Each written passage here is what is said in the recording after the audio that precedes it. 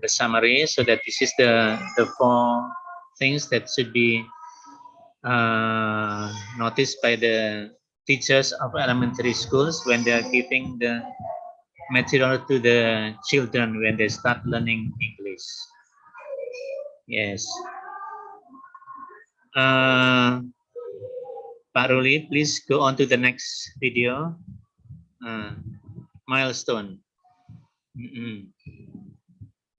Yes, stages. This is, I told you, the stages of language development chart. Yeah. Well, number 1, this is intended for very, very young learners. This is not at school, perhaps. This is at homes.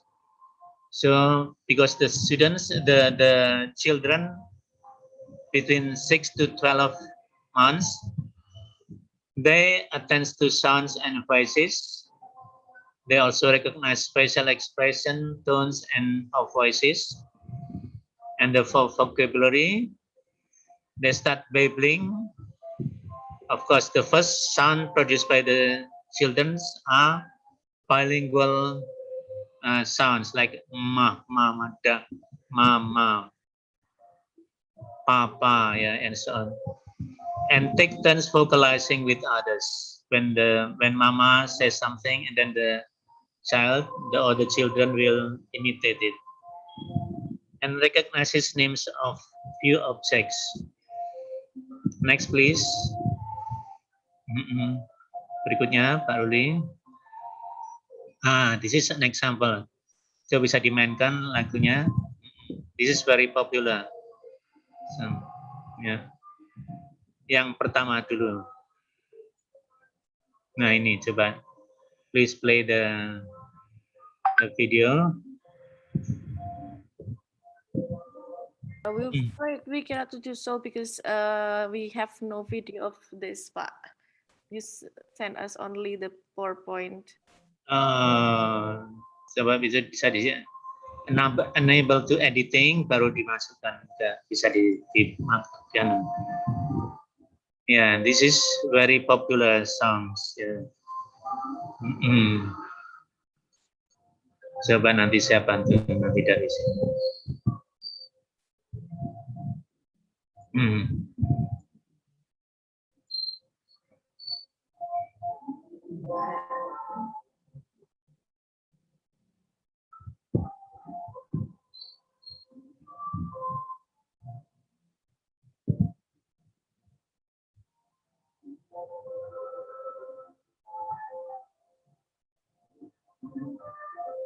For example, may I talk to one of the audience? Ya, boleh saya bicara dengan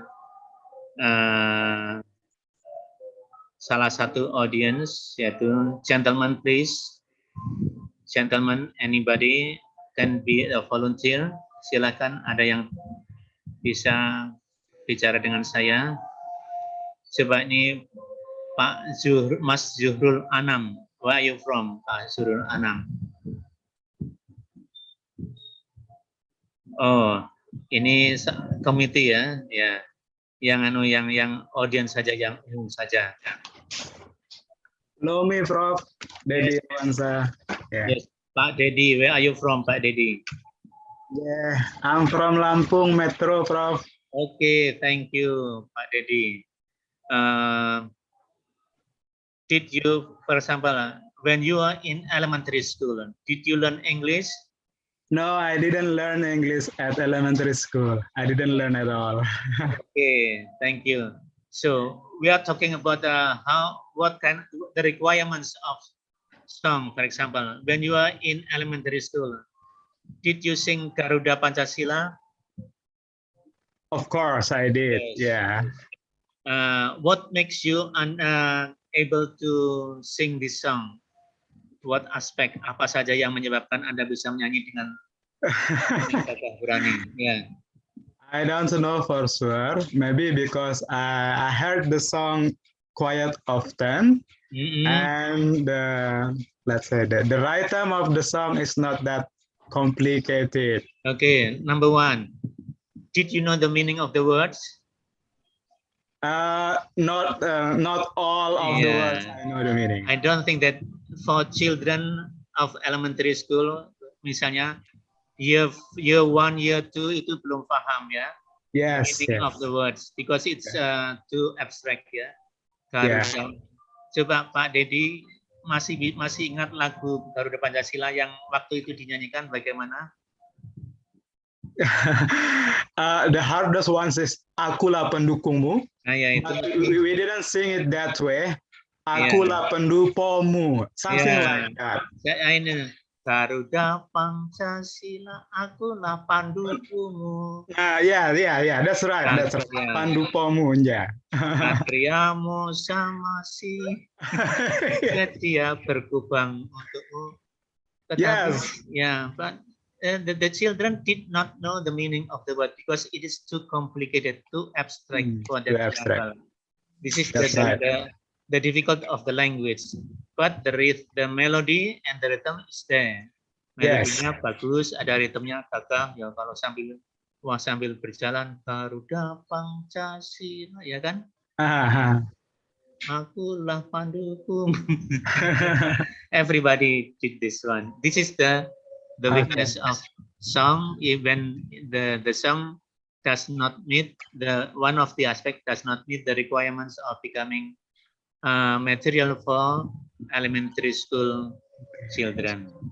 Yes. Okay. The next, please. Kemudian,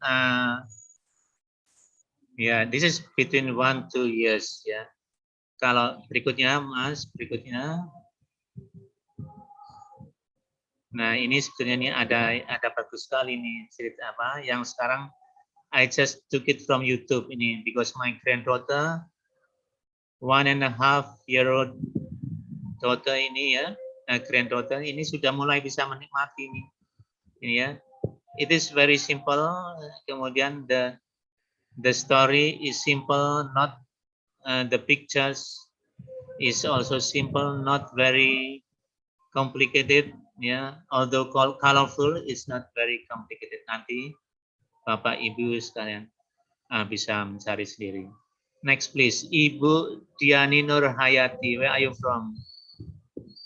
I'm from Kediri, Prof. Bisa, may I speak to Ibu Diani Nur Hayati? Yes, sure. Where are you from? I'm from Kediri, sir. Kediri, yes. Prof. Okay. Yeah. What's your job now? I'm teaching at University of Nusantara PGRI Kediri. I see. Are you interested in teaching for children? Yes, sure. That's my subject. Oh, great. Yes, yeah. Okay. When you are teaching your children, using pictures, kira-kira, can you do it using picture all the time? No, I think children, if we want to introduce new words, yes, please. I think we have to involve in 3 ways. Something that children can see, something the children can hear, something that the children can do, so they can see what does it mean. Oh yeah. Do you find it difficult when you have to say the abstract things like angin, angin, yes. ada so, once I taught my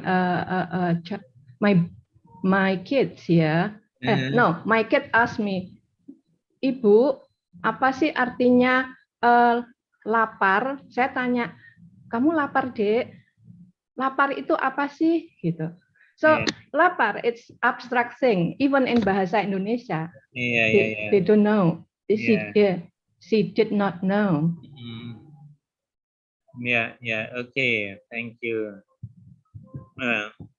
Remember, this is what we usually do. We find in our practice that teaching English for children is not always easy, especially when we are dealing with the abstract things. For example, did you start teaching your children with ABC or some or the others? Bagaimana I just display some pictures, posters in the room, so that my kids can see some new words. Then he asked me, "What is it, ma'am? What is it?" And then I just say, "Oh, this is ball. This is apple. This is." I only say that, and every time he saw that pictures, and then he say that things. Sometimes I also taught my kids by singing. Head, shoulders, knees, and toes. Yes, knees and toes. Yeah, Yeah. something like that. Very popular. Did you start your teaching by giving A, B, C, D, E, F, G to your students? No. Yeah. No. No, yeah.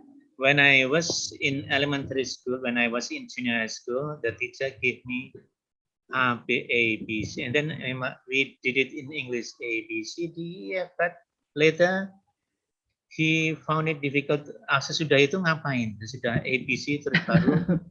Iya, karena terus Bu ini coba apple, A, P, E, L. Jadi pronunciation ya. Ya, jadi sulit ya. Jadi nowadays it takes too long when we start with the alphabet. Yeah, we directly go to the like what you do. Yeah, perhaps you give the. But I suggest that not only vocabulary in isolation, but you can use it within the sentence. Like, do you like apple? Do you like banana? Yeah, yeah. Do you like? And then the children will answer it. Yes, I do. Yeah. Will you? Sometimes I ask the children, bring me the fork, please. Bring me the spoon, please. For example, and then here you are. Oh, thank you. Yes, that's it. That's it. That's great. Yeah, it means this is you do it in context. Jadi, yeah, not in isolation. Don't ever teach your students words in isolation and then explain grammar in isolation as well. Ini kalau ini dikasih ini ya, tambah s ya. Don't say that. Yeah, but give what's it the example? Yeah, yeah. So, for example, when you ask the students to answer the yes no question, ya, itu kan mudah sekali ya. Jadi, can you, do you, will you, did you, nah jadi the students just will answer it automatically. Next, please. Thank you. Yeah, Ibu Oi Bing Bing. Where are you from, Ibu Oi Bing Bing? Yes. Morning, sir. I am from Surabaya. Oh, Surabaya. Are you native Indonesian or are you from Thailand? I am an Indonesian and I am now taking my study in UNESA. I see. Yeah. What was your first experience when you learned English? What kind of difficulties did you find? I found out that when I was encountered English, it was done in an isolation, the same experience, I guess, with most of us in the past generation. Started to introduce the single letters to me, the A, B, C. When it comes to pronunciations, there is no difference. Yeah. But nowadays, I found out that my kids were introduced to the phonics reading. When it comes to, for example, cat, we do not introduce the letter C as C, but That's one of the difference. And now learn like what you have said, professors, that they are now introduce English in the context and get more exposures, like watching the movies in English. Yeah. That's it. Thank you very much, Ibu Mundria. Yeah, where are you from, Ibu Mundria?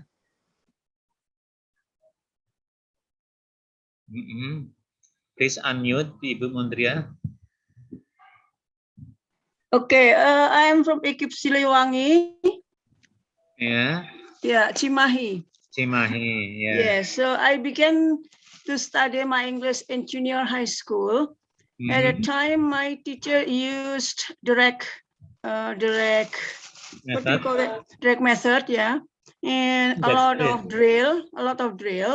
And she always speak in English all the time because she was, in fact, origin from Holland. I see. Yeah. So most of the time, not most of the time, but all of the time, speak in English. And also the students are not allowed to speak in Bahasa. That's great. Yeah, she gave an explanation for a few minutes, and then repetition a lot of the time. Yeah, most of the time. Yeah. Right. That's great. This is one of because you had a very good teacher. Yeah. Right. Yeah.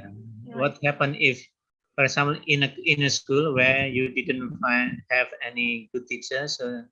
Yeah, but I think it is all the things in Bahasa Indonesia. right. Yeah, but it is not all of the students could follow. Yeah, could follow her English, of course. Yeah. Okay, and may I share my experience here? Yeah. Yeah. So for the first time, I really understand English is that because at the time I tried to speak by myself, and my friends in class gave me a clue, almost all of the class. Oh, yes. And I didn't like that. And then I said to my teacher, to myself, that saya mau menjawab sendiri. Okay. Yeah. And then the teacher saw me that perhaps because I had my will, to study. Okay, and then the teacher let me to say things, and at the time I did completely wrong. You mean in the my vocabulary? Answer. You give the students Yeah, vocabulary. I still remember and then that we had to put the sentence to answer the sentence. I see. Answer and complete answer. Yeah. So it was when I was in the first grade of junior high school. Great. Yes, Right. Yes. Thank you very much. Yeah, thank you very much. You had a very nice experience where you had a very good teacher, Yeah. which was the model of your study. Right. Next. Right. Yeah. Yeah. Next, please. Can I talk to a gentleman lagi? Ada yang mau menjadi volunteer lagi? Especially those who live far away from Semarang, ya.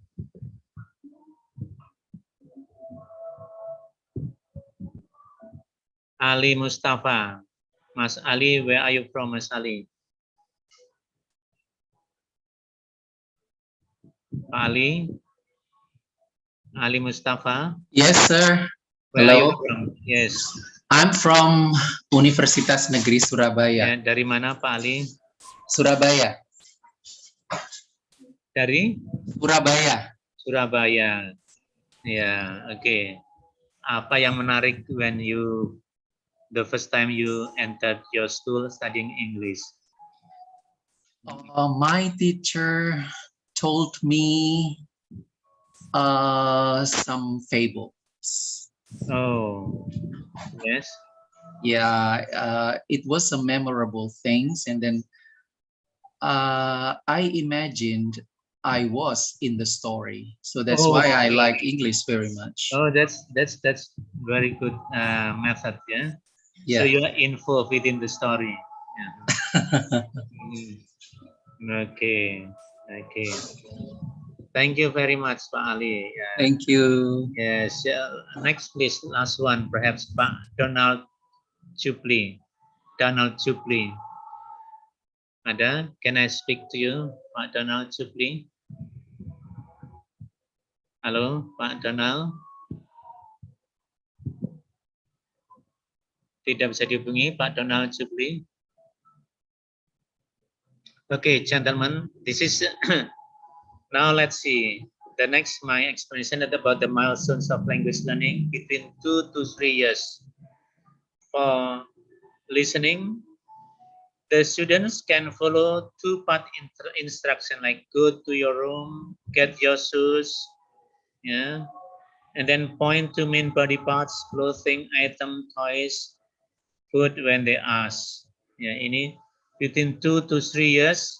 Ini mungkin di toddler ya, when the children they go to a play group, and then the teacher can start teaching English using this kind of for example listening ya.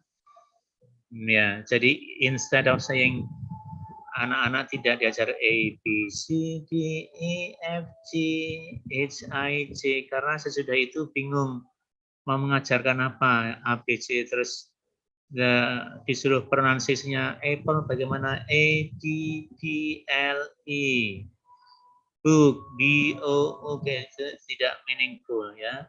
Tapi kalau if you know ini ada lagu sebenarnya ada Johnny, Johnny, yes papa, eating sugar no papa, telling lies no papa, open your mouth, ini sangat simpel ya. Yes papa, eating sugar, telling lies. Ini adalah two parts atau of expression ya, tetapi meaningful. If it is compared with the A, B, C, D, lagunya sama, tetapi after that you will find less useful. Yeah. And the names of action like go, run, dan seterusnya. See, can you imagine by 3 years old, the child can learn about 1,000 words. Wow. Yeah. Sentences, minimum 2 to 3 words in a sentence, like Daddy go to work. 2 to 3 words in a sentence. Remember, the first time a child produced was the one-word sentence, like Mama, what does it mean? Mama, can I have a drink, please? Mama, where are you? Mama, but the spoken one is only Mama, Mama. Perhaps with different intonation, and then still talks to self in long monologues. Sometimes they express monologues, yeah, just memorizing the words from the surroundings, yeah. Yeah, Mas Donald Jubri, what should how do I pronounce your name ya? Donald Jubri, bagaimana ini? Halo? Can you listen to me? Yeah. Okay. Do you hear me? Okay. Next, please. Sudah? Next, please. About the verbal grammar. Talk about present events. Regular plural. One dog, two dogs. Ini diberikan secara otomatis. You don't need to explain in isolation. Kalau dua anjing diberi S ya, two dogs and so on, not just one dog, two dogs and so on. Article and the tidak usah diterangkan ya, just giving some explanation. Progressive ing, the boy is jumping. Uses pronoun your, you, me, I, me, and so on. Yeah, question understands and ask what and where question. Mama di mana? Where is your mother? Where is papa? Where is mama? And so on. Jawabannya juga tidak perlu lengkap ya. Kitchen, ya, school, home. Ya. Nanti mungkin diberi contoh lagi. In the kitchen, ya, at school, at home, and so on. Next, please. Yeah. 3 to 4 when they enter kindergarten, ya, ini sudah more complex. Yeah, very complex. 4 years old uses nearly 1,500 words. Wow, yeah, surprising. Yes, next please. Begins 4 to 5 years old, following the meaning of others' conversation. Follows the meaning of others, mulai bisa mendengar atau can catch the meaning of the conversation spoken by the teacher and someone else and so on. Yeah, can generally understood color and shape. Yeah, can sort objects into simple categories and so on. Other animals, other food, and so on. This is when they enter kindergarten. Next, please.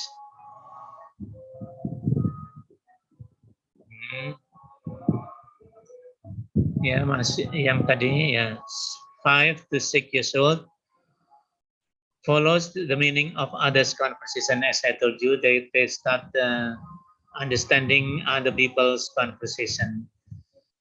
Follows multi-step instruction. Ini ya, come and then open your book and write your name and so on. Multi-step instruction. Vocabulary comprehension increases, of course. Yeah. Sentences using more complex sentences.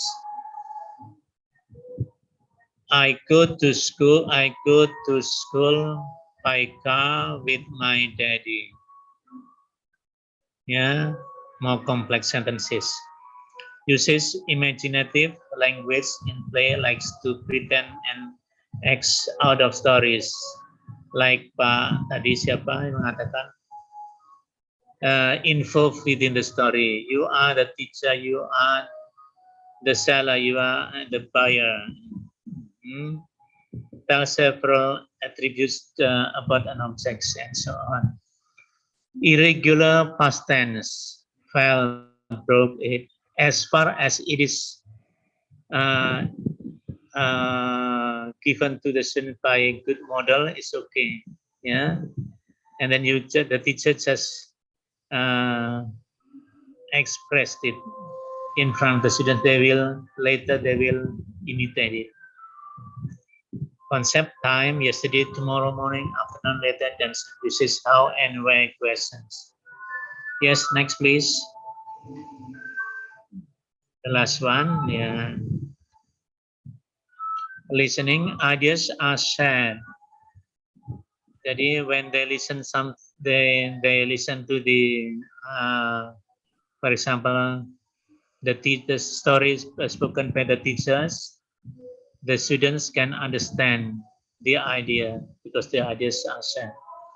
Follows multi-step instruction, the same, more complex, yeah. Can classify objects according to more specific traits, form, color, use, composition, and so on.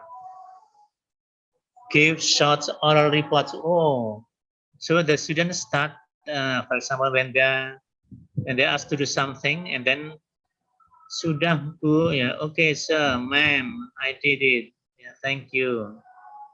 Uses language at higher level to make jokes, disengage, and so on and so on. Yeah, so they are able to start to express. Yeah. Develop written language skills and ability to write descriptive paragraph and stories. Yeah, although it is still difficult for the student. Remember, by 7 or 8 years old, the students are considered to be adult in language learning, in any language. Don't ever say, oh, well, I'm Japanese, so I find it difficult to study English from the beginning. But when you're trained, there'll be no differences between students or children in any places. Yeah, so saya kira cukup. I think that's all. Thank you very much. I'm ready for Okay. question and answer. Okay, thank you very much, Prof. Faridi. The great presentation and interactive presentation with the audience. We are moving to question and answer. First of all, I would like to invite 3 questions from the audience. Please raise your hand with click reaction emoji. Okay, the audience. Oh, maybe while waiting the audience give some question, I would like to the question from Pak Yuliadi in the chatting box, Prof. Faridi. Yes.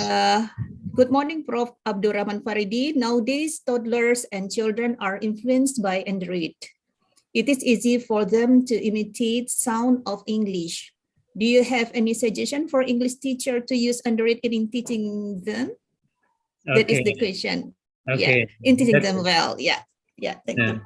This is from Pak Yuliadi. Yuliadi. Oh, that's very Yeah. good question, Pak Yuliadi. As I told you that the students, the children, from the very beginning, I told you that my granddaughter, yeah, she started watching video from 1 year, 1.5-year-old. Yeah, then she understood the song and she understood the story. Yeah, because why? The children, when they start learning any language, yeah, and no problems, yeah, the sound itself, and she or he will imitate, yeah, naturally. Nobody ini harus begini, ya, how to pronounce it. No, just expose the sound to the children, expose the dialogue to the children. They will imitate it, they will understand. Yeah, that's the one. I hope that Pak Yuliati will, yeah, bagaimana? Okay. Okay. Next. Yeah. Yeah, thank you, Pak Yoli. Okay, audience, any question? Please you raise your hand. I mean, you can ask directly to the Prof. Faridi. We invite the question, Prof. Faridi, or any comment or suggestion related to this topic. Learning English there is one question from Ibu Sri Supiah Cahyati. Oh, yeah. Yeah. Good. Once again. Oh, yeah. The next question. Yeah. Let me read for Friday. Yeah. Okay. Good morning, Prof. Abdurrahman Faridi. Could you give some suggestion dealing with the teacher's emotional relationship during online teaching English to the students at elementary school? That is the question from Ibu Sri Supiah Cahyati. Okay. Asking about the teachers, what's it? Emotion. Yeah. Emotional, teacher's emotional relationship during online teaching English. Yeah. That's of course, Ibu Supiati. It's different when when the teacher directly speaks to the students. Yeah, if it is through the Android or something. Yeah. But first of all, of course, you can give a message before or after the presentations of the lesson, the materials. For the assignment, for example, ini jujur saya juga yang di SD diberi pertanyaan, bicarakan dengan, ya, discuss it with your mother. How do you feel when you got low marks in your lesson, in mathematics? Yeah, about the emotion, yeah, happy, sad, and so on. Yeah, ini can be further given as the assignment or before the material presentation, so that of course, because the student usually they will be assisted by either the mother, father, or brother, sister, or something. Yeah, they will help. No worry. Okay, thank you. Ya, ini ada lagi. Yeah. Yeah. The next question from Ibu Haryani Jane. Assalamualaikum, Bapak. I'd like to ask you questions. Is there any psychology disruption if we practice English to our children 3 until 5 years old and use it as a daily communication at home. Thanks, from Haryani. Okay, thank you very much. Basically, children are grown up in, for example, no problems, bilingual situation or trilingual situation, they will be able to express them in the same way. Jadi tidak masalah ketika mereka they have to speak Indonesian, English, and then Japanese at the same times. Yeah, no problem. When they use it every day, yeah, no problem. Yeah. Tapi psychological aspeknya mungkin juga kadang-kadang terselip when they have to speak bahasa Indonesia, they find it difficult to find the words, and they just simply take it from English or Japanese. Yeah. For example, I want to eat apa itu loh yang bulat-bulat itu yang merah-merah itu. Oh, apple. This is the no problem. Yeah, this is for psychological problems. Is no problem. Is as far as they can the environment, mother, father, brother, sister, just put in a good way. Ya, jadi porsinya let's talk in English, let's talk in Indonesian, let's talk in Japanese. So, thank you very much. Excuse me, sir. Can I ask something? Yes, please. Yeah, my experience when one of my friend of my children, his father from American and his mother from Indonesia. He can use to bilingual. He can speak English and he can speak Bahasa Indonesia. When he talk with the friends, he use Bahasa. We talk to, I mean here the babysitter. Babysitter. What it is what is called it? Pengasuhnya. He talk in Bahasa, but when he talk his father in English, but he can speak correctly in Bahasa Indonesia and correctly in English in the same time. What do you think about the situation of this one? Thank you, sir. That's the proof that the children are actually grown up in when they are grown up in a bilingual situation. No problems. They will master both the languages well. No problems. Yeah. But it is difficult when you have already mastered one of the language and then you later you start learning other language, you will find it a little bit difficult. Yeah. Okay. Yeah, thank you for. Yes, welcome. Okay. The next that is from Ibu Bingbing. Bingbing. He said, good morning, Prof. Thank you for insightful presentation.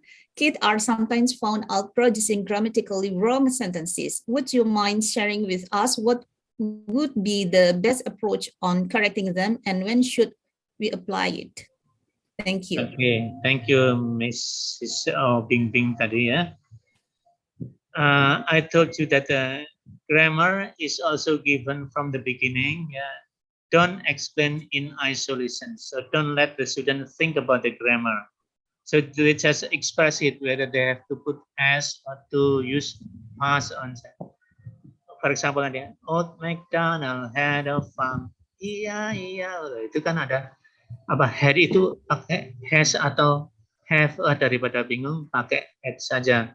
Itu yang ya something like that. Jadi tidak usah mikir ya ini pakainya have atau has dan sebagainya ya. Give example yang tidak membingungkan children ya. Exposure itu yang number one. Okay, thank you, Miss. Okay. Yeah. Any questions? Anything else? Anything else? Any question about related to here? I'm so sorry, sir. Time is up. It's fleeting about the time 8:30 now. Okay, thank you very much for some question. Looks like all your question has been answered. Priority, is there anything else would you like to mention? Yeah, just remind to the teachers who are not teaching in elementary school, because this is the beginning. So don't use, for example, I mean, when you find the material from for video conference, find the don't be too complex. Yeah, of course, there's just try to choose that the material is using simple sentences, and then with perhaps songs and picture which are not too complicated as well. And then the other one is what I've been missing is that the use of culture, the role of culture. Culture itu juga penting ya. How do they say when they use when they speak English? Yeah, what do they do? How do they do when they use special expression in English, not like in Bahasa Jawa or in Indonesia.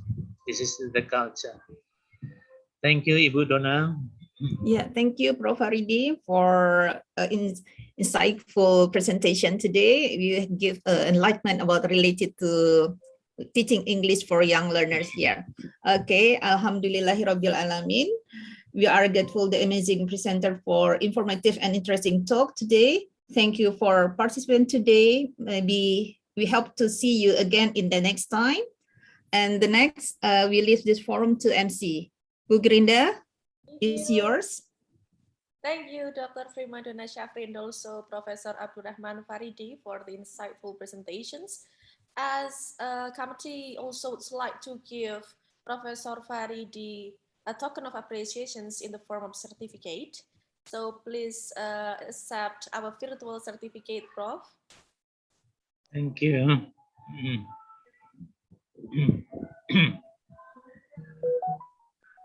Okay, so here is the certificate for Professor Abdurrahman Faridi.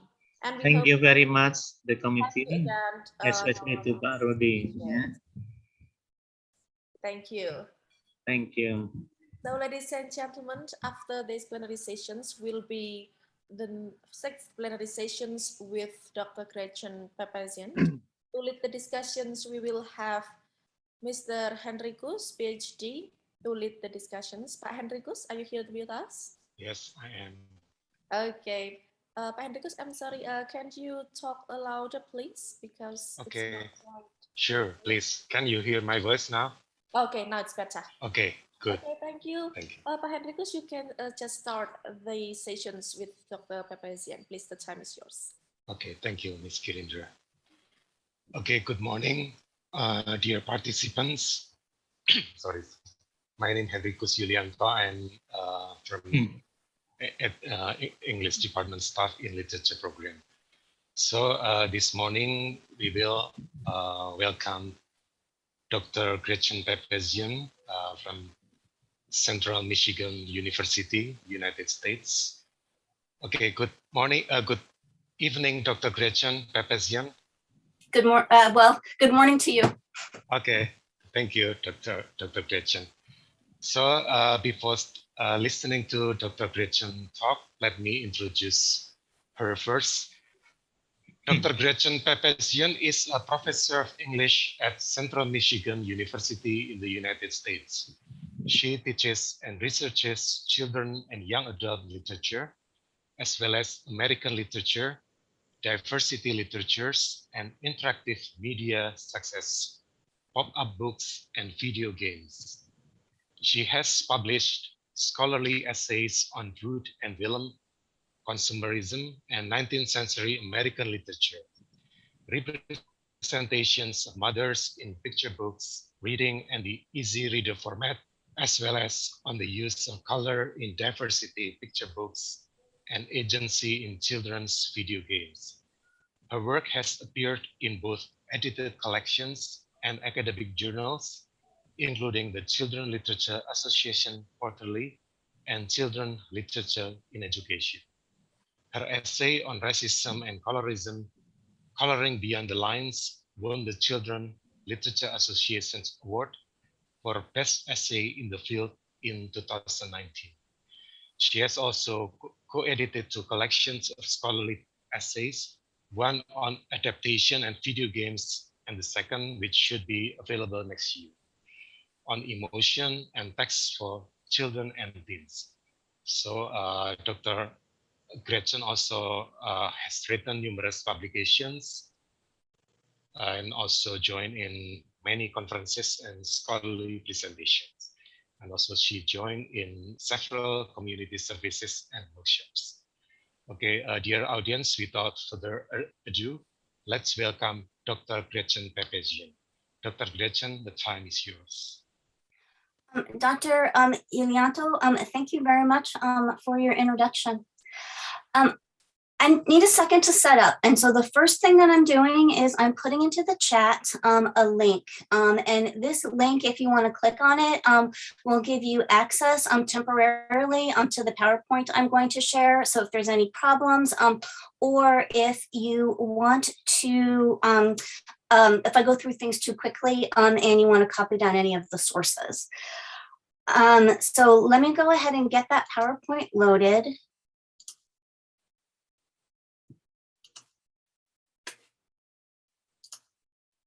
Okay. So before I start my talk, I have two preliminary things that I wanted to say.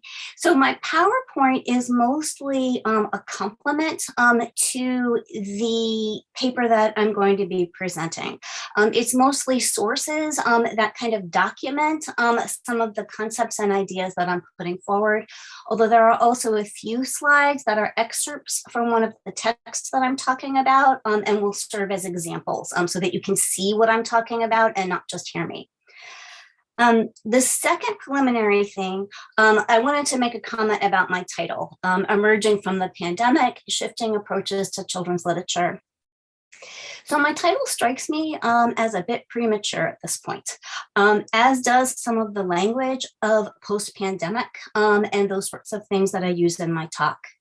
I first drafted this paper in July when I think things seemed a little more promising and in sight in terms of where we are in the COVID pandemic. Still, I decided not to change any of that because I think it lends a bit of a hopeful air to things, which is really the tonal chord that I hope to strike in this talk. So in any case, I want to begin the talk itself with a rather long quote from another scholar of children's literature because it has helped orient my thoughts about how to think about teaching and scholarship in the post-pandemic moment. To say that the past year has required major adjustments is perhaps an understatement. We've collectively faced isolation, social distancing, online schooling, all elements of what is frequently referred to as the new normal. In some ways, though, the first 2 decades of the 21st century seem to have been a non-stop series of new normals, as political and social unrest around the globe have forced change, both welcome and And while adults have tended to dominate the conversation about these changes and their implications, young people have repeatedly reminded us that they are not only affected, but also capable of calling for and affecting change themselves. In the US alone, we see the examples of the One Mind youth movement of Indigenous teens who brought attention to Standing Rock. Mari Copney, also known as Little Miss Flint, and others fighting for clean water. The March for Our Lives protest, founded by survivors of the school shootings at Marjorie Stoneman Douglas High School and organized by teens around the country. And literacy and diversity efforts by individuals like Marley Diaz and groups like the Children of the Glades. There is certainly no shortage of examples of young people across the globe who are likewise working to create a better world. While Malala Yousafzai and Greta Thunberg have been among the most visible, young activists worldwide have been fighting for equity and working to save the planet. In their efforts to create a new normal, young people demonstrate the potential to see change as positive and proactive, in contrast to other negative and reactive connotations that many adults attach to the phrase. They also highlight the ways in which children and young adults may productively engage with and reimagine cultural norms on both individual and collective bases. I begin here with Sarah Day's words rather than my own, because I think they rather neatly and precisely capture what much of what this conference has deemed the challenges and opportunities of our emerging post-pandemic era. In her emphasis on this idea of the new normal, with its rather wry and sharply ironic affect, Day draws attention to one way that we seem to be coping with the traumas of the pandemic and the fears we carry as we tentatively reemerge from our homes, try to pick up our lives, and move forward.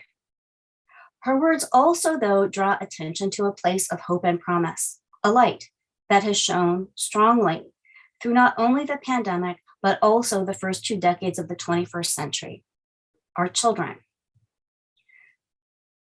Though the metaphor of the child has often been used, overused in fact, in politics and literature to suggest a beacon of hope, a promising future, there is something different happening now, something that is coming from rather than merely being about youth and youth culture. And a big part of this something is, as Day suggests, a stance that embraces rather than fears change. In thinking about the work of One Mind Youth Movement, Mara Kopney, the Marjorie Stoneman Douglas High School student activists, Marley Diaz, the Children of the Glades, Malala Yousafzai, and Greta Thunberg, but also the more mundane efforts of all of the children and teenagers around the world who tried to learn to read and do math, to study science and literature, to write papers, do art, play music, do physics and chemistry labs via the internet. These kids lost over a year of some of the most important parts of their lives, and yet they kept going and did what they needed to. And also in thinking about all of the college students who persisted in their studies as their institutions and professors struggled to learn and use technologies, as the emotional and cognitive load of just living wore on all of us, but who also consistently summoned and offered support and encouragement to both their professors and their classmates. In thinking about all of this, it becomes quite clear how necessary and important embracing change will be to this century, to this decade, and more especially to this moment. So, following the lead of youth activists, as well as other youth who are using their voices in a myriad of ways to make things better, to create a promising and productive new normal, in this paper, I reflect on both what the pandemic has taught me about teaching literature and what changes I want to embrace going forward. As part of this, I am also engaging in a new, for me, genre of scholarship. Specifically, I am going to present my thoughts here today using a mode of scholarship proposed by feminist philosopher Lauren Fournier and used very effectively by Spanish philosopher and art critic Paul B. Presadio, called auto theory. I don't want to spend time elaborating auto theory's contours or justifying my use of it despite various flaws and shortcomings, nor do I want to dwell on auto theory as a genre. None of these things are the purpose of this paper. But in brief, it is an approach to scholarship in which personal experience is blended with critical theory. It is an ambitious genre, and as such, I think it is an especially appropriate approach for this conference's ambitious interests in the challenges and promises of this post-pandemic moment. In fact, I believe that in this moment, as we emerge from a long year plus of uncertainty, worry, and relentless change, we have a tremendous opportunity to reevaluate what we have been doing and reimagine what we might do, want to do, and aim to accomplish in our scholarly work and in our classrooms. I hope this means we will take time to reflect on past practices, including things like my own hobby horse, the importance of including both children's literature and diversity literatures in all courses that work with literary texts. The former, because texts for children offer us some pretty essential insights into how we, as various cultures, think, as they reveal how we try to shape our future society through our children. The latter because the world is not a singular place. In doing my own reflections as I have been preparing for my fall courses, I personally have been thinking a lot about the changes I want to make, rather than changes imposed upon me by circumstances. I have been thinking about what kind of changes I want to make in light of what I have learned through the changes imposed upon me by circumstances. I've also, of course, as the opening to my talk here displays quite clearly, been really thinking about how to teach literature, children's and young adult literature specifically, in ways that emphasize, honor, and embrace the change youth themselves are creating in the world. Rather shockingly, to me anyway, I find that one of the biggest changes I am making in teaching literature is that I am teaching less of it. That is, I am teaching far fewer books in my courses. In part, this is a response to what I have seen over the course of the last decade, as my students' abilities and enthusiasms for reading fiction and literary nonfiction have markedly declined. This shift relates directly, of course, to changes in humans' ability to process long and involved texts as our brains are rewired by digital technologies. Until the pandemic, though, I really thought it was my job to try to counter this. I thought it was my job to help my students read better and more. I felt that one of the objectives of my courses was to really help my students develop a body of knowledge, to experience and work with a large number of texts, so that they would have an arsenal of things that they knew and had experienced. However, in teaching through the pandemic, one of the first things I found in March of 2020, as we frantically shifted from in-person instruction to remote instruction so that we could continue on with our work in the face of the uncertainties around a quickly spreading unknown new disease, one of the first things I found is that I had to reduce the amount of reading in my courses. And I had to reduce it a lot. Some of this related to my own inabilities to complete course reading while doing all new prep, learning new technologies, and developing new pedagogies. But my choices to reduce the amount of reading also emerged from conversations with my students. Interestingly, in fact, as we all found ourselves, teacher and students, older me and younger them, in a place of constant calibration and recalibration in response to the unknown, we talked much more and much more openly about what we could and couldn't do. They were forced to be more honest with me about their capacities, circumstances, and mental and emotional resources. And I was forced to really see their struggles with doing the reading as in fact related to their contexts and histories, rather than being tied to motivation or interest, or as I sometimes suspected, due to poor choices about how to use their time. As the strange circumstances of the pandemic teaching continued into the 2021 academic year, and for me that entailed one more abbreviated semester, one more extended semester, and then working simultaneously with some of my class face-to-face and some remotely over the course of the entire year, I found the need to reduce what I taught persisted. While initially, especially in doing course planning, I found this to be tragic. One more loss on top of so much else that was being lost. As I went through the year with my students, I also found my students both more engaged with their reading and having richer, deeper, more considered conversations around course materials. Some of this may have been the result of more students doing the reading. What else did they have to do with their time after all? Or it could have been the result of students reading more slowly and carefully.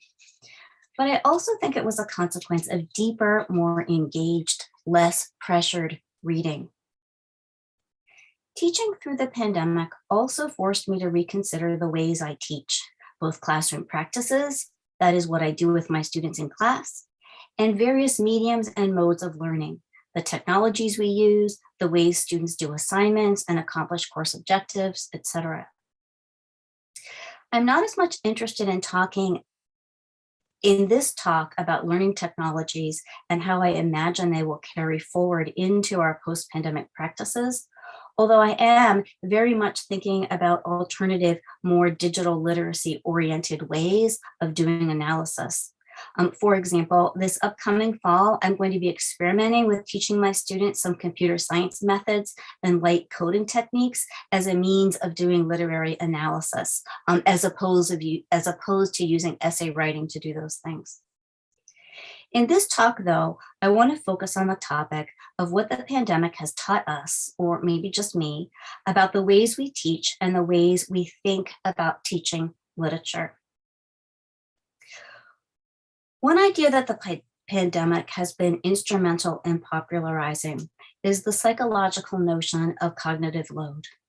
That is, recognition that the human brain can only handle so much input, intellectual, emotional, before it starts to function at less than optimal levels. Over this past year, the issue of cognitive load really came to the forefront in college classrooms as we found so many struggling to manage their stress around world affairs along with learning, and especially with learning in new ways and new contexts. For example, the student who drove to McDonald's to use McDonald's Wi-Fi because what she had available at her family's home wasn't adequate. Or the student who was in class online while also monitoring younger siblings because she was the only adultish person who could be at home at that time. In light of these circumstances, which so many students faced and which had such a profound impact on memory, cognitive speed, and cognitive endurance, I found myself doing a lot of what those in the field of education call feed-forward teaching. Cognitive studies scholars call this top-down versus bottom-up script prompting, but I'm going to use the education terms here as they seem to be more straightforward in this context. In any case, this concept of feed-forward is built around theories of cognition that hold humans learn and understand using knowledge that they already know. Feed-forward approaches to teaching thus lay out knowledge and ideas beforehand, using materials to then illustrate or give experience/practice, rather than seeing learning as something that comes from primarily experiencing or working with materials. In other words, feed-forward teaching, a rather clumsy wordplay on the common phrase feedback, which is used to explain the more common formative, summative, assessment-driven models of learning. Feed-forward teaching, in contrast, entails giving away the answers. In a literature course, while there aren't really answers per se, feed-forward teaching techniques manifest in things like talking about a book before students read it and giving them some ideas about how to read the book and what to look for as they read it, rather than seeing reading as a kind of process of discovery and later class discussion as a way to deepen and develop thinking. During this past year, I found students genuinely needed help and direction. As noted, the cognitive strains on people were just enormous. In addition, to give students extra help and direction, I came to realize that teaching literature in a feed-forward way was not simply babying or bossing around my students. I mean, I've often thought, as many of you likely do too, that in college, unlike, say, early schooling, we should be able to rely on students already having knowledge and experiences to draw upon. They should already have a before, in other words, from other schooling. What I discovered in more purposely feed-forward teaching at the college level, though, was that it not only helped prompt stronger interest in and motivation to do the reading and really engage with other assignments, but it helped students better see and understand the purpose of their work in the course. It set them up to then go beyond the initial tasks I set them to and play around with and experiment more with their own thinking. In other words, what I found is that, to play with the terminology here, before effect teaching seemed to lead to after effect learning much more efficiently. This has all really changed my thinking about some pretty fundamental aspects of how teaching works. And what I personally am doing as I teach, especially but not only children's literature. Specifically, in fact, it has demanded that I reconsider the kinds of pedagogical practices encouraged by Paulo Freire and other critical pedagogy scholars. This does not mean I reject Freire's assertions that social justice is and must consciously be an aspect of education, nor does it mean I want to move away from student-centered classrooms. But I do think the notable gains of feed-forward teaching forced by the pandemic suggest that a more moderate approach, one that balances or scaffolds existing ideas with learning how to think and do, might produce results more quickly, efficiently, and reliably. To clarify, one of the things I learned from teaching through the pandemic was that my students really needed my experiences, perspectives, and expertises much more than I had realized. They needed me to help them see why reading specific books mattered and why reading itself was worth doing. They needed me to not merely help them find places to start discussion, but they needed me to tell them where to start to think. Thusly armed with interest and motivation, with some ideas about what to look for, and with the sense that someone really cared about their experiences with the text and what they had to say about it, my literature students showed they really could then take it from there. As I've hinted at, the pandemic has also really prompted me to think a lot about where my students are in terms of what they know and what they need to know. It forced me to really think about how to get students from that here to a there that is useful to them. It has also helped me see that students here has been greatly changed by and through the pandemic. There are various examples I could use to evidence this, but as my example here, I want to focus a bit on the topic of diversity and activism. So while I have focused on race, gender, and class diversity in my scholarship since my undergraduate days and in my teaching since I began teaching, the spring and summer of 2020, and especially but not only the shockingly perfunctory and brutal murder of George Floyd in Minneapolis, Minnesota in the United States, brought the importance of education around race and racism, social justice, and other diversity concerns to the forefront of thinking in the United States in a way that I have never seen. I could not be more pleased to see a much larger group of people attending to these things, committing to change what they do in their classrooms and their lives to respond to and address longstanding inequities and deeply embedded institutionalized structures of racism, sexism, classism, and other kinds of prejudice. It has at the same time, though, left me thinking about what the college diversity courses I teach can do, should do, and need to be about, when so many of the students taking them are already woke, are already aware of seeing and fighting against structural racism and the systems of oppression it feeds. Previously, in teaching children's and young adult diversity texts at the college level, one of the greatest challenges had always been convincing my students that the project mattered, that stories of diverse experiences, and especially stories representing a world not your own, are vitally important, especially for the youngest of humans. Especially for the youngest of humans because, of course, that period of life is so vital in shaping the ways of thinking and knowing that the rest of life gets built around. Another challenge, of course, was getting my students, people who had already been influenced and enculturated, to face the racist, sexist, classist ways of thinking that they had internalized in their own upbringings. But as I said, in the US, with the exception of a kind of radical hostile fringe, people, and especially my college students, are already fully aware of, or very much on their way to becoming fully aware of, the pervasive problems of racism and prejudice in both the world and in themselves. And people, especially but not only these exact young Americans, are already making enormous changes. And this has left me wondering what I can do, what I need to be teaching in my courses, and what I need to be working on in my scholarship. My thoughts here are myriad, but distill to three things. Oh, something happened, sorry. There we go. But distill to three things.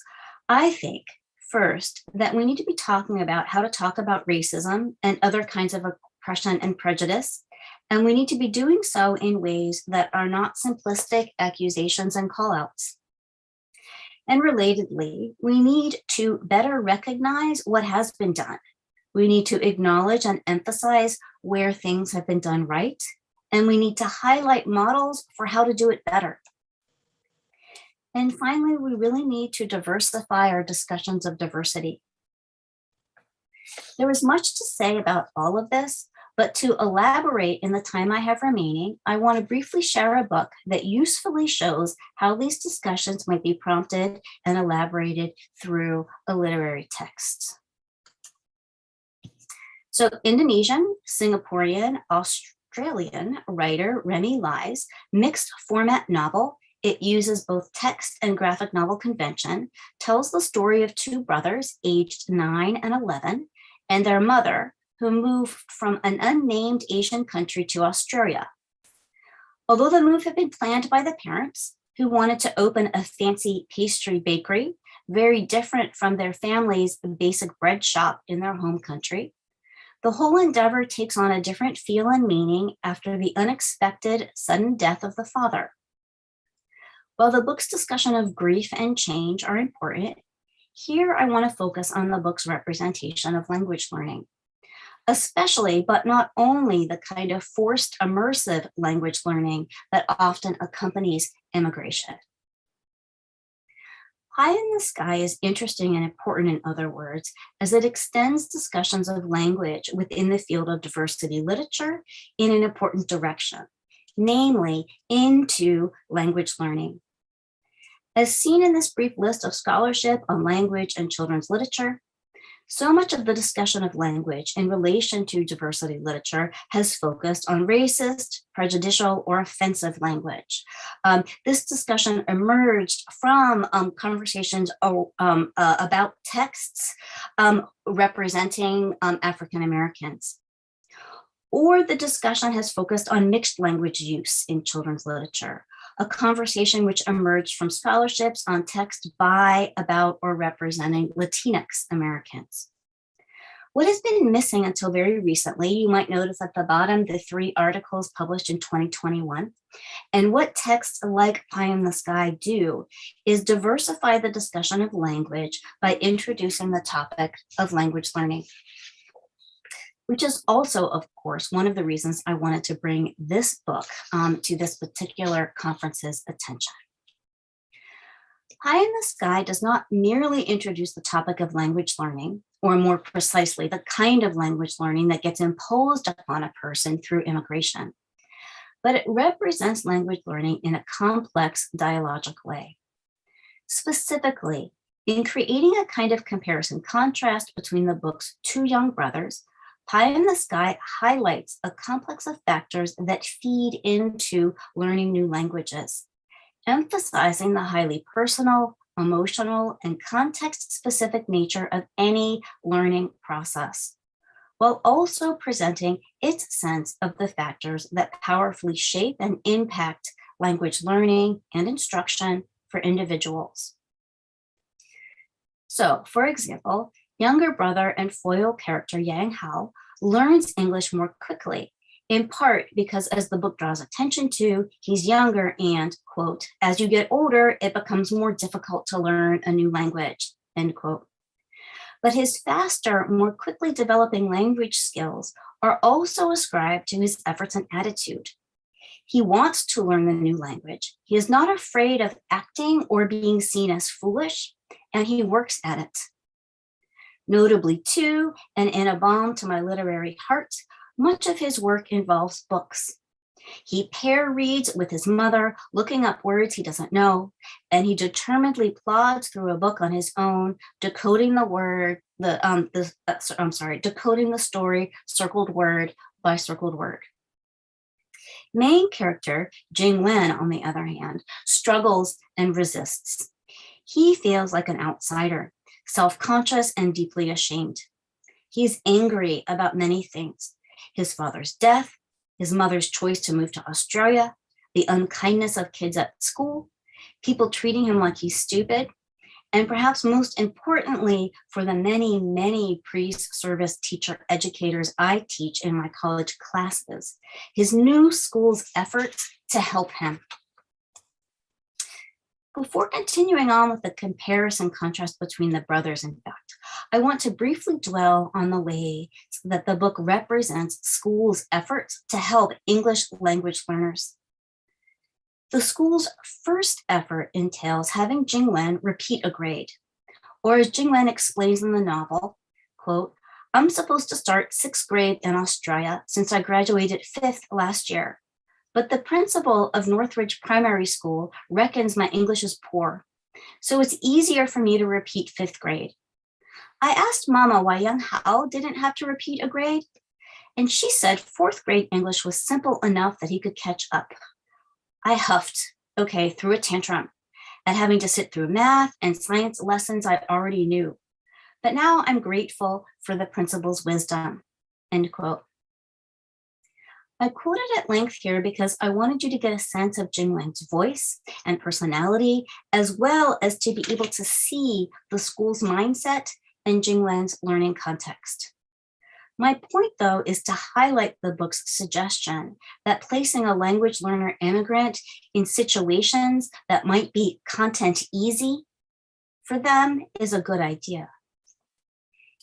In fact, the book reinforces this as it details exactly what learning is like and feels like to a child in these circumstances.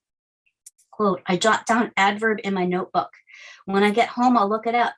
But for this whole class, I'll be totally confused. Then I'll be bored.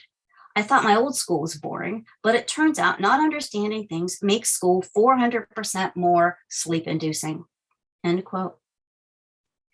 Jing Wen looks out the window, thinks about the ratio of trees to shrubs that he sees, pleased that he still knows math, while his thoughts then also wander to consider idiomatic language like the name of a shop he can see called Birds of a Feather.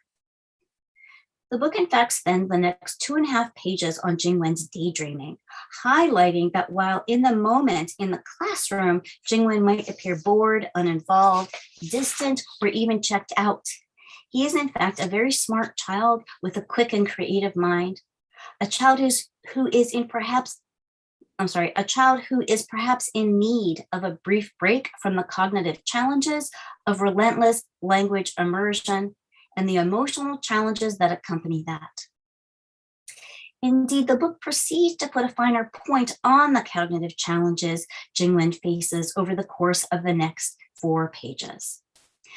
It details a long sequence of meaning tracing. So instead of looking up what an adverb is at home, Jing Wen proceeds to try to figure out what it is in the moment in his classroom. And this leads him to having to look up a sequence of about 13 words in order to be able to figure out what he's being asked to do.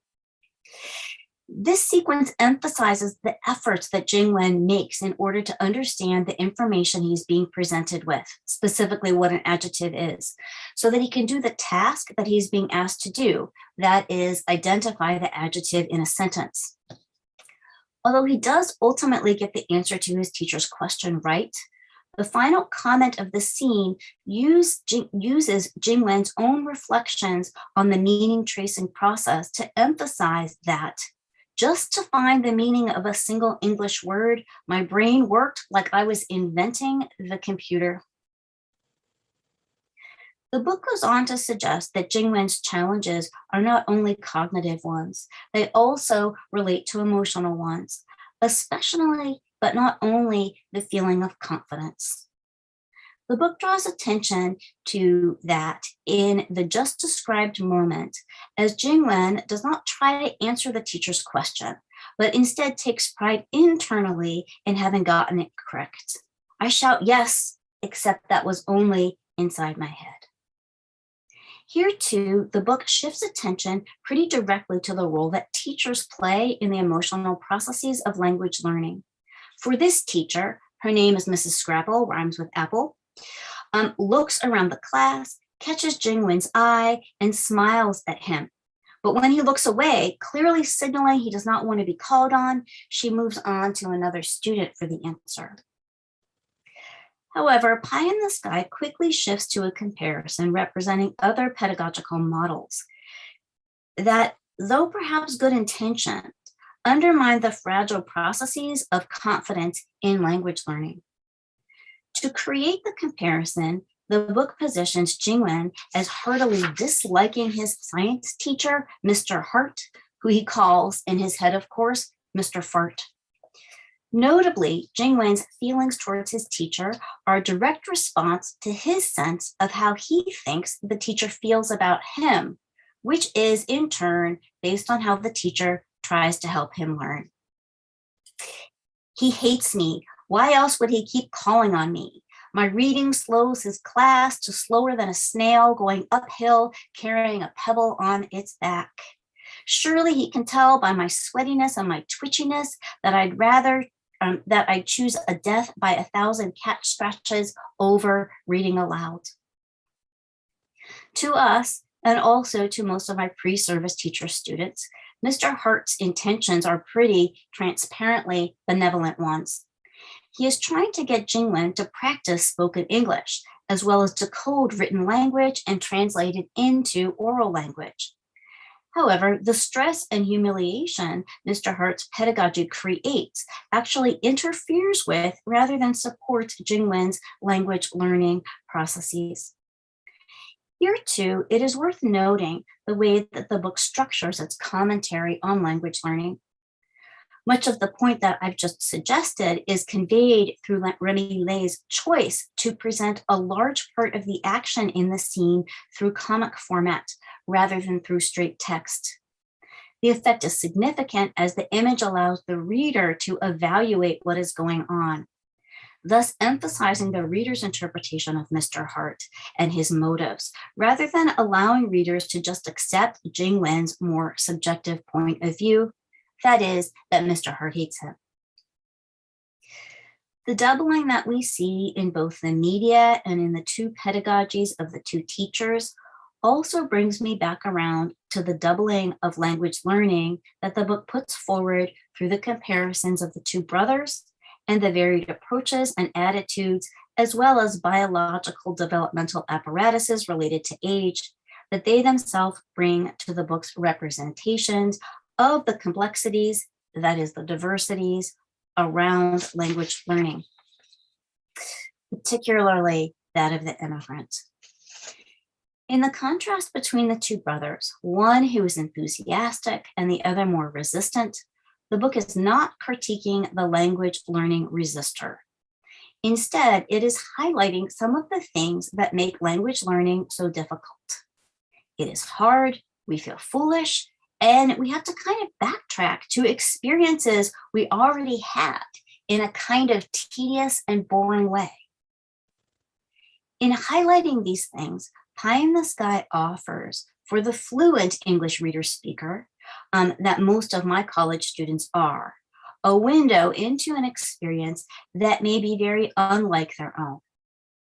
It further highlights some of the very real challenges related to language learning, immersive or not. And it emphasizes that paying attention to your students' needs and emotions in relation to learning may be a more important pedagogical strategy than simply teaching what the teacher thinks is best. In other words, I think Pie in the Sky pretty effectively showcases what earlier I was emphasizing as one of the lessons of the pandemic. We need to listen more to our students. We need to pay attention to how they are feeling about and how they are feeling in relation to their learning. And we need to respond to that in ways that effectively support learning in order to help them in order to help set them up for success, much as Mrs. Scrapple does as she uses feed-forward pedagogies late in the book. In addition to putting forward these ideas, the book also, and perhaps even more importantly, offers the language learner a sympathetic mirror. A mirror which Jingwen himself is eventually able to find in a classmate who has struggles of a different sort.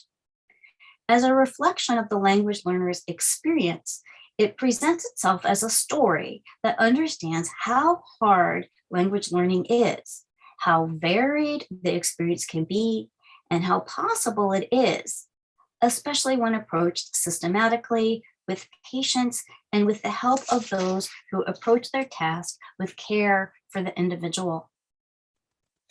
In offering a diversity of perspectives on what language learning experiences are like, as well as offering humor and some built-in strategies and advice, Pie in the Sky is a compelling book that also perhaps inspires reading books as a means to language learning, as well as reading books for their stories and or information. Most importantly though, and for all readers, English fluent, English learners, child, college student, adult, Pie in the Sky constructs the nuanced experience of a complex and real-seeming human. It offers a sense of the internal processes, the feelings and thoughts of a young immigrant and his frustrations, not only with his life in his new country, but also with how he is treated and seen, and perhaps more importantly, not really seen in that country. There are many diversity books for children that offer this mirror and window effect. But what is different and interesting about Pie in the Sky is the way it complicates discussions. It does not merely point out the unfairnesses and inequities, naming stereotypes or racist behavior for what it is. Instead, it shows that discussions of diversity can be about diversity itself. It offers a model of how to talk about difference in ways that generate sympathy, empathy, and true understanding for others and also for one's self. In ending, I want to just put a finer point on what I have hoped to accomplish in this talk. Specifically, I aim to use auto theory as a means of suggesting how we might be talking about both our experiences as academics during the pandemic and our thoughts about how that experience is reshaping our work going forward. I wanted to draw attention to the promising change, as well as the importance of change, as has been so recently manifest in the efforts of the world's youth, a population whose voice has been historically overlooked or ignored, but which now in this moment might serve as an inspiration and a light to follow as we begin to move forward again. In that emphasis, I too wanted to highlight and encourage more work with texts designed for children and teenagers as part of a larger effort to diversify diversity across a number of registers. I also aimed to articulate a few specific shifts that I see myself making as I think about my teaching and scholarship as I reshape and rethink my purposes as a teacher, a scholar, and a human. Specifically, I want less reading, more feed-forward pedagogy, and shifts in the way diversity topics are approached. I want us to take the lessons that we've learned forward and embrace the good of change. And in this moment, in fact, I look forward to us having a discussion about all of this, to using some of these ideas as a jumping off point for all of us to think about our students, our classrooms, and our scholarship. Thank you. All right. Thank you very much, Dr. Gretchen, for the very wonderful, very insightful, and very enriching talk about children literature, especially the importance of teaching children literature to young adults, learners, children and young adult learners. Yeah. So now, in fact, as frankly speak, in fact that there are many aspects that we need to consider in teaching children literature. So what I can write here, I can some make notes here, like there's some theories, auto theory, and also cognitive load theory and critical pedagogy. And also the interesting part is using diversity books, yeah, for teaching children literature to children and young adults. Yeah, it's very interesting. All right, dear participants, now it's time for question and answer. Please, you can ask question directly to Dr. Gretchen or write in the chat box. Yeah. Okay, now let me read one question from Miss Rati Inaya. Yeah, this question to Dr. Gretchen. I am Rati Inaya from IKIP Siliwangi. My question is how to make English literature as a part of students' daily life, since my students learn English as foreign language here in Indonesia. It's the question, Dr. Gretchen from Miss Rati Inaya. Making literature part of students' daily life, when you're learning a new language, right, it's complicated because where you are in your reading skills as a language learner might differ from where you are in your interest level. And so finding books that are appropriate for the interest level, matching the reading skills level, right, is what the key piece is. And there's lots of books that do that. One of the reasons I wanted to share Remy Lai's book is because, as I said, it's a mixed format novel.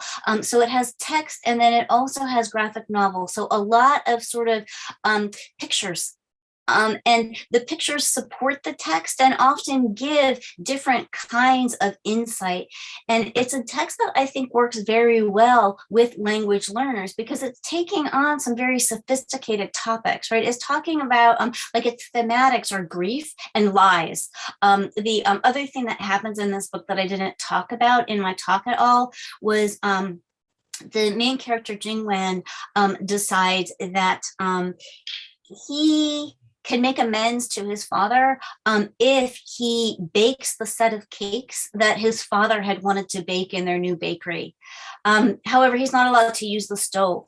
But he does it anyway. So he and his brother, while his mom's off at work, they go and buy ingredients and they like work through this set of cakes that his father had wanted to bake. And it's lie upon lie upon lie. That the book talks about in interesting and complicated ways, right? And these are things that anybody would want to talk about. My college students are interested in talking about that, like when is a lie okay versus when it's not okay. As opposed to working with a text like Dr. Seuss's The Cat in the Hat, for example. Right? Which if you're working with a middle grade student, somebody who's just starting to learn English, that seems babyish. They don't want to read that. But they might be interested in reading something like Pie in the Sky, which doesn't have a complicated vocabulary and has enough pictures to support the text that it encourages reading.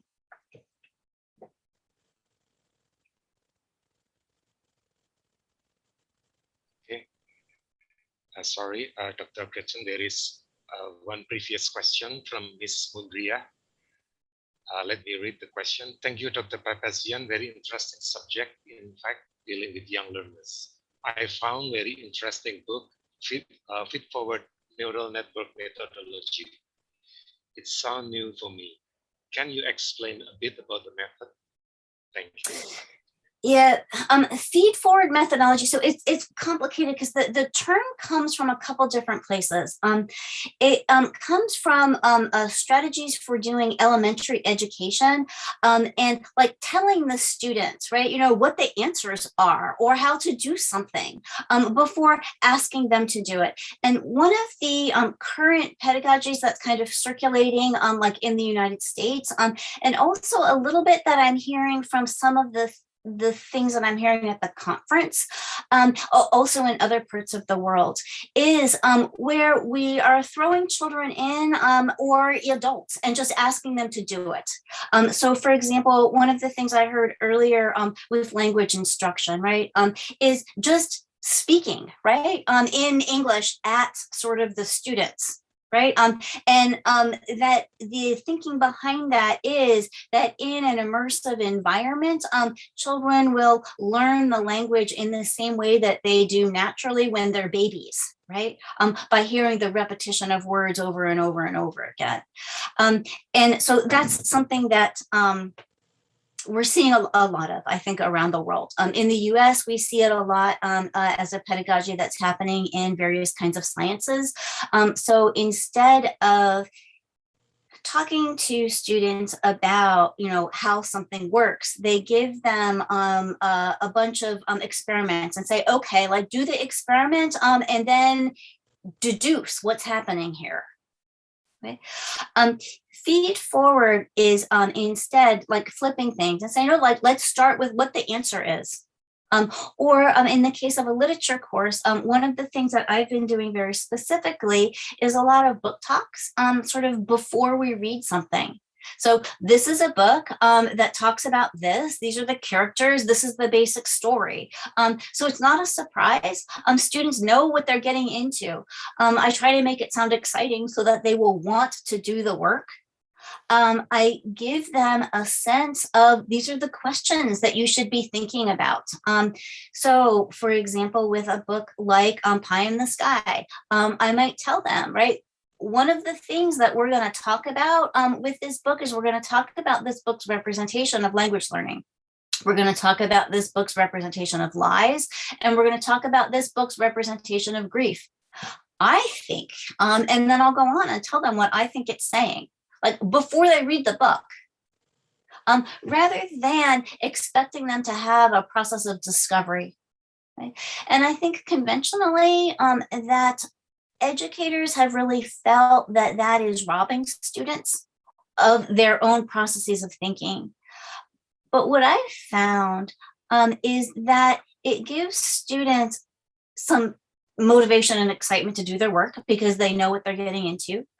And in addition, it gives them something to latch onto and build from there, right? They can reject it. I disagree with you. When I read the book, this is what I saw.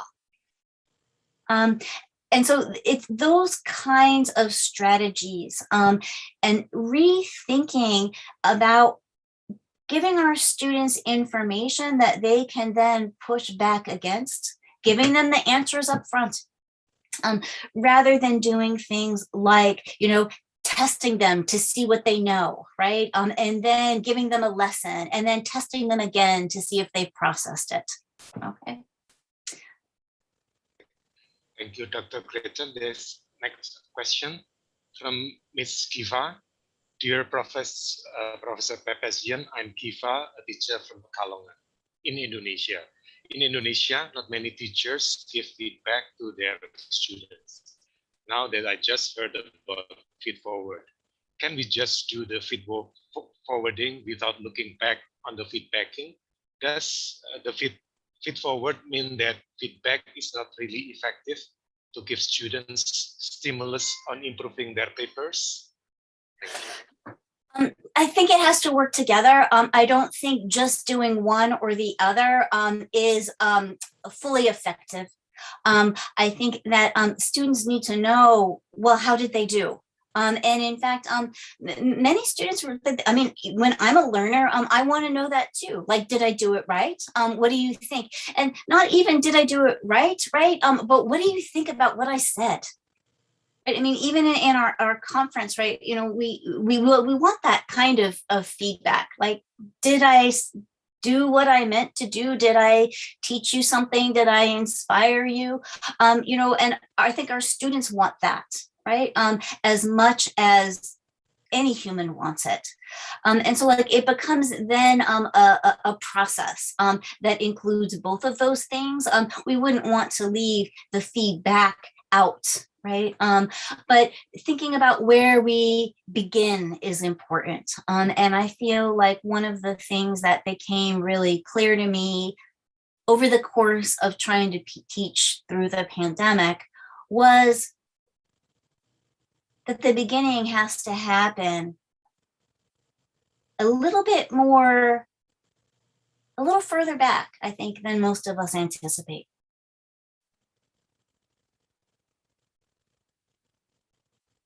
All right.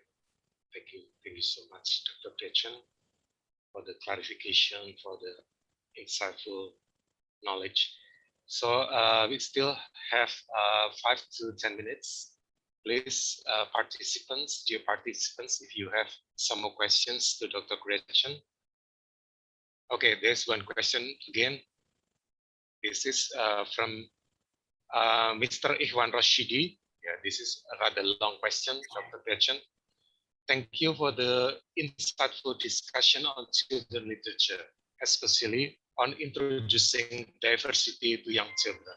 I'm Ihwan from Universitas Negeri Semarang. It's not easy for lecturers or teachers introducing the case of differentiation or differentiation or segregation by triggering them to read some children literature books. Can you give me an enlightenment how to ask children to accept the difference and build diversity mindset? Thank you. That's not easy, I think, for anyone. And I think that often a place to begin is by asking people to think about themselves and to think about the moments when they have felt misunderstood or when they have felt that they didn't fit in. And to think about how they want people to understand them, right? And to not reject them, right? And to think about how, if we feel that way, doesn't everybody around us feel that way? And that the way for us to be able to get what we want, right, is to be more expansive in our thinking. And so, of course, we want to know about how other people are thinking and who they are and what drives them and what their lives are like, right? And that should be something that we value. And we value it in part, but not only, because we want people to understand our lives as well. Right. And so we just want that to be a value of the world that we live in, understanding, respecting, being curious about, not so we can judge, but so that we can understand. Right. What is it like, again, to just reference the book that I talked about, what is it like to be thrown into a situation where it's difficult to communicate with everybody around you, where maybe you feel everyone's an alien and then you feel, oh, everyone sees me as an alien, right? Because of basic communication, right? What does that feel like? Right? All right. Thank you so much, Dr. Gretchen. There is one more question from Mr. Zurul Anam. Dear Professor Papazian, I have a question. Is there any consideration in choosing the reading materials for children, moreover with a broad and sensitive topics of literature like bullying, bigotry, etc.? Thank you.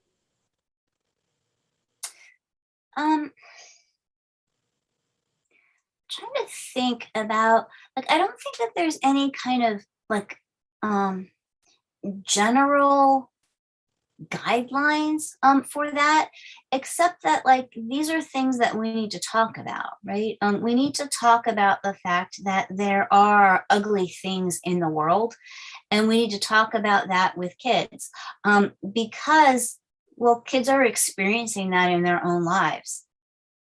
Right, whether adults want to recognize that or not, right? What happens on the playground, what happens on the bus ride, what happens in the neighborhood, right?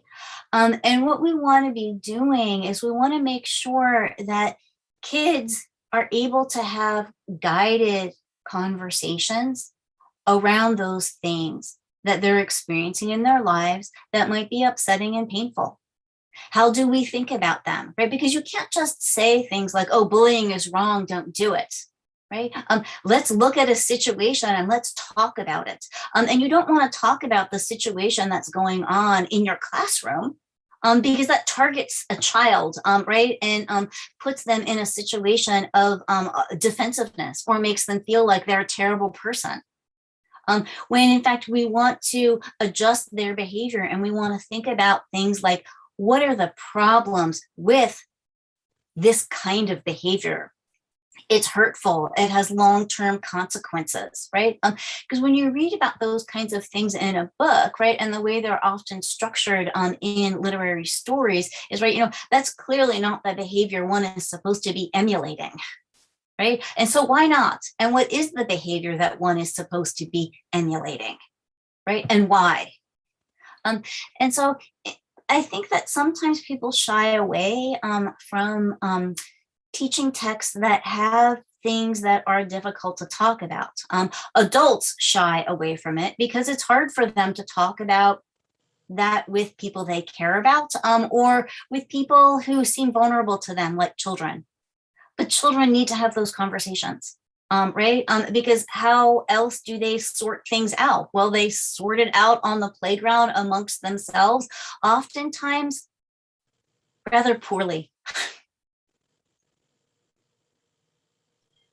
Thank you so much, Dr. Gretchen. Probably one more question. This is from Miss Brianka. Dear Dr. Pepesian, that's a very wonderful presentation. I'm Brianka. Regarding the language and plot in children literature produced by adult authors, do you think that the world or issue which is represented in the children literary works represent the true life of children? And do you think the children can understand the issue implied? As we know, literary works somehow reflects the real life issue. How do you think the children get into it? Thank you. Brianka, that's a very complicated topic. And in fact, in the field of children's literature, there is a ongoing debate around the first part of what you were asking there about adult authors. Because people will ask, right, I mean, children's literature is a interesting kind of literature because it's one of the few kinds of literatures that is defined by its audience, not by its writers. So if, for example, you're talking about women's literature, you're talking about texts written by women, right? If you're talking about African-American literature, you're talking about texts written by African-Americans. If you're talking about Singaporean, I'm not sure that's the right word, literature, right? You're talking about literature written by people from Singapore. But when you talk about children's literature, you're not talking about texts written by children. You're talking about texts written by adults for children, right? A text written by adults imagining children, right? So, is there ever a child in children's literature, or is it only adults, right, who are pretending to be children or to represent children's perspectives? And so it's an incredibly complicated discussion. If you're interested, sort of the big scholars who talk about that are Jacqueline Rose and Harry Nodelman. And the newest scholar who's been taking up that topic is Mara Gubar. And it's really a wonderful conversation. The other part of your question, I think, is about children understanding the issues implied. And I think that this separation between author and audience, right, applies, in fact, to the real world when you have the separation between adults and child. And one of the things that happens over the process of human beings growing up is that we disavow our childhood, right? We create this separation, right? Kids are like that and adults are like that. And we have this opposition when in fact we're all human beings, and some children are going to understand, some children are not. Right. In the same ways that, you know, some adults like to color, some adults don't. But like there's somehow this sense that like with kids, all kids do this or are like this or like to do this, right? Or can understand or can't understand, when in fact the variety of what children are capable of and how they work is as varied as the adults, right? As amongst adults. And so that kind of is it's a complicated question. And especially when you're thinking about, you know, like a classroom of kids, right, you know, in a grade school, because what do you do? Where do you target things, right? Okay, thank you very much, Dr. Gretchen. It seems talking about children literature has no end, yeah? It's very broad topic, yeah? I also agree with what Miss Gracia asked, that children literature is not, of course, it's not written by children, yeah, but written by adults. But it is still called children literature. Yeah? So here in Indonesia, maybe what about, this is my quick question, Dr. Gretchen. What about like legends, using legends, folktales, something like that, like Jacob Grimm Brothers? Yeah, that's written by adults, but maybe like the word children world, yeah, not. You know, things like legends or fairy tales or folk tales. It's such an interesting thing to talk about, because none of those were written for children originally, right? You know, that comes from ancient oral cultures, where you know, people were trying to share with their community, you know, in the case of legends, you know, belief systems, right? Or in the case of things like fairy tales or folk tales, right? You know, community values, or even just, you know, silly things, ways of passing the time, you know, during a long winter, or while you're doing work in the field, or while you're cooking, right? And it's without things trapped in print, right? Those are stories that tended to circulate orally. And what sort of happened historically, once those things did get trapped in print, is that our cultures have wanted to make sure that we keep that part of our culture alive. And so we've shared it with our young. Right. And it's become in the popular imagination a sense that that's stuff for kids, even though it's not stuff for kids. It's stuff that's like, you know, part of the very fabric of the cultures that we exist amongst. Right. But yeah, so there's a lot of those stories are important for sharing values. Right. Although also values change, right? So something like, for example, are people familiar with the European fairy tale Little Red Riding Hood? Yeah, sure. Right. Yeah. I think it's fairly common, right? And but you know, like Little Red Riding Hood, like it historically it's a cautionary tale for adolescent girls. Right. You know, the red cloak, you know, symbolizing things like menstrual blood, or, you know, the first moment of intercourse. Right. And she goes through the woods without her adult female caregivers moving between them. Right. And she's cautioned, right. Don't talk to the wolf along the way. Right. Or what's going to happen. Right. Don't talk to the smooth talking boys, right? They might be tempting. They might seem nice, right? But the people who have your best interest at heart are your mom and your grandma. And if you don't pay attention, right? And if you don't preserve, right, you know, chastity and femininity, what happens, right? You know, the destruction of everything. Is that a story for 6-year-olds? Right. Or even Yeah, If social you, values, I guess. Yeah, social yeah. values which are kind of imposed by adults, imposed by adults for children to follow. To follow. Right, Yeah, because we probably want to that's part. maintain, Yes, you know, those yes. stories because they were important. But again, but then we see how many of those stories then over the course of the 20th and 21st century really got adapted and changed.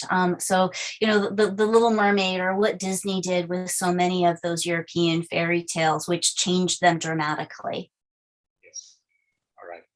All right. Thank you very much, Dr. Gretchen, for the very informative, very enriching talk. So,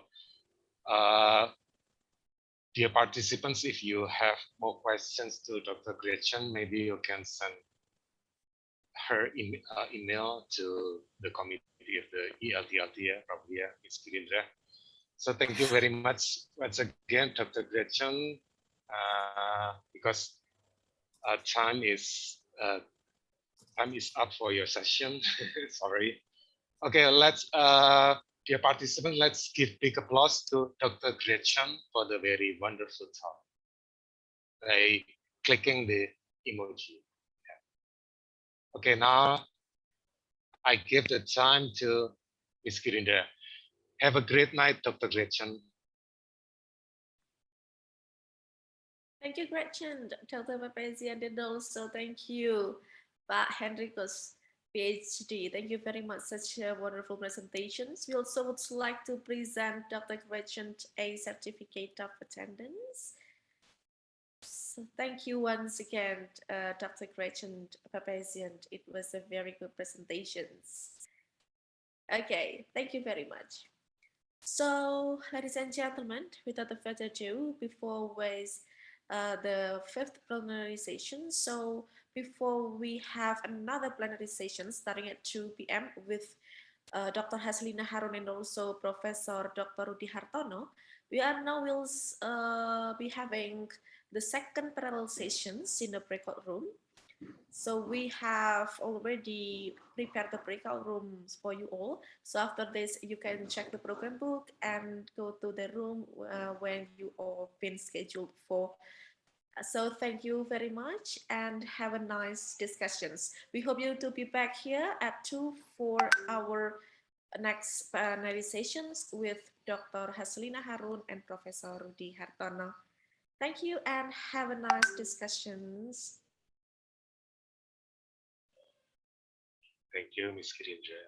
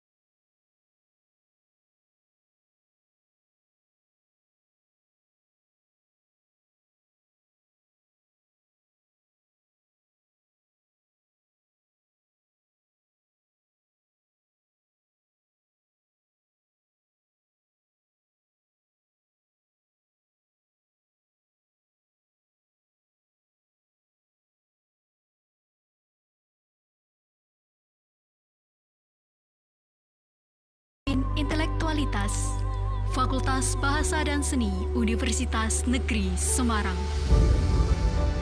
Memiliki visi menjadi fakultas yang berwawasan konservasi budaya dan bereputasi internasional. Fakultas ini secara strategis memiliki peran mengawal visi konservasi Universitas Negeri Semarang dalam bidang kebudayaan, menyelenggarakan pendidikan yang berwawasan budaya untuk menghasilkan tenaga kependidikan dan non-kependidikan yang memiliki kompetensi bertaraf internasional di bidang bahasa dan seni. Jurusan Bahasa dan Sastra Indonesia memiliki 2 program studi, yaitu Prodi Pendidikan Bahasa dan Sastra Indonesia dan Prodi Sastra Indonesia. Mahasiswa juga mendapatkan kompetensi tambahan dalam bidang teater, jurnalistik, kepenulisan, dan kepewaraan. Jurusan Seni Drama Tari dan Musik memiliki program studi Pendidikan Seni Musik dan Pendidikan Seni Tari. Jurusan ini fokus pada pengembangan seni musik dan tari untuk membekali kompetensi mahasiswa supaya profesional menjadi penyelenggara acara maupun praktisi. Jurusan Bahasa dan Sastra Inggris memiliki program studi Pendidikan Bahasa Inggris dan Sastra Inggris. Lulusan jurusan ini dibekali keterampilan penerjemahan dan kejurubahasaan, serta telaah buku untuk menghadapi persaingan kerja yang kian kompetitif. Jurusan Seni Rupa memiliki program studi Seni Rupa, Pendidikan Seni Rupa, dan Desain Komunikasi Visual. Memiliki konsentrasi studi seni gambar, seni lukis, seni patung, seni grafis, kriya keramik, kriya ukir, dan desain komunikasi visual. Jurusan Bahasa dan Sastra Asing memiliki program studi Pendidikan Bahasa Prancis, Sastra Prancis, Pendidikan Bahasa Jepang, Pendidikan Bahasa Arab, dan Pendidikan Bahasa Mandarin. Lulusan bekerja sebagai guru, penerjemah, peneliti, penulis, jurnalis, juga pada bidang kepariwisataan. Jurusan Bahasa dan Sastra Jawa memiliki 2 program studi, yaitu Prodi Pendidikan Bahasa dan Sastra Jawa dan Prodi Sastra Jawa dengan kompetensi pendukung dalam bidang karawitan, tembang, panatocoro, dan drama. Humanis menjadi ciri budaya unggul Fakultas Bahasa dan Seni Universitas Negeri Semarang. Fakultas Bahasa dan Seni bertekad menjadi fakultas yang berwawasan konservasi budaya dan bereputasi internasional. Abas luar biasa.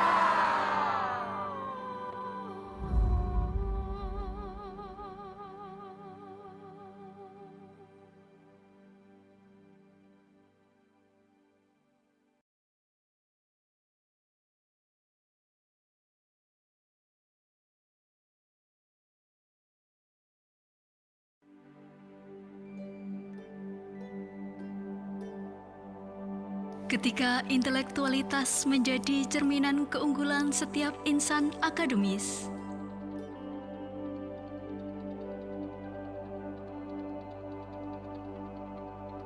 ketika humanis diharapkan menjadi karakter setiap insan yang mesti beretika dan berbudaya unggul,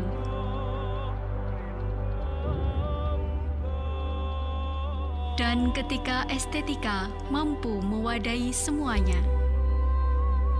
Estetika adalah cermin intelektualitas. Fakultas Bahasa dan Seni Universitas Negeri Semarang memiliki visi menjadi fakultas yang berwawasan konservasi budaya dan bereputasi internasional. Fakultas ini secara strategis memiliki peran mengawal visi konservasi Universitas Negeri Semarang dalam bidang kebudayaan, menyelenggarakan pendidikan yang berwawasan budaya untuk menghasilkan tenaga kependidikan dan non-kependidikan yang memiliki kompetensi bertaraf internasional di bidang bahasa dan seni. Jurusan Bahasa dan Sastra Indonesia memiliki 2 program studi, yaitu Prodi Pendidikan Bahasa dan Sastra Indonesia dan Prodi Sastra Indonesia. Mahasiswa juga mendapatkan kompetensi tambahan dalam bidang teater, jurnalistik, kepenulisan, dan kepewaraan. Jurusan Seni Drama Tari dan Musik memiliki program studi Pendidikan Seni Musik dan Pendidikan Seni Tari. Jurusan ini fokus pada pengembangan seni musik dan tari untuk membekali kompetensi mahasiswa supaya profesional menjadi penyelenggara acara maupun praktisi. Jurusan Bahasa dan Sastra Inggris memiliki program studi pendidikan bahasa Inggris dan sastra Inggris. Lulusan jurusan ini dibekali keterampilan penerjemahan dan kejurubahasaan, serta telaah buku untuk menghadapi persaingan kerja yang kian kompetitif. Jurusan Seni Rupa memiliki program studi seni rupa, pendidikan seni rupa dan desain komunikasi visual yang memiliki konsentrasi studi seni gambar, seni lukis, seni patung, seni grafis, kriya keramik, kriya ukir, dan desain komunikasi visual. Jurusan Bahasa dan Sastra Asing memiliki program studi pendidikan bahasa Prancis, sastra Prancis, pendidikan bahasa Jepang, pendidikan bahasa Arab, dan pendidikan bahasa Mandarin. Lulusan bekerja sebagai guru, penerjemah, peneliti, penulis, jurnalis, juga pada bidang keparwisataan. Jurusan Bahasa dan Sastra Jawa memiliki 2 program studi, yaitu Prodi Pendidikan Bahasa dan Sastra Jawa dan Prodi Sastra Jawa dengan kompetensi pendukung dalam bidang karawitan, tembang, panotocoro, dan drama. Humanis menjadi ciri budaya unggul Fakultas Bahasa dan Seni Universitas Negeri Semarang. Fakultas Bahasa dan Seni bertekad menjadi fakultas yang berwawasan konservasi budaya dan bereputasi internasional. Abas luar biasa.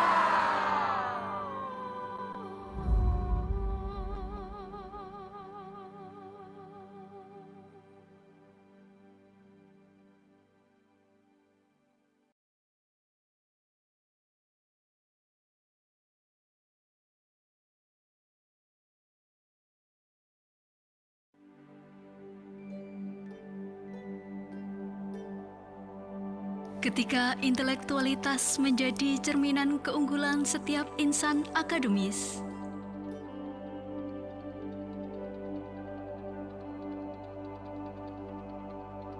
ketika humanis diharapkan menjadi karakter setiap insan yang mesti beretika dan berbudaya unggul,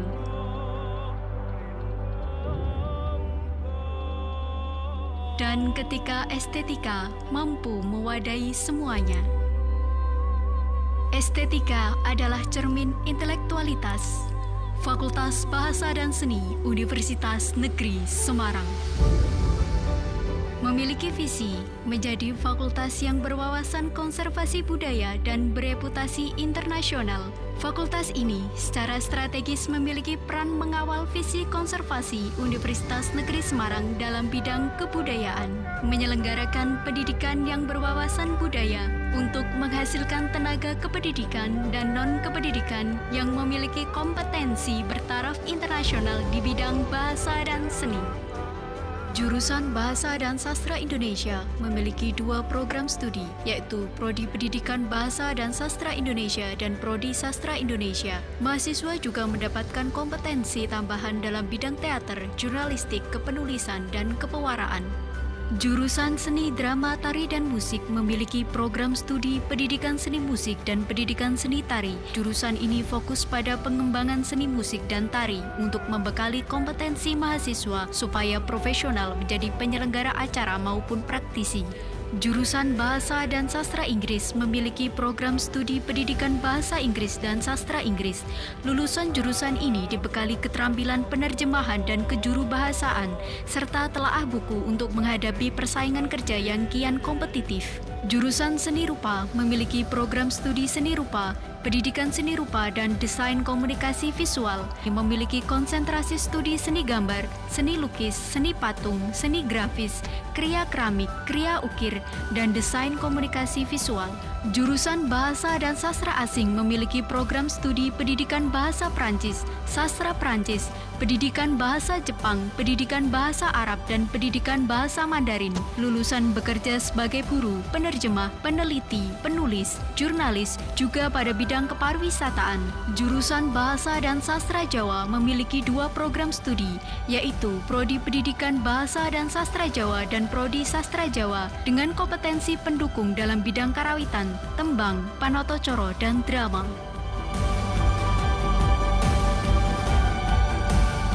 Humanis menjadi ciri budaya unggul Fakultas Bahasa dan Seni Universitas Negeri Semarang. Fakultas Bahasa dan Seni bertekad menjadi fakultas yang berwawasan konservasi budaya dan bereputasi internasional. Abas luar biasa.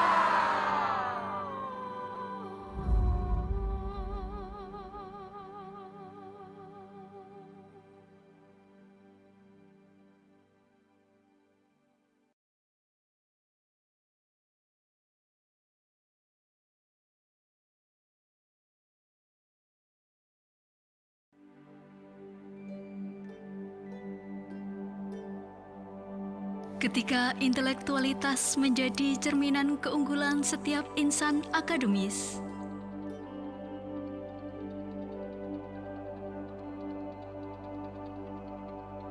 ketika humanis diharapkan menjadi karakter setiap insan yang mesti beretika dan berbudaya unggul,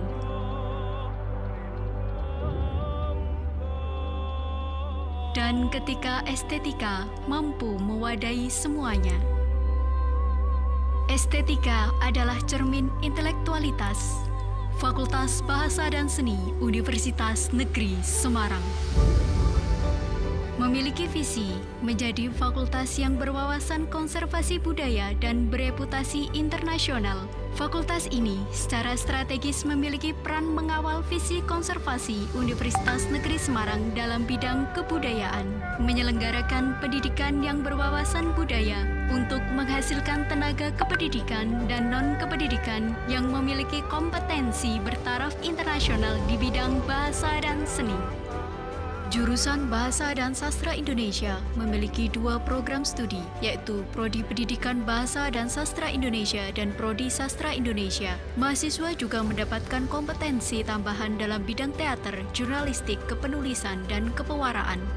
Jurusan Seni Drama Tari dan Musik memiliki program studi Pendidikan Seni Musik dan Pendidikan Seni Tari. Jurusan ini fokus pada pengembangan seni musik dan tari untuk membekali kompetensi mahasiswa supaya profesional menjadi penyelenggara acara maupun praktisi. Jurusan Bahasa dan Sastra Inggris memiliki program studi Pendidikan Bahasa Inggris dan Sastra Inggris.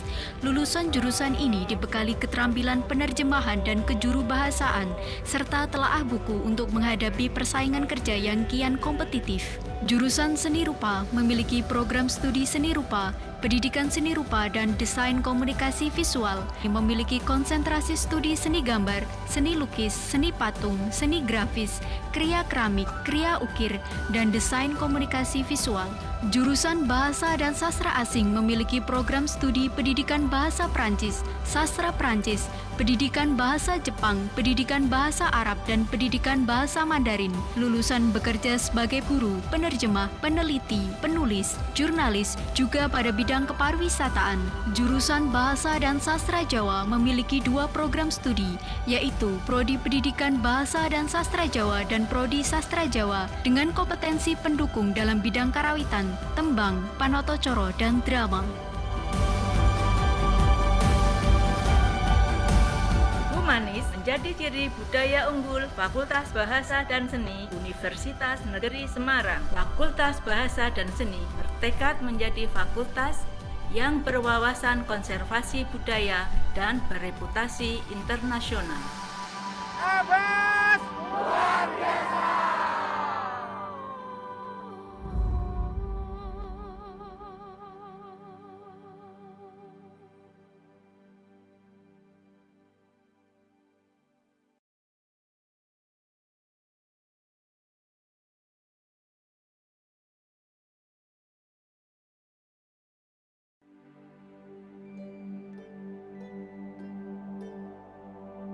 Ketika intelektualitas menjadi cerminan keunggulan setiap insan akademis,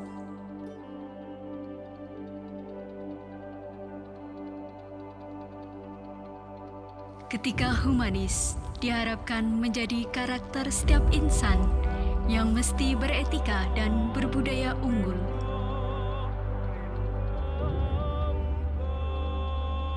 dan ketika estetika mampu mewadahi semuanya. Estetika adalah cermin intelektualitas. Fakultas Bahasa dan Seni Universitas Negeri Semarang memiliki visi menjadi fakultas yang berwawasan konservasi budaya dan bereputasi internasional. Fakultas ini secara strategis memiliki peran mengawal visi konservasi Universitas Negeri Semarang dalam bidang kebudayaan, menyelenggarakan pendidikan yang berwawasan budaya untuk menghasilkan tenaga kependidikan dan non-kependidikan yang memiliki kompetensi bertaraf internasional di bidang bahasa dan seni. Jurusan Bahasa dan Sastra Indonesia memiliki 2 program studi, yaitu Prodi Pendidikan Bahasa dan Sastra Indonesia dan Prodi Sastra Indonesia. Mahasiswa juga mendapatkan kompetensi tambahan dalam bidang teater, jurnalistik, kepenulisan, dan kepewaraan.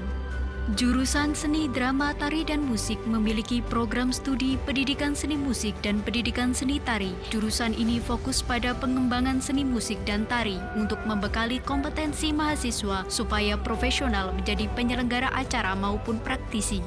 Jurusan Bahasa dan Sastra Inggris memiliki program studi Pendidikan Bahasa Inggris dan Sastra Inggris. Lulusan jurusan ini dibekali keterampilan penerjemahan dan kejurubahasaan, serta telaah buku untuk menghadapi persaingan kerja yang kian kompetitif. Jurusan Seni Rupa memiliki program studi Seni Rupa, Pendidikan Seni Rupa dan Desain Komunikasi Visual, yang memiliki konsentrasi studi seni gambar, seni lukis, seni patung, seni grafis, kriya keramik, kriya ukir, dan desain komunikasi visual. Jurusan Bahasa dan Sastra Asing memiliki program studi Pendidikan Bahasa Prancis, Sastra Prancis, Pendidikan Bahasa Jepang, Pendidikan Bahasa Arab, dan Pendidikan Bahasa Mandarin. Lulusan bekerja sebagai guru, penerjemah, peneliti, penulis, jurnalis, juga pada bidang keparwisataan. Jurusan Bahasa dan Sastra Jawa memiliki 2 program studi, yaitu Prodi Pendidikan Bahasa dan Sastra Jawa dan Prodi Sastra Jawa dengan kompetensi pendukung dalam bidang karawitan, tembang, panotocoro, dan drama. Humanis menjadi ciri budaya unggul Fakultas Bahasa dan Seni Universitas Negeri Semarang. Fakultas Bahasa dan Seni bertekad menjadi fakultas yang berwawasan konservasi budaya dan bereputasi internasional. Abas luar biasa.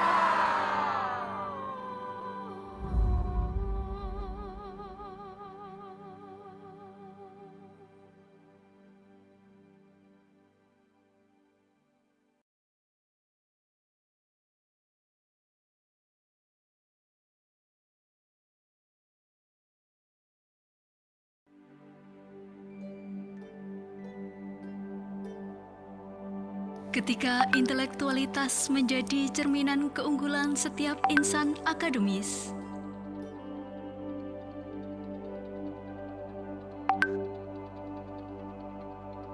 ketika humanis diharapkan menjadi karakter setiap insan yang mesti beretika dan berbudaya unggul,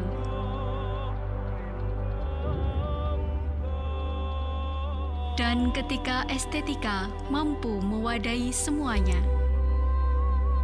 Estetika adalah cermin intelektualitas.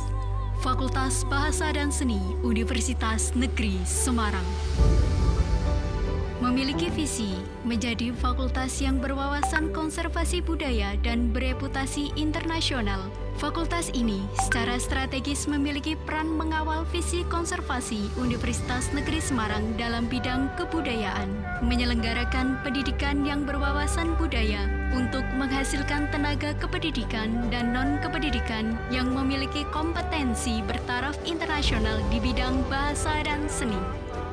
Jurusan Bahasa dan Sastra Indonesia memiliki 2 program studi, yaitu Prodi Pendidikan Bahasa dan Sastra Indonesia dan Prodi Sastra Indonesia. Mahasiswa juga mendapatkan kompetensi tambahan dalam bidang teater, jurnalistik, kepenulisan, dan kepewaraan. Jurusan Seni Drama Tari dan Musik memiliki program studi Pendidikan Seni Musik dan Pendidikan Seni Tari. Jurusan ini fokus pada pengembangan seni musik dan tari untuk membekali kompetensi mahasiswa supaya profesional menjadi penyelenggara acara maupun praktisi.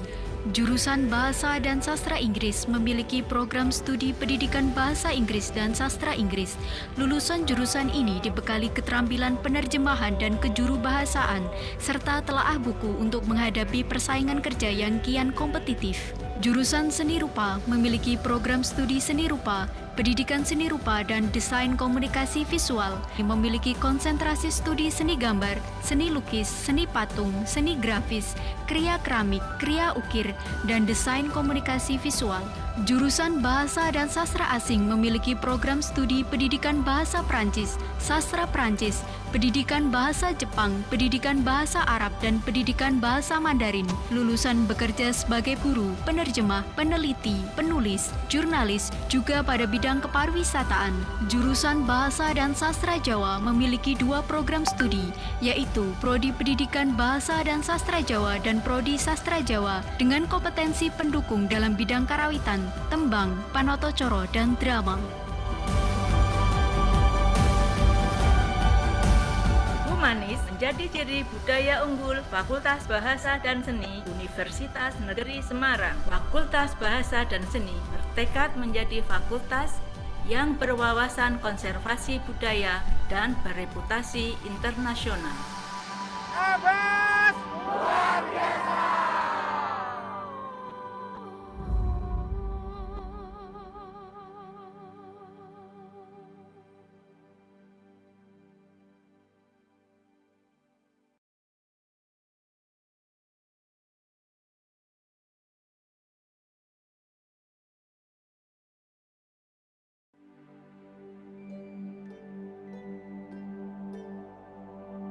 Ketika intelektualitas menjadi cerminan keunggulan setiap insan akademis,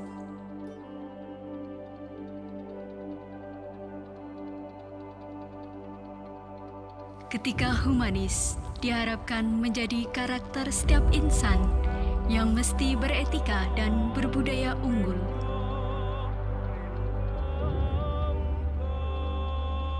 dan ketika estetika mampu mewadahi semuanya. Estetika adalah cermin intelektualitas. Fakultas Bahasa dan Seni Universitas Negeri Semarang memiliki visi menjadi fakultas yang berwawasan konservasi budaya dan bereputasi internasional. Fakultas ini secara strategis memiliki peran mengawal visi konservasi Universitas Negeri Semarang dalam bidang kebudayaan, menyelenggarakan pendidikan yang berwawasan budaya untuk menghasilkan tenaga kependidikan dan non-kependidikan yang memiliki kompetensi bertaraf internasional di bidang bahasa dan seni. Jurusan Bahasa dan Sastra Indonesia memiliki 2 program studi, yaitu Prodi Pendidikan Bahasa dan Sastra Indonesia dan Prodi Sastra Indonesia. Mahasiswa juga mendapatkan kompetensi tambahan dalam bidang teater, jurnalistik, kepenulisan, dan kepewaraan. Jurusan Seni Drama Tari dan Musik memiliki program studi pendidikan seni musik dan pendidikan seni tari. Jurusan ini fokus pada pengembangan seni musik dan tari untuk membekali kompetensi mahasiswa supaya profesional menjadi penyelenggara acara maupun praktisi. Jurusan Bahasa dan Sastra Inggris memiliki program studi pendidikan bahasa Inggris dan sastra Inggris.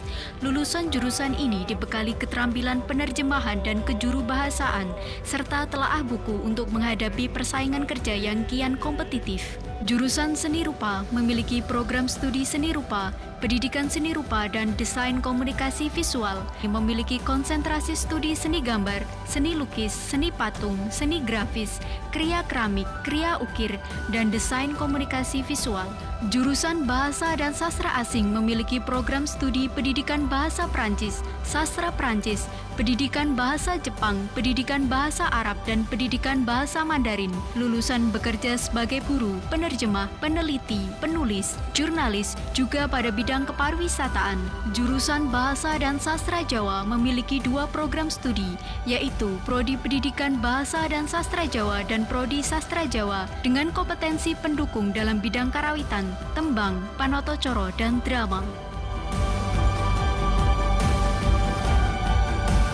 Humanis menjadi ciri budaya unggul Fakultas Bahasa dan Seni Universitas Negeri Semarang. Fakultas Bahasa dan Seni bertekad menjadi fakultas yang berwawasan konservasi budaya dan bereputasi internasional. Abas luar biasa.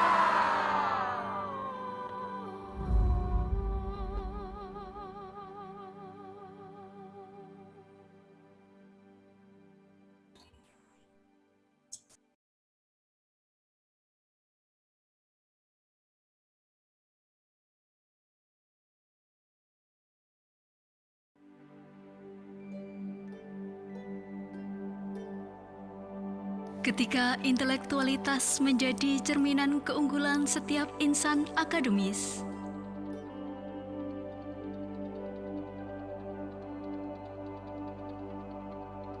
ketika humanis diharapkan menjadi karakter setiap insan yang mesti beretika dan berbudaya unggul,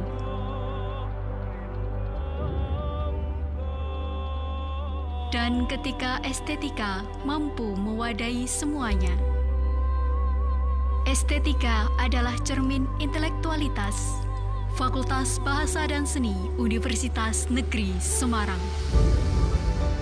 memiliki visi menjadi fakultas yang berwawasan konservasi budaya dan bereputasi internasional. Fakultas ini secara strategis memiliki peran mengawal visi konservasi Universitas Negeri Semarang dalam bidang kebudayaan, menyelenggarakan pendidikan yang berwawasan budaya untuk menghasilkan tenaga kependidikan dan non-kependidikan yang memiliki kompetensi bertaraf internasional di bidang bahasa dan seni.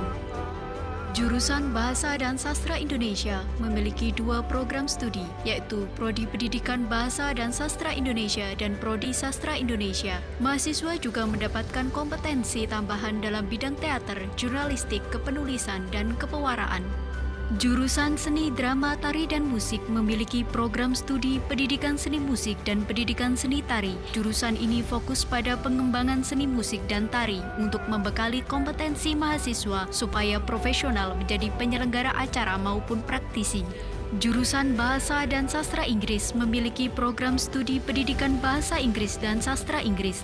Lulusan jurusan ini dibekali keterampilan penerjemahan dan kejurubahasaan, serta telaah buku untuk menghadapi persaingan kerja yang kian kompetitif. Jurusan Seni Rupa memiliki program studi Seni Rupa, Pendidikan Seni Rupa dan Desain Komunikasi Visual, yang memiliki konsentrasi studi seni gambar, seni lukis, seni patung, seni grafis, kriya keramik, kriya ukir, dan desain komunikasi visual.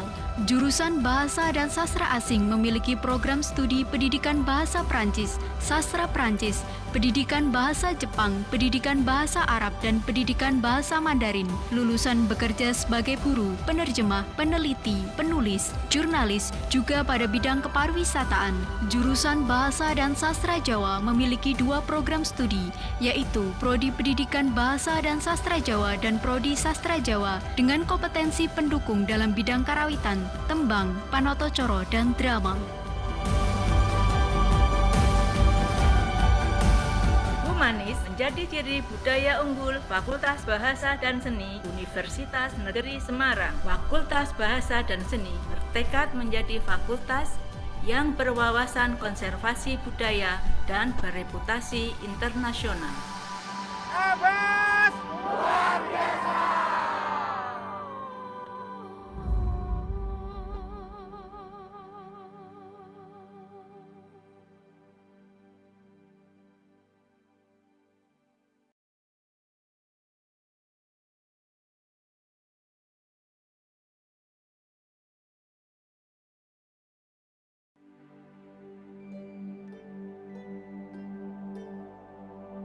Ketika intelektualitas menjadi cerminan keunggulan setiap insan akademis,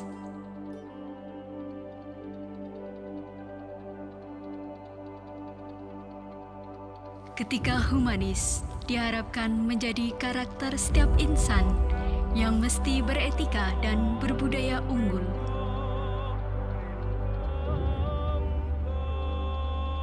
dan ketika estetika mampu mewadahi semuanya. Estetika adalah cermin intelektualitas. Fakultas Bahasa dan Seni Universitas Negeri Semarang memiliki visi menjadi fakultas yang berwawasan konservasi budaya dan bereputasi internasional.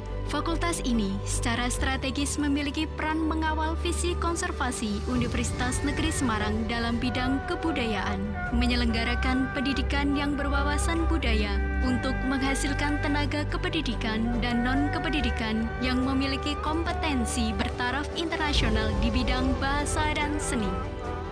Jurusan Bahasa dan Sastra Indonesia memiliki 2 program studi, yaitu Prodi Pendidikan Bahasa dan Sastra Indonesia dan Prodi Sastra Indonesia. Mahasiswa juga mendapatkan kompetensi tambahan dalam bidang teater, jurnalistik, kepenulisan, dan kepewaraan. Jurusan Seni Drama Tari dan Musik memiliki program studi Pendidikan Seni Musik dan Pendidikan Seni Tari. Jurusan ini fokus pada pengembangan seni musik dan tari untuk membekali kompetensi mahasiswa supaya profesional menjadi penyelenggara acara maupun praktisi. Jurusan Bahasa dan Sastra Inggris memiliki program studi Pendidikan Bahasa Inggris dan Sastra Inggris. Lulusan jurusan ini dibekali keterampilan penerjemahan dan kejurubahasaan, serta telaah buku untuk menghadapi persaingan kerja yang kian kompetitif.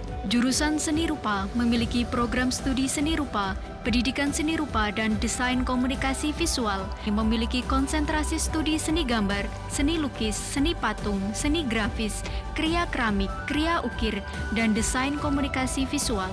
Jurusan Bahasa dan Sastra Asing memiliki program studi Pendidikan Bahasa Prancis, Sastra Prancis, Pendidikan Bahasa Jepang, Pendidikan Bahasa Arab, dan Pendidikan Bahasa Mandarin. Lulusan bekerja sebagai guru, penerjemah, peneliti, penulis, jurnalis, juga pada bidang keparwisataan. Jurusan Bahasa dan Sastra Jawa memiliki 2 program studi, yaitu Prodi Pendidikan Bahasa dan Sastra Jawa dan Prodi Sastra Jawa dengan kompetensi pendukung dalam bidang karawitan, tembang, panotocoro, dan drama. Humanis menjadi ciri budaya unggul Fakultas Bahasa dan Seni Universitas Negeri Semarang. Fakultas Bahasa dan Seni bertekad menjadi fakultas yang berwawasan konservasi budaya dan bereputasi internasional. Abbas luar biasa.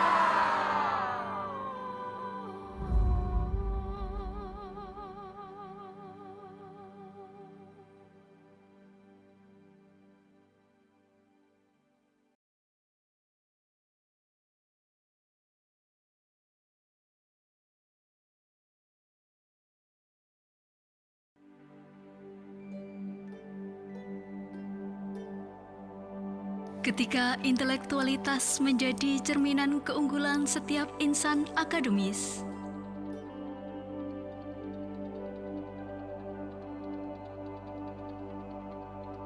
ketika humanis diharapkan menjadi karakter setiap insan yang mesti beretika dan berbudaya unggul,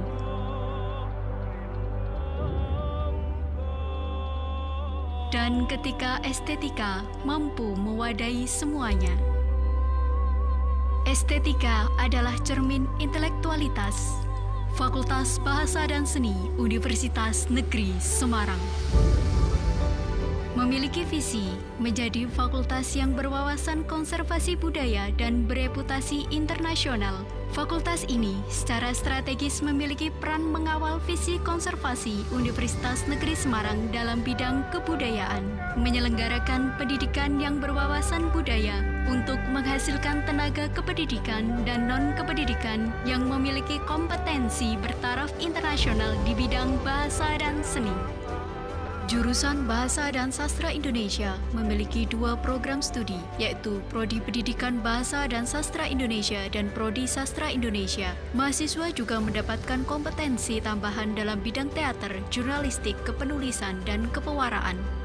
Jurusan Seni Drama Tari dan Musik memiliki program studi Pendidikan Seni Musik dan Pendidikan Seni Tari. Jurusan ini fokus pada pengembangan seni musik dan tari untuk membekali kompetensi mahasiswa supaya profesional menjadi penyelenggara acara maupun praktisi. Jurusan Bahasa dan Sastra Inggris memiliki program studi Pendidikan Bahasa Inggris dan Sastra Inggris. Lulusan jurusan ini dibekali keterampilan penerjemahan dan kejurubahasaan, serta telaah buku untuk menghadapi persaingan kerja yang kian kompetitif. Jurusan Seni Rupa memiliki program studi Seni Rupa, Pendidikan Seni Rupa dan Desain Komunikasi Visual yang memiliki konsentrasi studi seni gambar, seni lukis, seni patung, seni grafis, kriya keramik, kriya ukir, dan desain komunikasi visual. Jurusan Bahasa dan Sastra Asing memiliki program studi pendidikan bahasa Prancis, sastra Prancis, pendidikan bahasa Jepang, pendidikan bahasa Arab, dan pendidikan bahasa Mandarin. Lulusan bekerja sebagai guru, penerjemah, peneliti, penulis, jurnalis, juga pada bidang keparwisataan. Jurusan Bahasa dan Sastra Jawa memiliki 2 program studi, yaitu Prodi Pendidikan Bahasa dan Sastra Jawa dan Prodi Sastra Jawa dengan kompetensi pendukung dalam bidang karawitan, tembang, panotocoro, dan drama.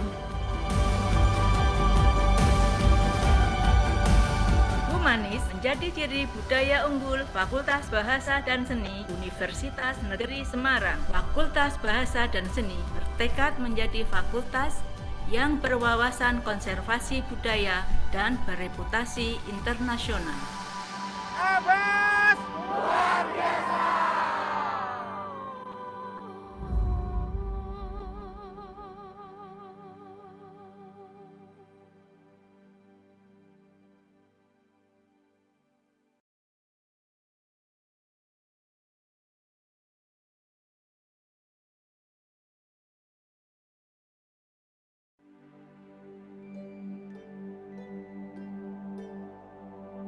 Ketika intelektualitas menjadi cerminan keunggulan setiap insan akademis,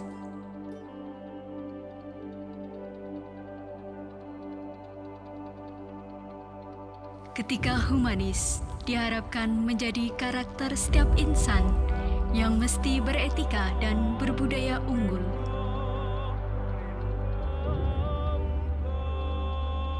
dan ketika estetika mampu mewadahi semuanya. Estetika adalah cermin intelektualitas. Fakultas Bahasa dan Seni Universitas Negeri Semarang memiliki visi menjadi fakultas yang berwawasan konservasi budaya dan bereputasi internasional. Fakultas ini secara strategis memiliki peran mengawal visi konservasi Universitas Negeri Semarang dalam bidang kebudayaan, menyelenggarakan pendidikan yang berwawasan budaya untuk menghasilkan tenaga kependidikan dan non-kependidikan yang memiliki kompetensi bertaraf internasional di bidang bahasa dan seni. Jurusan Bahasa dan Sastra Indonesia memiliki 2 program studi, yaitu Prodi Pendidikan Bahasa dan Sastra Indonesia dan Prodi Sastra Indonesia. Mahasiswa juga mendapatkan kompetensi tambahan dalam bidang teater, jurnalistik, kepenulisan, dan kepewaraan. Jurusan Seni Drama Tari dan Musik memiliki program studi pendidikan seni musik dan pendidikan seni tari. Jurusan ini fokus pada pengembangan seni musik dan tari untuk membekali kompetensi mahasiswa supaya profesional menjadi penyelenggara acara maupun praktisi. Jurusan Bahasa dan Sastra Inggris memiliki program studi pendidikan bahasa Inggris dan sastra Inggris. Lulusan jurusan ini dibekali keterampilan penerjemahan dan kejurubahasaan, serta telaah buku untuk menghadapi persaingan kerja yang kian kompetitif. Jurusan Seni Rupa memiliki program studi seni rupa, pendidikan seni rupa, dan desain komunikasi visual yang memiliki konsentrasi studi seni gambar, seni lukis, seni patung, seni grafis, kriya keramik, kriya ukir, dan desain komunikasi visual. Jurusan Bahasa dan Sastra Asing memiliki program studi pendidikan bahasa Prancis, sastra Prancis, pendidikan bahasa Jepang, pendidikan bahasa Arab, dan pendidikan bahasa Mandarin. Lulusan bekerja sebagai guru, penerjemah, peneliti, penulis, jurnalis, juga pada bidang keparwisataan. Jurusan Bahasa dan Sastra Jawa memiliki 2 program studi, yaitu Prodi Pendidikan Bahasa dan Sastra Jawa dan Prodi Sastra Jawa dengan kompetensi pendukung dalam bidang karawitan, tembang, panotocoro, dan drama.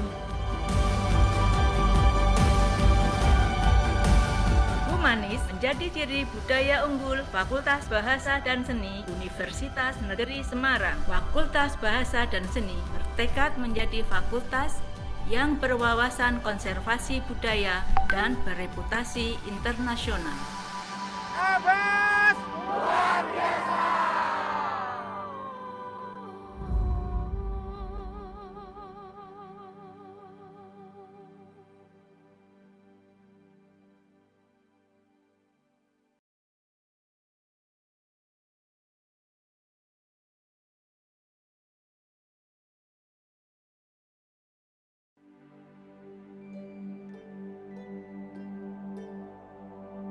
Ketika intelektualitas menjadi cerminan keunggulan setiap insan akademis,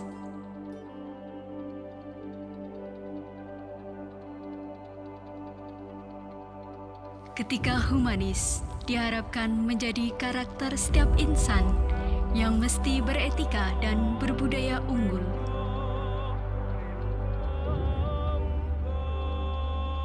dan ketika estetika mampu mewadahi semuanya. Estetika adalah cermin intelektualitas. Fakultas Bahasa dan Seni Universitas Negeri Semarang memiliki visi menjadi fakultas yang berwawasan konservasi budaya dan bereputasi internasional. Fakultas ini secara strategis memiliki peran mengawal visi konservasi Universitas Negeri Semarang dalam bidang kebudayaan, menyelenggarakan pendidikan yang berwawasan budaya untuk menghasilkan tenaga kependidikan dan non-kependidikan yang memiliki kompetensi bertaraf internasional di bidang bahasa dan seni. Jurusan Bahasa dan Sastra Indonesia memiliki 2 program studi, yaitu Prodi Pendidikan Bahasa dan Sastra Indonesia dan Prodi Sastra Indonesia. Mahasiswa juga mendapatkan kompetensi tambahan dalam bidang teater, jurnalistik, kepenulisan, dan kepewaraan. Jurusan Seni Drama Tari dan Musik memiliki program studi Pendidikan Seni Musik dan Pendidikan Seni Tari. Jurusan ini fokus pada pengembangan seni musik dan tari untuk membekali kompetensi mahasiswa supaya profesional menjadi penyelenggara acara maupun praktisi. Jurusan Bahasa dan Sastra Inggris memiliki program studi Pendidikan Bahasa Inggris dan Sastra Inggris. Lulusan jurusan ini dibekali keterampilan penerjemahan dan kejurubahasaan, serta telaah buku untuk menghadapi persaingan kerja yang kian kompetitif. Jurusan Seni Rupa memiliki program studi Seni Rupa, Pendidikan Seni Rupa, dan Desain Komunikasi Visual. Memiliki konsentrasi studi seni gambar, seni lukis, seni patung, seni grafis, kriya keramik, kriya ukir, dan desain komunikasi visual. Jurusan Bahasa dan Sastra Asing memiliki program studi Pendidikan Bahasa Prancis, Sastra Prancis, Pendidikan Bahasa Jepang, Pendidikan Bahasa Arab, dan Pendidikan Bahasa Mandarin. Lulusan bekerja sebagai guru, penerjemah, peneliti, penulis, jurnalis, juga pada bidang kepariwisataan. Jurusan Bahasa dan Sastra Jawa memiliki 2 program studi, yaitu Prodi Pendidikan Bahasa dan Sastra Jawa dan Prodi Sastra Jawa dengan kompetensi pendukung dalam bidang karawitan, tembang, panotocoro, dan drama. Humanis menjadi ciri budaya unggul Fakultas Bahasa dan Seni Universitas Negeri Semarang. Fakultas Bahasa dan Seni bertekad menjadi fakultas yang berwawasan konservasi budaya dan bereputasi internasional. Abas luar biasa.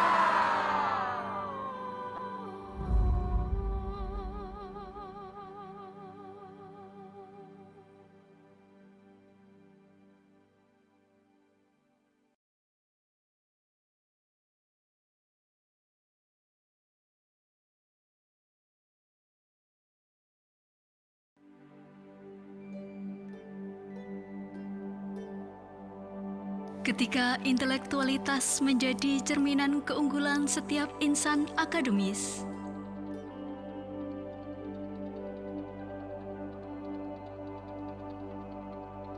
ketika humanis diharapkan menjadi karakter setiap insan yang mesti beretika dan berbudaya unggul,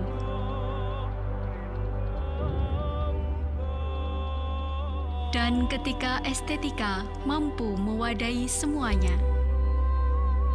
Estetika adalah cermin intelektualitas. Fakultas Bahasa dan Seni Universitas Negeri Semarang memiliki visi menjadi fakultas yang berwawasan konservasi budaya dan bereputasi internasional.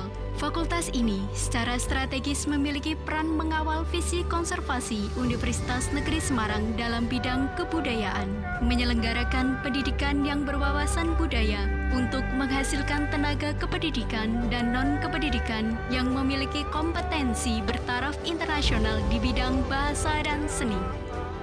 Jurusan Bahasa dan Sastra Indonesia memiliki 2 program studi, yaitu Prodi Pendidikan Bahasa dan Sastra Indonesia dan Prodi Sastra Indonesia. Mahasiswa juga mendapatkan kompetensi tambahan dalam bidang teater, jurnalistik, kepenulisan, dan kepewaraan. Jurusan Seni Drama Tari dan Musik memiliki program studi Pendidikan Seni Musik dan Pendidikan Seni Tari. Jurusan ini fokus pada pengembangan seni musik dan tari untuk membekali kompetensi mahasiswa supaya profesional menjadi penyelenggara acara maupun praktisi. Jurusan Bahasa dan Sastra Inggris memiliki program studi Pendidikan Bahasa Inggris dan Sastra Inggris. Lulusan jurusan ini dibekali keterampilan penerjemahan dan kejurubahasaan, serta telaah buku untuk menghadapi persaingan kerja yang kian kompetitif. Jurusan Seni Rupa memiliki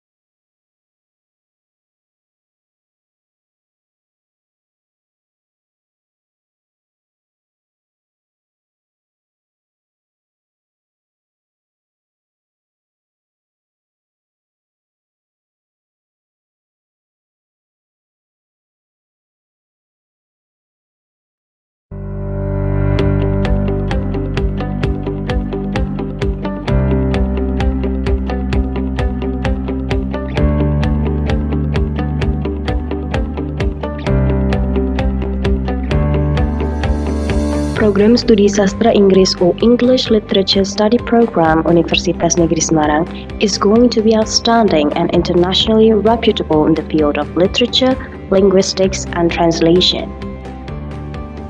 Currently, the study program has been nationally accredited with A recognition. The study program has an encouraging academic environment and administrative supports which create an ideal place to excel at what you want to learn and study.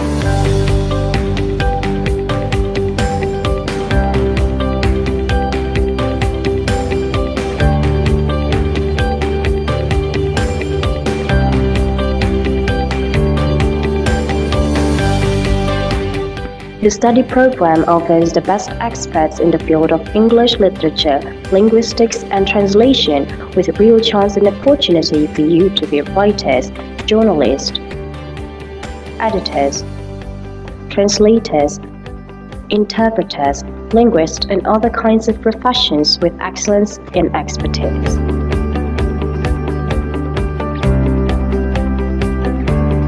The lecturers here in this department have degrees from reputable university, domestic and overseas.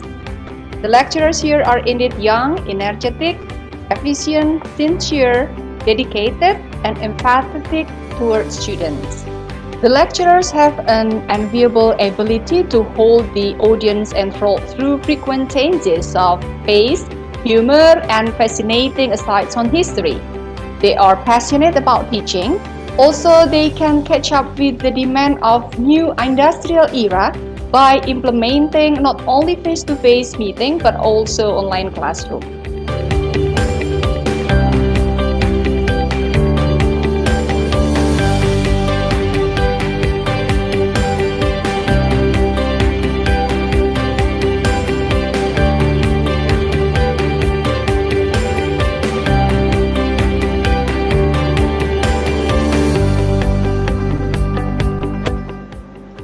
The Literacy Research Center is established to respond to the literacy issues in Indonesia. These ideas comes from our concern of the literacy condition in Indonesia and the programs proposed that are considered as a solution to solve the problem. Under the Faculty of Languages and Arts, Universitas Negeri Semarang, and the English Department especially, we have researchers and research associates with strong portfolio in literacy, as well as international and national partners who share similar concerns with us to investigate literacy issues. We disseminate our research findings not only in the form of academic publications such as journal articles and books, but also we share directly those findings to the people needed the most, that is the teachers. We build teachers' capacity through free workshop and seminar. Hopefully by this kind of programs, we are able to contribute to Indonesian education in general, as well as literacy in particular.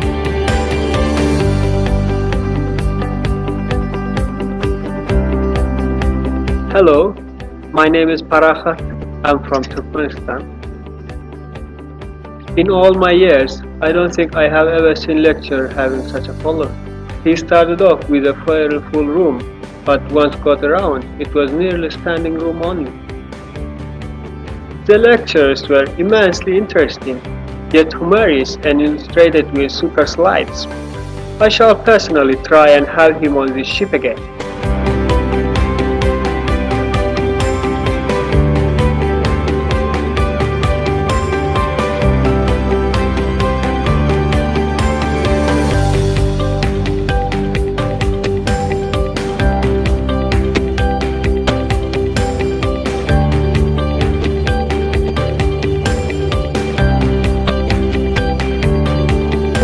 I'm currently working as a translator and interpreter at the National Cyber and Crypto Agency here in Jakarta. And the courses that I took at UNES are still relevant up until now to the job that I'm currently doing, such as the comprehensive knowledge of English language and basic translation and interpreting and also public speaking, as I do more interpreting tasks that require me to talk in front of people. And I think there are several courses that might be valuable to be added to the curriculum, especially for the students who wish to pursue a career as a translator or interpreter in the future, such as the translation and technology and media analysis. I'm working as a full-time journalist in bola.com. It's a sports news portal, a member of Kapan Lagi Universe, a group of MTech. Of course, I've tried so many jobs. I also worked as a marketing support in sales and marketing division, and then content writer, social media staff. And my job was to manage multimedia and affiliate. But now I'm a sport journalist precisely. If I'm not mistaken, I got many basic courses from listening, reading, writing of course, and then speaking, and they gradually level up into intermediate and so on. So I can simply say yes, it did help me improve my English skill, and it is really helpful, especially the writing course, because my job is writing. I write like every single day.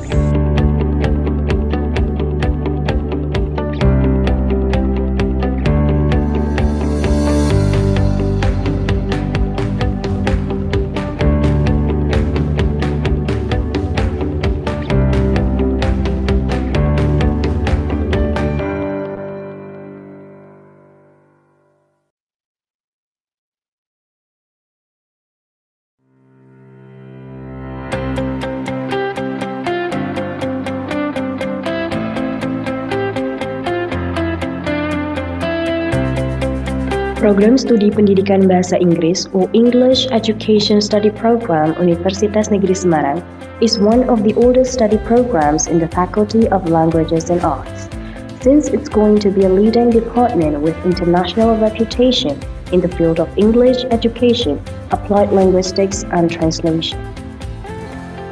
Currently, the English Education Study Program has been nationally accredited with A recognition. It has more than 800 students and holds an international class. The study program offers the best experts in the field of English language teaching, applied linguistics, and translation, with real chance and opportunity for you to be teachers, writers, linguists, translators, and other kinds of professions with excellence in their expertise.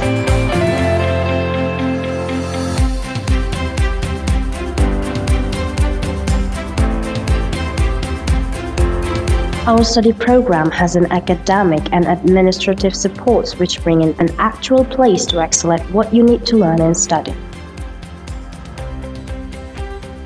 Interactive is what makes the difference, and a lot of time is allotted for each subject. The teaching modules are thus valuable for students with varying degrees of sophistication. The learning environment is both formal and informal, and the setting of class surroundings is tranquil and beautiful, all combine to make English Education Study Program a unique and thoroughly enjoyable educational opportunity. The lecturers here in this department have degrees from reputable universities, domestic and overseas. They are passionate about teaching. Also, they can catch up with the demand of new industrial era by implementing not only face-to-face meeting, but also online classroom. Our lecturers here are indeed efficient, sincere, dedicated, and empathetic towards students. We have young, energetic members who bring you success in English and English education in particular.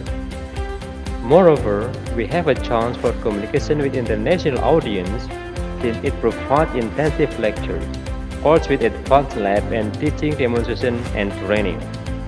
Our lecturers are highly motivated young specialists aspiring to new knowledge. They can give any more great teaching and learning experience in a very friendly atmosphere. The most important aspect is that this leads to a step-by-step fellowship, leading to higher level of education. It has been a privilege and a pleasure to contribute to this outstanding study program.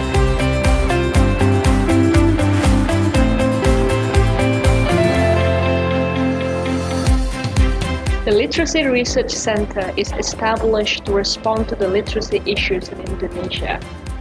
These ideas comes from our concern of the literacy condition in Indonesia and the programs proposed that are considered as a solution to solve the problem.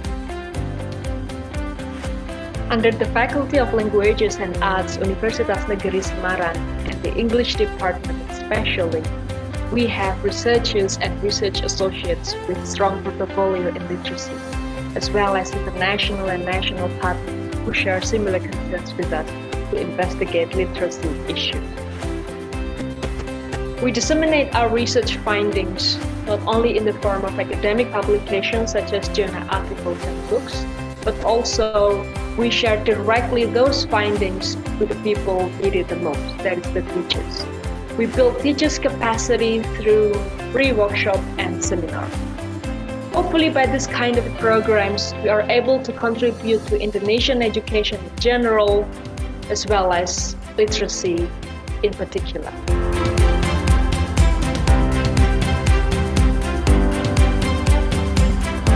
Hello, my name is Parahat. I'm from Turkmenistan. I'm a student of Education and Art Faculty of Universitas Negeri Semarang. In all my years, I don't think I have ever seen lecturer having such a following. He started off with a fairly full room, but once got around, it was nearly standing room only. The lectures were immensely interesting, yet humorous and illustrated with super slides. I shall personally try and have him on this ship again.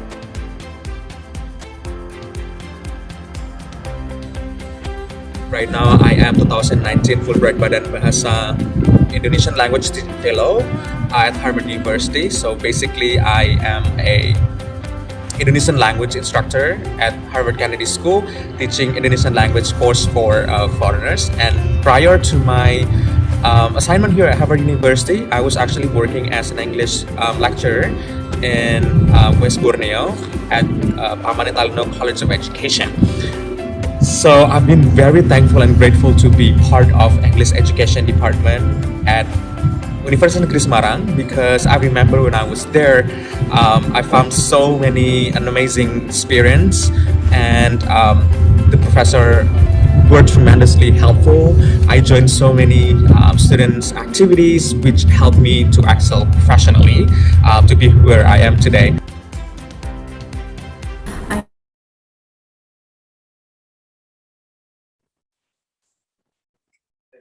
Good afternoon, Bapak Ibu. So we have done with the last parallel sessions. Right now we are back to the plenary sessions. Ibu Zulfa, are you here already? Yes, I'm here. Okay, so Ibu Zulfa has been with us, and I think also Dr. Haslina Harun and also Professor Rudi Hartono. So, Bapak Ibu, ladies and gentlemen, I would like to say thank you for you following all of our parallel sessions.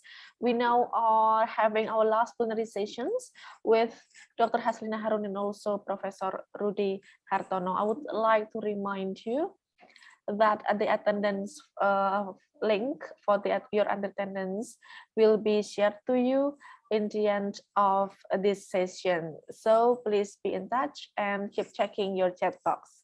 Okay, so I would like to give the time for the moderator to lead the discussions. Please, Ibu Zulfa, the time is yours.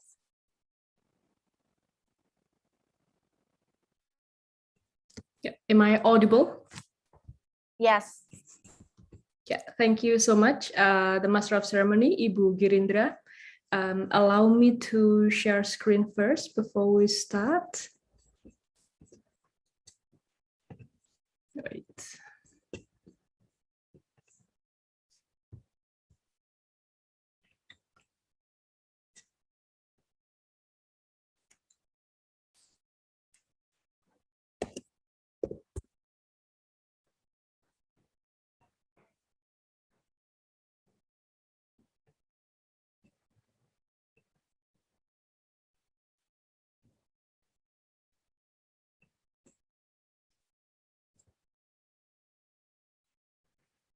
Okay, can you see my slide? Yes, Ibu. It's clear here. Okay, thank you so much. So welcome everyone to the very last plenary session in session 7. And here you are going to be with us, and I'm as the moderator, Zulfa, will lead the discussion of today's session. And we are very proud because in this very last session, we're going to have 2 experts in translation studies, one from Malaysia and one from Indonesia. And without any further ado, I'd like to present to you one by one our experts in this session. The first one is Associate Professor Haslina Harun. You might want to check your audio, Ibu Haslina. Hello? Yes, can you hear me? Thank yes, you, very Dr. clear. Zulfa. You can hear me? Yes, very clear. Thank you so Great. much. So I'd like to introduce very briefly our first presenter, invited speaker for today's session. We have here Associate Professor Haslina Harun.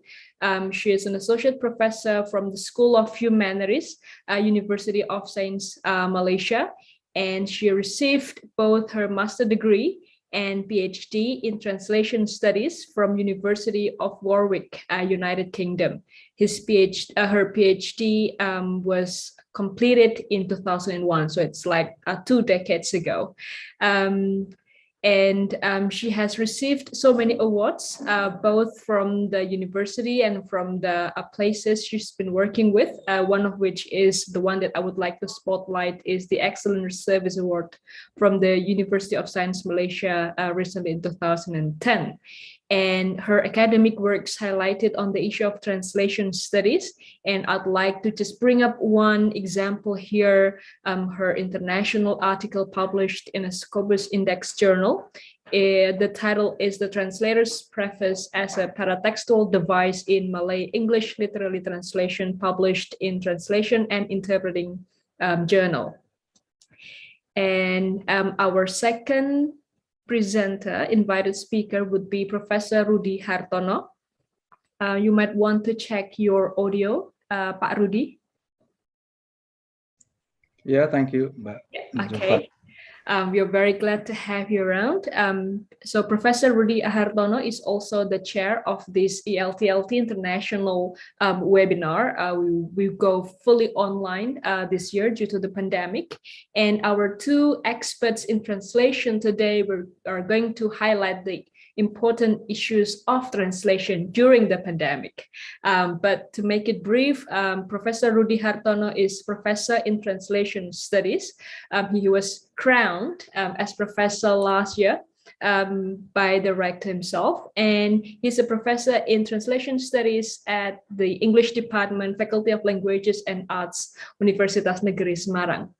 His work has been around translation, and one of his very powerful articles published by Thai TESOL recently on the application of translation workshop approach. And one of the many books that he has written is on a handbook for translators, the tripartite cycle model TCM in translation. This is derived from his dissertation or PhD dissertation. So our two presenters, I would like to explain a little bit the proceedings of this plenary session. There will be individual presentation made by our speaker, 40 minutes each. We will start from Associate Professor Harun first, and then Professor Hartono followed after. And then 30 minutes at the end, we're going to have question and answer session if you might want to have some clarification or questions on the presentation. And Professor Haslina Harun is going to talk about translation in a pandemic and pandemic in translation, highlighting the very important role of translation in a crisis situation such as the pandemic. Professor Hartono himself is going to talk about the translation and interpretation of COVID terminology, specifically in the Indonesian context, and how the impacts of this in the society. So without any further ado, I'd like to give the time to our first speaker, Associate Professor Haslina Harun, and then followed by Professor Rudi Hartono. Ibu Haslina, the time is yours. Thank you, Dr. Zulfa. You can hear me, right? Yes, very clearly. Thank you very much. Right, first of all, Bismillahirrahmanirrahim. Assalamualaikum warahmatullahi ta'ala wabarakatuh. Thank you, Dr. Zulfa Shakia, for the kind introduction. I would also like to take this opportunity to thank the ELTLT committee for extending this kind invitation to me to join you at the 10th UNES Virtual International Conference. I would have loved to be there in Semarang. I was in Semarang many years ago, and I have very fond memories of Semarang, not least because of the fact that my first introduction to nasi ayam penyet was in Semarang, and I have never been able to find nasi ayam penyet as good as the one I found in Semarang. So I hope to go back to Semarang one day, and coffee, of course, in Semarang. Yes, so thank you, Dr. Zulfa. Thank you to the committee at UNES for inviting me. Thank you to Pak Rudi. It's always a pleasure to meet him. He's a good friend of us at the translation section, a good friend to many of us at the translation section at the University Science Malaysia in Penang. Thank you also to Ibu Yusnita Sylvia for help in technical matters, and also Ibu Girindra, and also to Dr. Zulfa for acting as moderator this afternoon. Right. Let me first share my screen.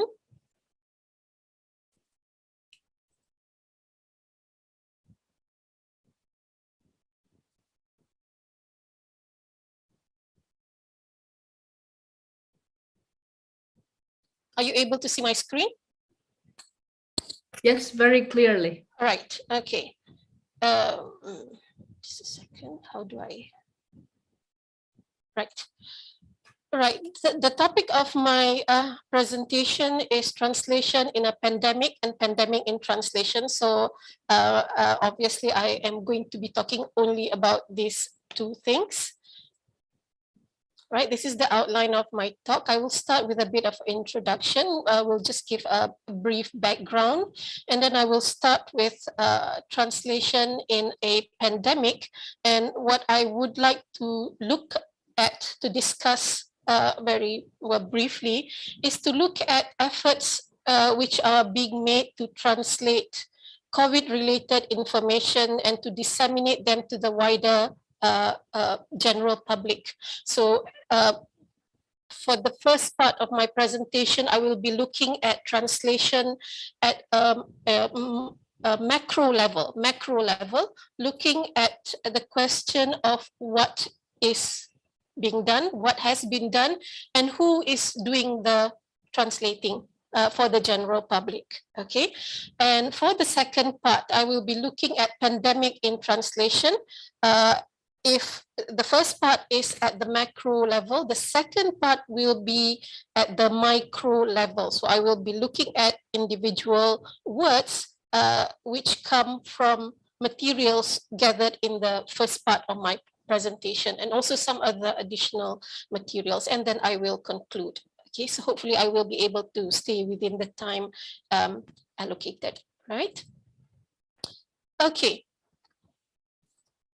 On 11th March 2020, the World Health Organization declared the coronavirus outbreak as a global pandemic. And if we can see from this map, there are very few places in the world now which is not affected by the COVID pandemic. And as a result of that also, we have seen how various governments, various countries try to tackle the problem, the spread of COVID in various different ways. And as a result of this as well, we have seen various discussions, COVID-related discussions, for example, discussing the outbreak, the pandemic from a medical point of view, from a social point of view, from an economic point of view, from a psychological point of view. And of course, language and translation is a part of the discussion as well, because with the emergence of COVID, it gave rise to various different issues that can be looked at from the lens of language and translation. And I've been trying to look at the various publications which are already out there, looking at language and translation. I would like to share them with you so that we can get some idea. Probably some of you already aware of these publications, but let me just share with you to see what people around the world and also in Indonesia are doing in terms of COVID-related language and translation research. Okay, so these are some of the research that I found for. Because of space constraints, I only put the topic there, so you can Google and try to find them on various platforms. Okay, so these are some language-related research, COVID-related language research which have been carried out, okay, focusing on, for example, discourse analysis and metaphors and news reports, euphemism, dysphemism, and so on. The same, also research in the field of language. Okay, so communication during COVID crisis. Again, the second one is also on communication, TV, broadcast, communication, linguistic landscape, and so on. Okay, so there are a lot of things that scholars working in the field of language can do with regard to COVID. Where translation is concerned, likewise, there are a lot of opportunities for us to do research in translation, for example, especially in situations in places in countries where there is a multilingual community. So with the multilingual community, there is a need to translate documents into the language of the various communities. So that's where translation comes in. Okay, as you can see here, politics of language in COVID, multilingual perspectives, linguistic diversity and linguistic landscape during COVID, translation in the time of COVID, translation landscape in Greece, mistranslation, and one research in Malay. I'm sure there are other research in Malay as well, but this one jumps out for not least because of the fact that I think it's very much related to what Professor Rudy will be talking about later. Right, the translation of terminology from from English into Indonesian. In this case, is from English into Malay. Right. Translation in a pandemic. Okay, I've mentioned earlier that I would like to talk about at the macro level, translation at the macro level, looking at who is doing what has been translated and who has been doing these translations in the context of Malaysia, right? So these are some of the headlines that I found with regard to COVID and language and translation. So a quick read of the headlines would be able to tell us a number of things. One, translation is needed, okay? COVID-19 is history's biggest translation challenge because of the multilingual nature of communities. There is a need for translation. Number two, translation is difficult. And number three, people are still doing it. People still need to translate despite the fact that translation is difficult. And in the context of Malaysia, I will just give you one newspaper article. Okay, this is a newspaper article from Malaysia, from the New Straits Times in November 2020, focusing on the minister, Communication and Multimedia Minister, stating that the government is in fact taking the effort to translate COVID information into more languages so that to make this information accessible to the various communities in Malaysia. So what was, this is another example, okay? This is from the Australian Department of Health. Again, with multilingual communities, there is a need to translate. And this, besides showing the kind of translation that has been done by various agencies, organizations around the world, this kind of information is also useful because it shows us the wealth of materials available out there for people who are interested to do research in translation, right? And also from India, okay, because there are 19,500 dialects, so COVID-related information has got to be translated into these various different languages and dialects, okay? Now, for where Malaysia is concerned, okay, at the forefront of the effort to translate will be the Ministry of Health Malaysia, okay? And what I find good about presenting information like this to an Indonesian audience is because of the fact that I don't have to translate the Malay, I don't have to gloss the Malay, we can to a certain extent understand each other. So I think you would probably be able to understand the Malay as well as the English. Okay, so this is an example of a poster, a bunting, focusing on the translation of COVID-related information, which is disseminated to the public. So if you can see this, you probably see that the word hand sanitizer is in italics and is retained in English in the Malay text. Yeah. Again, that's micro analysis, which I ideally want to leave until the second part of my talk. But of course, we can't really separate the macro from the micro. We see information, we read information, and immediately we want to comment on things that jump out from the text. For example, hand sanitizer in this case. Why is it retained as hand sanitizer? We already have a term in Malay for it, but for some reason, for the purpose of disseminating information to the public, many people still prefer the English term hand sanitizer to be retained in the Malay text. Okay, so first we have the Ministry of Health Malaysia. Okay, this is another example from the Ministry of Health. Just a second. Okay, this is from the early days of COVID in Malaysia. Probably this is mid 2020. Right, and this is also another effort by the Ministry of Health and also Majlis Keselamatan Negara or the National Security Council. So we've got this app, My Sejahtera, okay, that we use, an app that is developed by the government in order to monitor the spread of the COVID outbreak. Okay, and again, you can see that information is, if you can see here, the information is also given in English and in Malay. And I suppose if you're like me, you probably see the word check-in. Okay, immediately that jumps out because check-in is again in English in the Malay text. Yeah. So again, this is another effort by the Ministry of Health and also the National Security Council.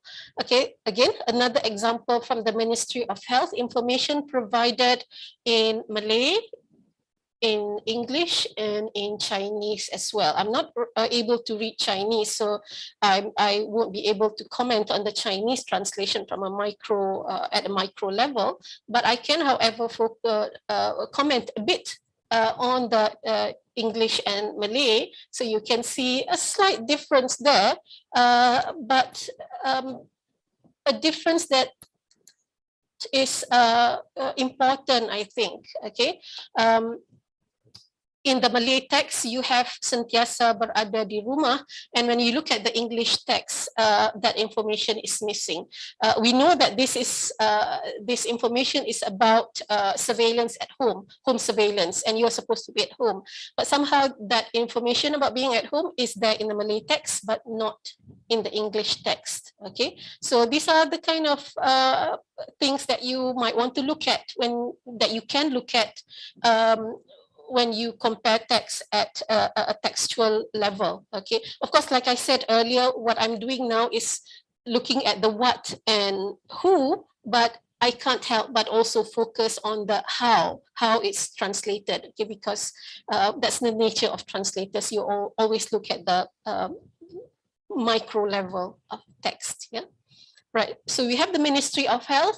We also have the Ministry of Communications and Multimedia Malaysia, who is also making the effort to make information available and to disseminate them to various language groups. For example, information in Malay, information in Chinese, and information in Tamil, right? And also we have effort by the JKJAV, Jawatan Kuasa Khas Jaminan Akses Bekalan Vaksin. So information is in English and also in Malay. Notice that there's a spelling error there. Yes, the JKJAV also makes information available in both Malay and English. I'm sure there's information in Chinese and in Tamil as well, and in the various indigenous languages used in Malaysia, right? Okay. Okay, next on the list, we have the Malaysian National News Agency, or Berita Nasional Malaysia, and this is the most common examples you would see in the news every day, online news especially. We always have information in Malay and in English, and for those who are interested to do translation research, this is an opportune time to carry out the research because of the wealth of materials which are available for you to work on. Okay, they are readily available. They are available online, although I think they are archived after a certain period of time. So when they are available, the best is to download them and keep them for your own use later on. But again, it shows the National News Agency also playing a part in translating information for the public and disseminating them in various languages. Okay, again, these examples. Okay, and of course, these are the kind of things that I am looking at. Okay, so you see that the poster in Malay also have the word invalid. Okay, positive is in Malay, negative is in Malay, invalid. Suddenly there's an English word there. And notice also the information under there. Ulang ujian kendiri COVID-19. And the English says, if there is a testing error, repeat the test.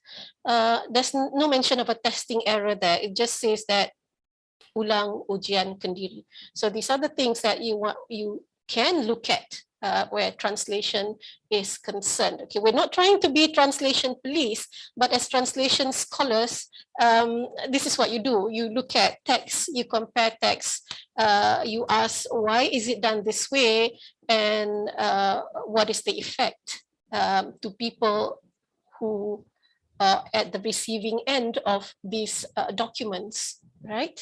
Another example by the Malaysian National News Agency. Okay. Again, I'm highlighting those parts of the text that scream out to me because of various reasons. Okay.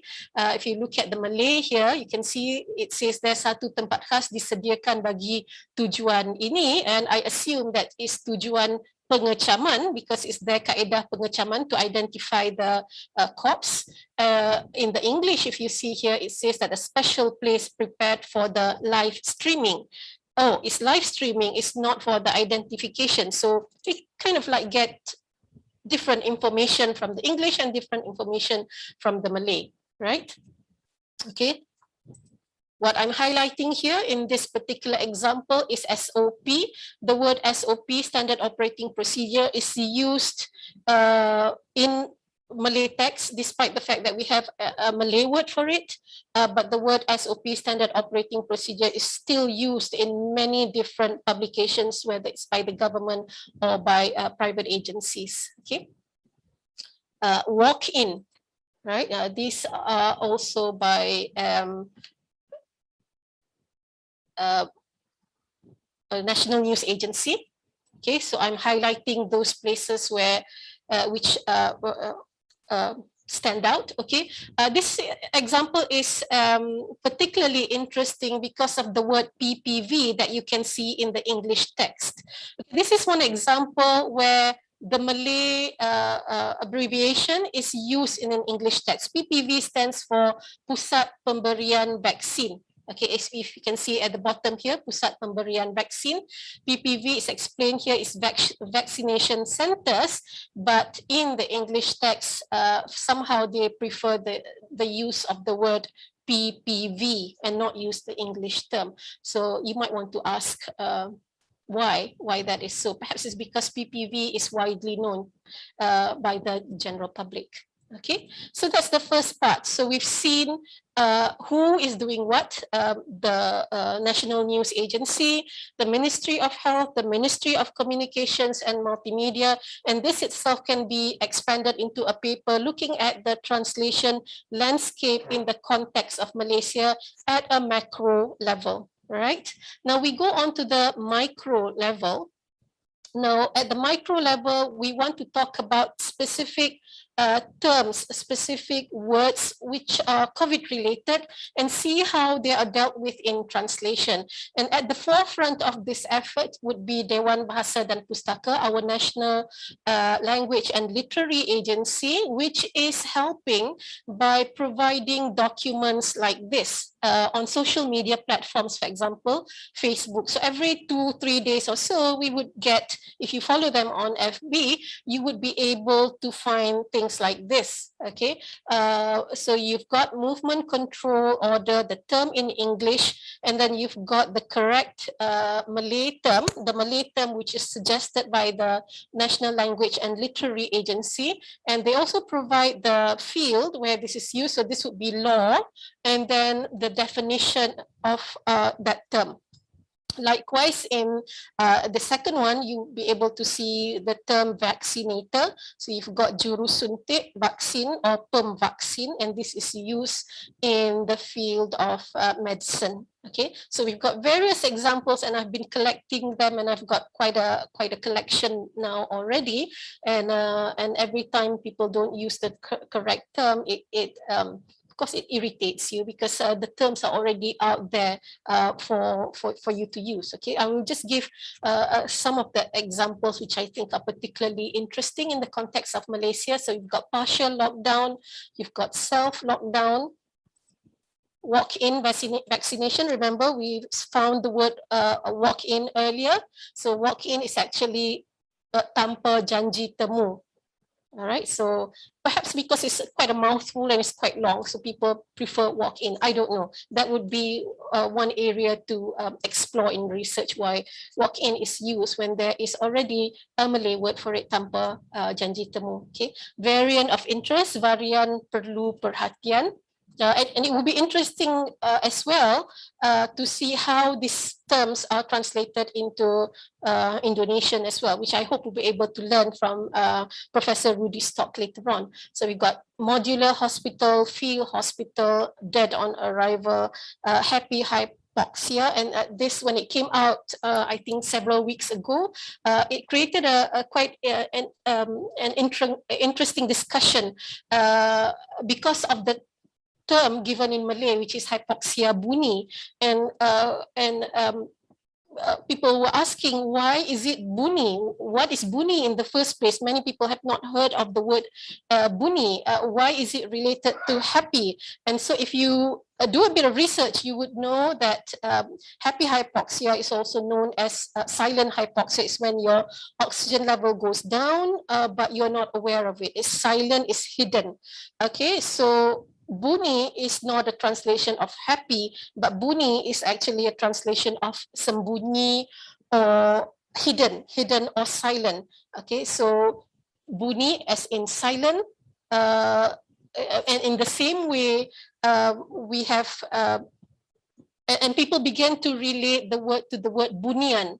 Okay, orang bunian. Okay, bunian, and suddenly people realize that bunian comes from buni, in the same way that baca becomes bacaan, lari becomes larian, buni becomes bunian. And suddenly people just realize in Malaysia, but at least in my circle of friends, that bunian actually comes from the word buni, and we actually have the word buni in Malay.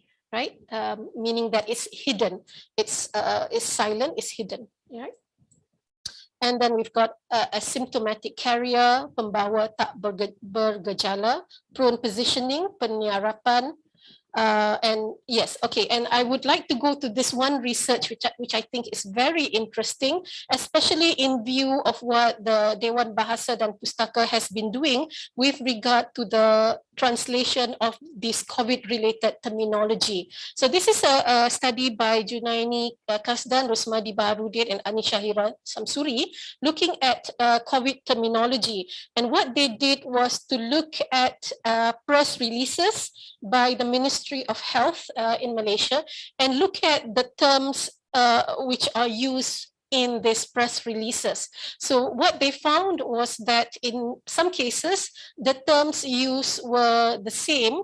The terms used by Kementerian Kesihatan Malaysia, Ministry of Health, is the same as the term suggested by Dewan Bahasa dan Pustaka, as you can see from the first part of this table. Right? You can also see, however, in the bottom half of this table, that despite the fact that DBP has given suggested terms to be used for this COVID-related terminology, KKM in its press releases prefer to use their own term. For example, rawatan antivirus, they prefer rawatan antiviral. Ventilasi tiruan, KKM, the Ministry of Health refer to this term as bantuan pernafasan. Mucosa membran, selaput badan, which is more public friendly, I suppose. But we must not forget the fact that DBP is the National Language and Literary Agency, and therefore their suggestion would be should be used in official communication. Nasopharyngeal, the term is retained, but the spelling is different. Okay, and so on. Okay, these are some other findings from that research. What is interesting is that DBP has its own term, and KKM not only has a different term, but also has various different terms for the same item. For example, pelitup, your mask, pelitup. So KKM, Kementerian Kesihatan Malaysia, uses the term topeng muka dan hidung, topeng muka dan mulut, penutup mulut dan hidung, pelitup muka. Use them interchangeably, which is quite interesting, and also it raises a lot of question why they can't use one term and one term only, right? Pensanitasi tangan, hand sanitizer, bahan pencuci tangan, hand sanitizer, retain the English term, pencuci tangan. So various terms are used interchangeably, and despite the fact that Dewan Bahasa dan Pustaka has provided terms to be used in official documentation. Okay, and also again multiple equivalents for the same term. Okay, jarak social, if you look at social distancing, jarak social, penjarakan social, jarakkan diri, jarak social selamat. It's again an issue that begs the question of why are they using these different terms despite the fact that Dewan Bahasa dan Pustaka has already provided a term to be used in Malay. Right? Okay, now for my own research, what I've been doing is that I've been looking at newspaper articles. I've also been looking at press releases, but I find standard operating procedures particularly interesting for a number of reasons. One is the fact that it's readily available at the Majlis Keselamatan Negara website. The National Security Council website is there. It's archived, so you can refer to it for research purposes and for whatever purposes. So I've looked at the archive, and I've also looked at the National Recovery Plan. This is quite recent. At first, I wanted to look at something which is a bit older, but I thought looking at something which is more recent would be more interesting to see what has happened. Now, to put this into context, when the first SOP were issued in the middle of last year, 2020, at the beginning of the outbreak, the SOPs contained a lot of terms in English. They were retained. Probably at that time, we were still struggling with what terms to use, and therefore, if you look at the earlier SOPs, you would find that a lot of them had a number of English words retained in the Malay SOPs. Okay, now I choose to look at a more recent document, recent as in last week, so that I can compare what has happened 1 year on. Okay, it's already more than a year since the outbreak of COVID. I would like to see whether things have changed. So this is what I looked at. Okay, so I looked at SOP PPN, the National Recovery Plan, phase 1, and this is what I found. This is what it looks like. Okay, so this is from 10th August, just about a week ago. Okay, so this is very recent, and a lot of things jumped out. Again, a lot of things like to jump out from the text. And these are the things that jumped out. Hand sanitizer. Again, for reasons unexplained, it is still in English. despite the fact that there's already an established term in Malay, hand sanitizer, check-in. And also what is more interesting is that there are also what I would term as non-COVID related terms, for example, department store, which strangely are retained written in English. Okay, it's like we don't have a Malay word for it. We have, but for some strange reason, I find that there are quite a number of words, non-COVID related words, which are retained in English. Outdoor, indoor, and outdoor. Okay, this is, let me stress again, 1 year, more than a year after COVID, all right? E-hailing, okay? And if you look at, it's still retained in English, whereas if you look at Pusat Rujukan Pesuratan Melayu, also a portal by Dewan Bahasa dan Pustaka, you would notice that e-hailing already has a Malay term, which is e-panggilan. And you would notice also that these terms have been used since 2017, more than 3-4 years ago. Okay, so it is quite puzzling why the word e-hailing is still being used. Okay, and then we've got non-essential, we've got one-stop center. Again, what I would term as non-COVID related terms, but for some strange reason, they are still retained in English. Okay. Simpanan stock or stockpile is interesting, and I choose to highlight that because of the fact that you can see a pattern here. Some words are retained in English. Some words are translated into Malay with the English term in brackets. So if you have more SOPs to analyze, you would see a pattern, right? Frontliner, again, frontliner is fairly new. But again, if you go to Pusat Rujukan Pesuratan Melayu, you would see that there is already a term for frontliner. But of course, this is quite recent, 2020, 2021, right? This is another example, similar to the earlier example, stockpile. Okay, food truck. Okay, food truck, again, I would say that this is non-COVID. It's not related to COVID, but it's interesting because of the fact that it is the English term is retained in the COVID SOP, right? Food truck, kenderaan bersaji. Again, it's translated, but the English term is still retained in the Malay SOP. Okay, and words like dine in, park and dine, minimart, departmental store, for some strange reason, they are still in English, right? Yep, another example, you can see a trend.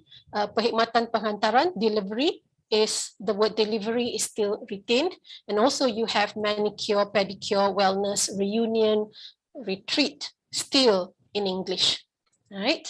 Right, so these are my findings. They're not conclusive. I still have a lot of materials to go through, but this is what I find. You've got COVID-related terminology, which is not translated, COVID-related terminology, which is translated, but the English term is retained, still in the text, 1 year after the COVID outbreak. And despite the fact that DBP has made a lot of effort to introduce and use these terms in official publications. And then we have COVID-related terminology, which is translated into Malay. Now, that in itself is already interesting, but what is more intriguing, like I've said many times, is also these general words such as manicure, pedicure, indoor, outdoor, and so on, which are not translated. It's not like we don't have a Malay word for them, but for some strange reason, they are retained in the Malay text, retained in the English form in the Malay text. Okay, so you've got general words which are not translated, and you've got general words which are translated, but the English term is retained. Okay, so what I have done so far is to look at what has been translated, who has been doing the translation, and also how materials are translated. So how do I take this further? The next stage, of course, would be to find the answers as to why. Why is it translated in such a way? Okay, but of course, that would be, of course, the most difficult part of the research is trying to find the answers why. If you've worked with agencies dealing with translation, you probably know that it is not easy to get answers to the question why. Most people, most agencies, government agencies in particular, are not very keen on sharing information on these matters with you, right? So we are left with speculation, right? Right. To conclude, I would say that COVID is a challenge. Translating COVID materials is definitely a challenge, but it has provided opportunities for us working in the field of translation to look at how translation is done and the role of translation in trying to mitigate the effects of COVID. So translations play an important role, and it would be good if there are more research, COVID-related translation research, so that we know the various efforts carried out to make information available to various communities, so that we know who are making this effort, and we also know how they go about doing the translation work. Okay, I would like to end by highlighting one area of research which I found just yesterday. I'm sure that many of you in Indonesia already know about this, but it's just interesting to me, and I would like to highlight this as a way of ending my talk. This is the COVID. I don't read Chinese, of course, but this is, many of you probably know that this is COVID diaries, Wuhan diary, written by the Chinese writer, Fang Fang. It was written, it started out as an online diary, but it was translated, it has been translated into, first into English and then into German. And considering that she wrote the diary in 2020 at the start of the Wuhan outbreak, and then it was quickly translated, I've only found so far, two research papers focusing on the translation of Wuhan diary into English. And these publications are quite new, May 2021 and June 2021. Who has the final say? English translation of online lockdown writing Wuhan diary, and also source text readers as census in the digital age, a paratextual examination of the English translation. And I am keen on reading the second one because of my interest in paratext, as mentioned by Dr. Zulfa earlier, who highlighted one of my publications on paratextual analysis in translation. So, and I also found that there is an Indonesian translation of Wuhan diary. Probably many of you would already know this, but it would be interesting to analyze this translation at the textual level and also at the paratextual level, and also to analyze this translation to see whether it was translated from the original Chinese or whether it's translated from the English or from the German, who knows, right? And of course, if it is an indirect translation, it raises all sorts of questions, right?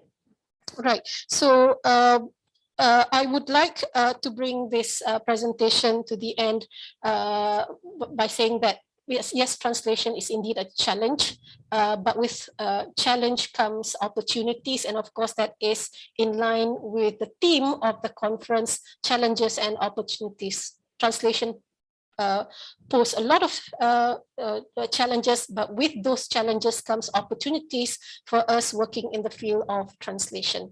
I thank you very much for your time and for your attention, and I would be very happy to take questions after Professor Rudy's talk. Thank you very much. Thank you very much, Dr. Haslina Harun, for your very powerful presentation on the translation landscape of Malaysian government in responding to the pandemic. You've highlighted how language and its translation plays a very central role in flattening the curve of the pandemic. And yes, from the Malaysian case, we are now aware that language plays a central role in curbing the pandemic, because COVID-19 is not just pure a medical a medical virus, but also its transmission is very much social. So that's why language plays a very important role in that relationship. And now to look at and to compare how the Indonesian context is played out in the translation landscape of this COVID-19 pandemic, we have our second speaker. So everyone, if you have any questions to Dr. Haslina Harun, you can actually use the opportunity of writing down your questions in the chat box. Later in the discussion session, we're going to have a look at it. So without any further ado, let's call upon the second presenter of this 7 panel, the last panel, Professor Rudy Hartono. The time is yours. Okay, thank you, Bu Zulfa. Yeah, we have heard just now a very interesting presentation from Bu Haslina. Yeah, he focused on micro and micro analysis on short functional text. In my mind, those what Bu Haslina explains, yeah, in terms of short functional text, because many announcements in the form of flyer or information, printed information, and it's very interesting, yeah, for me. So your flyer someday can be my data to analyze, yeah, because it's very interesting. So maybe we can compare between Indonesian, English, Malay, and also Chinese. So multi-lingual translation analysis. It can be more interesting then. Okay, ladies and gentlemen. So it will be different from Ibu Haslina, because just now Ibu Haslina has explained what do you call that? It's like text analysis or text analysis comparison. But I will focus on what we call that micro analysis on terminologies, yeah, used during the COVID-19 pandemic. Yeah. So let me share the screen, Bu Zulfa, yeah. Yes, please, Pak Rudy. Okay. Is it clear? Can you see my slide? Yes, but maybe put it on slideshow. Yeah. So when you see my topic or the title of my what we call it presentation here, translation and interpretation of English COVID-19 terminologies. Of course, we'll focus on terminology analysis, yeah, because in Indonesia many terminologies used or understood by many people, but of course some of them do not understand, yeah, what they are, yeah. So it's very interesting for me to investigate. So in this research, I did a mini survey, yeah, It is just what I want to say here. It is just what we call that. I want to set the research report, yeah, the research report from my mini survey. Okay, it is not necessary, yeah. We know that the arrival of COVID-19 pandemic has brought major changes in many aspects of life, and one of them, yeah, also happened in our language communication our daily life. Yeah, for example, new terms usage. Yeah, dozen new terms comes up and then appear in our daily life, like mushroom after rain. Yeah, it is our proverb, ya, bagikan jamur di musim hujan. Maybe also in Malay, yeah, this proverb is very popular, like mushroom after rain. maybe few weeks or maybe few months after the COVID-19 pandemic. So many terms comes. So when we analyze and search and investigate what happened in the society, many people really do not understand, the terms used in this context, so it needs what they call that translation and interpretation analysis. It is what motivated me to investigate this problem. While Bu Haslina has explained, also maybe investigated text comparison among short text announcements. I will see only 10 terminologies, maybe famous and popular terminologies used in English. And then you know that there are two points we should understand here: translation and also interpretation. We know the translation is or definition from translation expert. We know that translation is reproducing and then also replacement, transferring and rendering, while interpretation, it is a way how to explain or to reframing, and then also what we call that to interpret the terms in order to be understood by readership or many people. Okay, well, ladies and gentlemen, so my research objectives are just to investigate here the people's understanding of all English terms, especially in the terms or terminologies used in the pandemic in Indonesian context, and then to see the translation techniques. Translation techniques used really used mentally in what do you call it, in the public brain or public understanding in Indonesian context. And then this research use survey, it is just a mini survey. I use 100 respondents because I shared the questionnaire using SurveyMonkey application because it is very easy, because I have many students, so I share to 100 participants or respondents. So there are 10 terms investigated and analyzed, and then introduced to the participants to check their understanding and to check their translation. What happened here later on, we can see my findings later on. But in this mini survey, I use 10 terminologies. Maybe some of them are also popular and famous and used in Malaysia. For example, lockdown and then new normal, isolation, stay at home, swab, masker,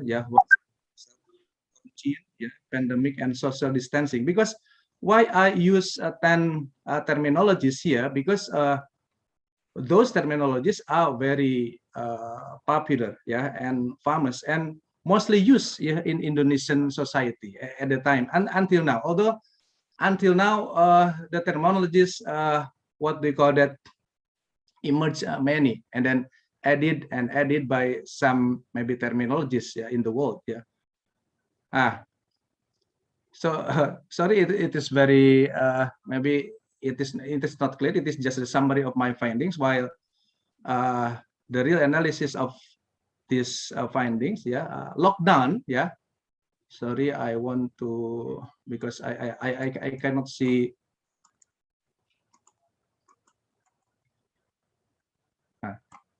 What is it? LT here, literal technique, literal technique. So for the term lockdown, from 100 participants or respondents, they translate, use literal technique for the term lockdown, into bahasa Indonesia penutupan. Lockdown translated by them into penutupan. So only 15 participants, 15 respondents translated lockdown using literal translation technique, into penutupan, because it is the technique used maybe usually very popular and famous, used by some people in Indonesia. They only translate literally, yeah. And then 85, yeah, they translated lockdown by using their terminal, their definition, their understanding. So when I asked them what a lockdown is, yeah, what lockdown's meaning, they only what they call that say that it is penutupan akses, ya. And then penutupan akses suatu daerah dengan penetapan prosedur tertentu. So their answer in their understanding, in their interpretation, not in the same terminology like penutupan in the form of word or phrase, ya. So here DT here descriptive, ya, descriptive or description, descriptive technique, ya. 85 use descriptive techniques. And then for the second terms, new normal, we can see that 20 participants translated using literal technique, ya, into kebiasaan baru or tatanan baru, and then only 15 respondents or participants translated new normal, ya, normal baru, kenormalan baru, ya. It's like what we call that calc, ya, because city is calc technique. They only what we call that translated new normal into normal baru, ya. It is calc technique, because only what we call that like borrowing, yeah, like borrowing that terminology into Indonesian, yeah.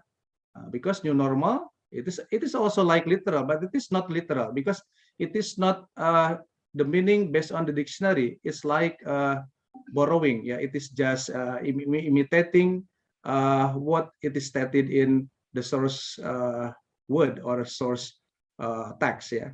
And then 65 participants, yeah, translated new normal by using their interpretation, yeah, so descriptive technique.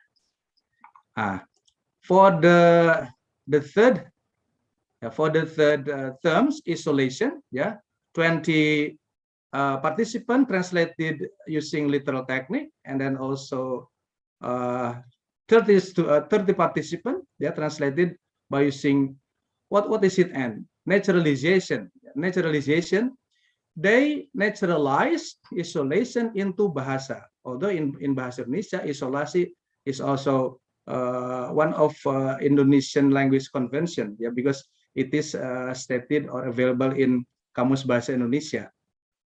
So in my mind, when the participant or respondent translated isolation into isolasi, it is an examples of naturalization technique. Yeah, they try to naturalize, yeah, into bahasa. Yeah, they only maybe rewrite, but in different morphological pattern. Yeah, because isolation, yeah, into isolasi, it's like borrowing, but it is not borrowing because it has been naturalized into Indonesian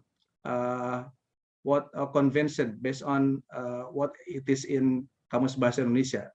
And 50 participants translated isolation by using their interpretation because they understand what it is, yeah. So they themselves use their understanding, yeah. So in my mind, it is descriptive technique, yeah, because they at the time they didn't use naturalization and also literal. And the fourth term, stay at home, yeah, 60, because stay at home, it's very difficult for them to translate by using other technique, yeah, because they only translate into bahasa using a literal technique, yeah. Tinggal di rumah, stay at home, tinggal di rumah, berada di rumah, atau di rumah saja, ya. Berdiam di rumah, tetap di rumah, ya. Because it is a tafsir literal translation. Although those are very variative or various terminologies, but most of them focus into the term stay at home, yeah. And the rest of only 40 participants respondents are translated using interpretation or description technique. Yeah, this is really what we call that translation technique analysis on terminologies. Yeah.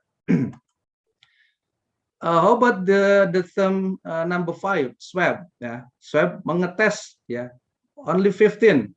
Yeah, while the rest 85 participants describe swab, because swab is very difficult to what we call that, to understand by them. So they try to understand themselves by using their interpretation and definition. Yeah, and swab itself really maybe new terms in Indonesian context, because it is really from English terms. Yeah.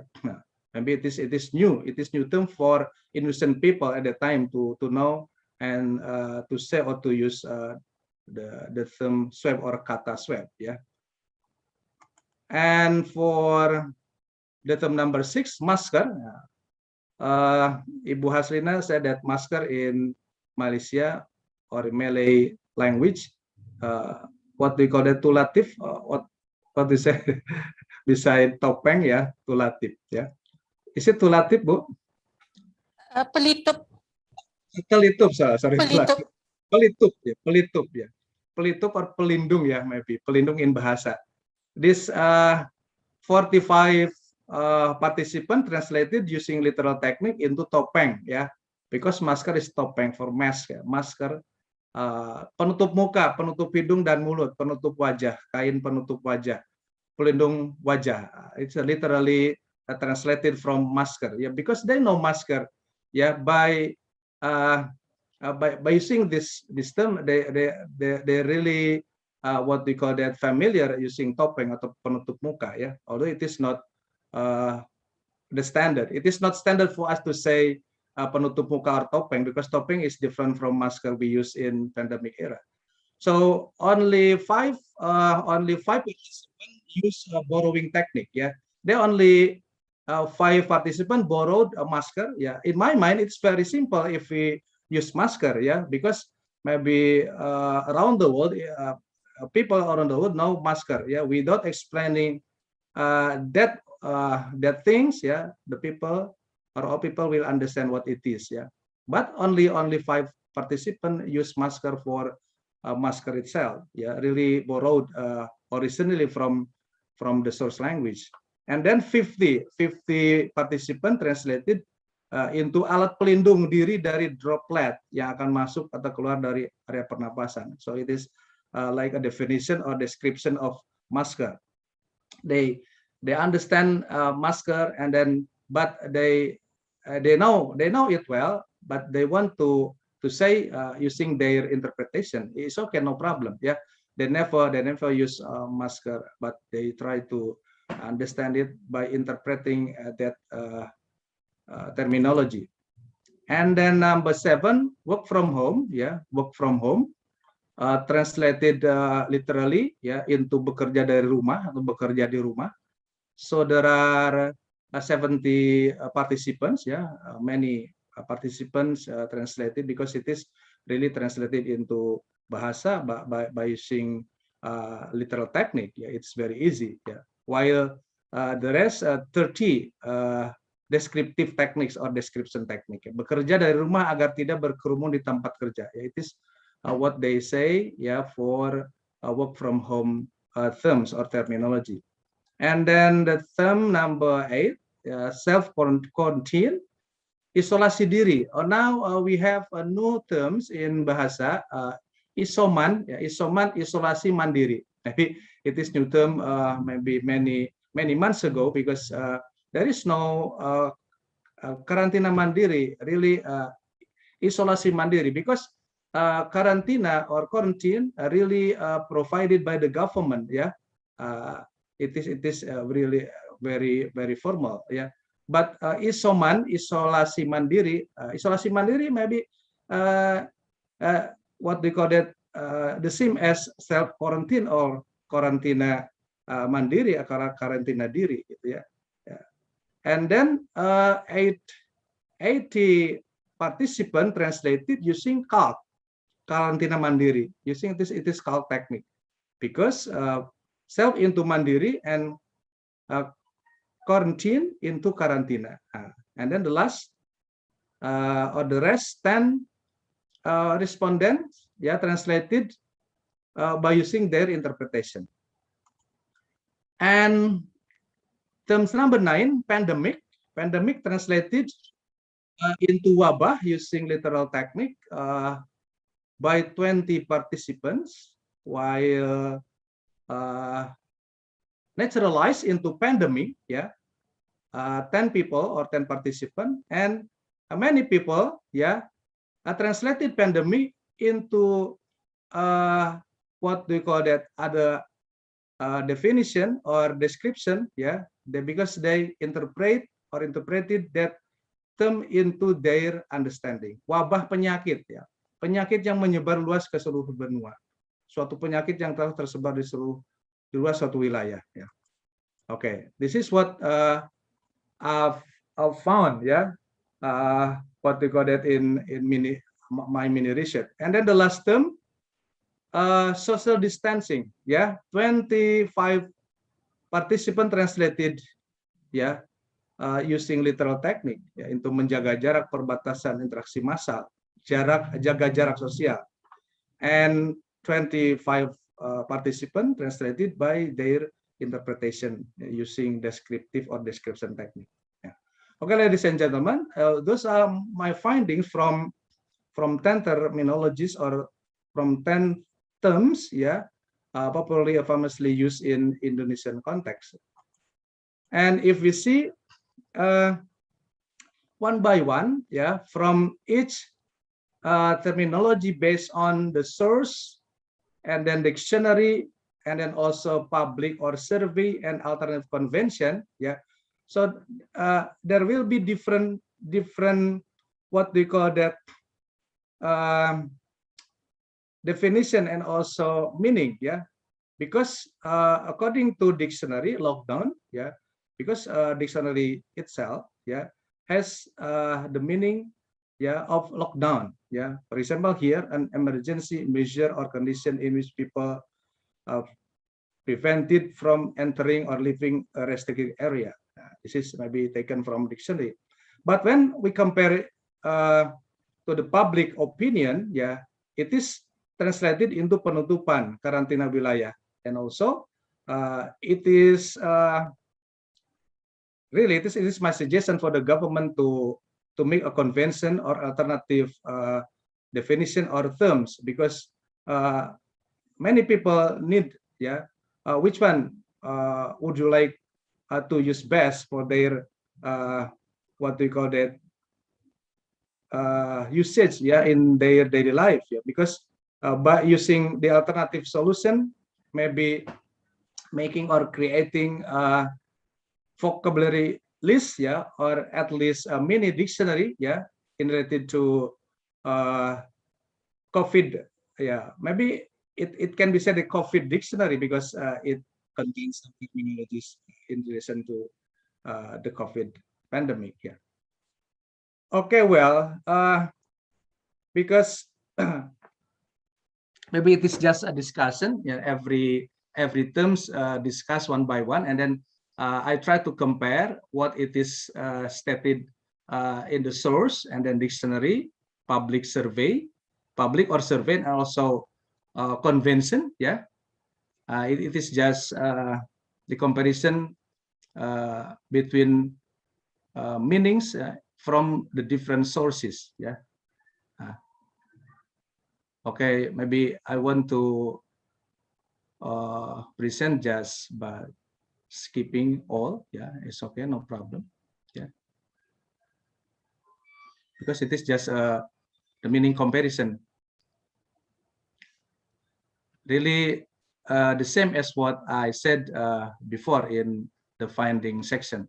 So the conclusion, the conclusion from my mini research, so based on the survey findings, we conclude that respondents mostly use and understand the meaning of terms related to the COVID pandemic based on their context. Many of them using their context. Mostly 80% of them use or understood or understand the terminologies by using their understanding, or based on the context, not using borrowing technique or literal techniques, but based on their understanding to use that terminology. And then today interpretation is very significant, but it requires more accurate and acceptable alignment, of course. And we need terminologies, a big responsibility in creating and producing new terminologies for the public. There must be a convention for terminology, especially the government. What we call that? Which one is the accurate terminology for people to use in their daily life? And it is a proper language planning regulation. Okay, I think that's all. So we are discussing if there are some questions, because I focus on what we call that a mini survey in relation to some terminologies used in Indonesian context. Only 10. It is only 10 terminologies. Thank you so much. Assalamualaikum warahmatullahi wabarakatuh. Waalaikumsalam warahmatullahi wabarakatuh. Thank you so much, Prof. Rudy Hartono, for the very inspiring presentation. Although you've been focusing on 10 keywords, but they're actually keywords that have been circulated during this COVID-19 pandemic response. So it opens into the whole landscape of pandemic translation.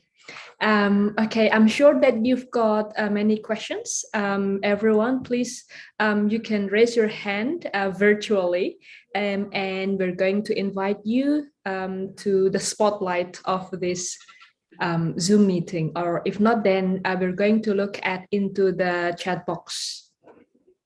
Okay, so I'm going to look into the chat box. We've got 2 questions here so far. The first one is for Dr. Haslina Harun. And the question is, thank you for your very inspiring presentation. I wonder how paratextual analysis helps advance the translation of pandemic-wise terminologies. Thank you. This is from Shiva. Dr. Harun, would you like to respond to this directly? Thank you. Just a second. Thank you very much, Dr. Zulfa. Let me read the question again. Yes. How paratextual analysis helps advance the translation of pandemic-wise terminologies? Just a second. How it advanced the translation of pandemic-wise terminologies. Okay, I can think of the example in Malaysia of Dewan Bahasa dan Pustaka. I mean, when we talk about paratext, okay, if you're familiar with the concept of paratext by Jeanette, you would probably know that paratext is divided into epitext and also peritext. So if you got, for example, a literary work, so the peritext would be whatever that comes with the text but is not part of the text itself. For example, the front cover, the blurb, the footnote, the illustrations, those are considered as elements of peritext. Now, the other element of paratext is epitext. Epitext are things which are also related to the text, but is not appended. It does not come together with the text. Examples in the context of literary translation or in the context of novels would be interviews with the translator, for example, interviews with the author,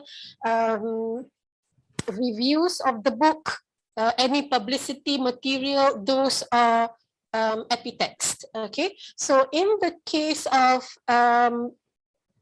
terminology, what I can say is I can't relate the concept of peritext to the translation of terminology, not at the moment, but epitext definitely, okay, because when we have these terms being used by the general public in publications for the general public, you have got organizations such as Dewan Bahasa dan Pustaka, which I've explained earlier, giving explanation for these terms.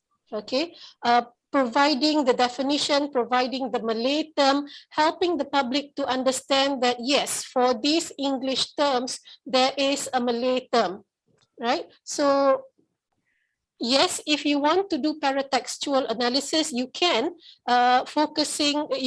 you can of course do a paratextual analysis. You can focus on the epitext. What kind of information which are outside the text, not appended to the text itself, but are helping you to make sense of these new terms. Of course, you can do that, and I've not found any paratextual analysis on COVID terminologies in particular, but the example that I showed in my last slide is paratextual analysis of the translation of Wuhan Diaries into English. So for anyone interested, you can of course look at that paper. Is available online. So anyone who's interested to do paratextual analysis would I mean, it would be good if you can read that. If you can read Jeanette's book on paratext, and also sorry, the name escapes my mind. Catherine Batchelor. I think she's at Nottingham University, published a book on paratext and translation. So it would be good to look at paratext as well, because I think for a long time, translation studies in Malaysia, and I suppose in Indonesia as well, has focus on text, looking at comparison of text. So it's high time that we, I'm not saying that we should leave textual analysis, but we should also focus on other areas of translation. For example, paratextual analysis, which can also provide us, give us a lot of insights into the process of translating. But where terminology, COVID terminology is concerned, I've not seen any research on paratextual analysis, although I think that if you think quite deeply about it, you might be able to do something with regard to COVID terminologies. I hope I answered the question. Yeah, thank you, Dr. Harun. I think it's really clear, and I do agree with you that we should also consider the paratext, the context, you know, the paratext. And if we're looking at, or if we compare with, for example, linguistic landscape with translation, then we need to look at not only the text in the landscape, but also the multimodal context, like the color, you know, the bold, which is put italic, and so on. Yes. So it's really clear. Thank you, Dr. Harun. We're going next to the second question. This is from Galih, and I think he or she demands the responses from our two presenters here. Dear presenters, do you think the translation from English to Malay and English to Indonesia in Indonesian context, English to Malay means in Malaysian context, have been effective to disseminate the COVID-19 pandemic knowledge to the public? So I think this question highlights the important roles of translation during the pandemic. And do you think it's been effective enough or not, and why? Prof. Rudy first, maybe, and then Dr. Harun. So maybe I want to answer this question. So later on, based on Malaysian context, Bu Haslina can contribute the opinions about this. Yes, of course, in Indonesian context, really, if we see the public or people, sometimes they are what we call that confused in using which one is the better for them to use. For example, lockdown. Will they use a really borrowed, using borrowing technique without any interpretation? So understand or not, the people or people can use lockdown, not other terminology. It is a big problem. Or they want to use Indonesian language because they can translate into Indonesian language by using literal technique. But it is not easy, because there should be a convention. There should be a convention, and then the convention itself, it is not what it is. It is not a short time. There must be discussed and then convention by many linguists. So it is necessary to disseminate the effective terms for the public to use, of course. there must be a collaboration between the government, linguists, or translators, to determine which one is the better terminology for people to use, because it is the responsibility of Pusat Pengembangan Bahasa. In Indonesia, there is the department, or organization or bureau, Departemen Pusat Pengembangan Bahasa, Language Development Center. I think it is their responsibility to make a convention for the fixed terminology. So in my mind, there must be a collaboration between the government, linguists, in terms of terminologists, or even maybe translators, to create a real or a fixed terms for Indonesian context. It is what we want. So finally, we can disseminate to all people. Okay, please use this term to this meaning, to this context, not other term. So there will be the government can publish one or mini dictionary, contain some terminologies in relation to or used during the pandemic era. Okay.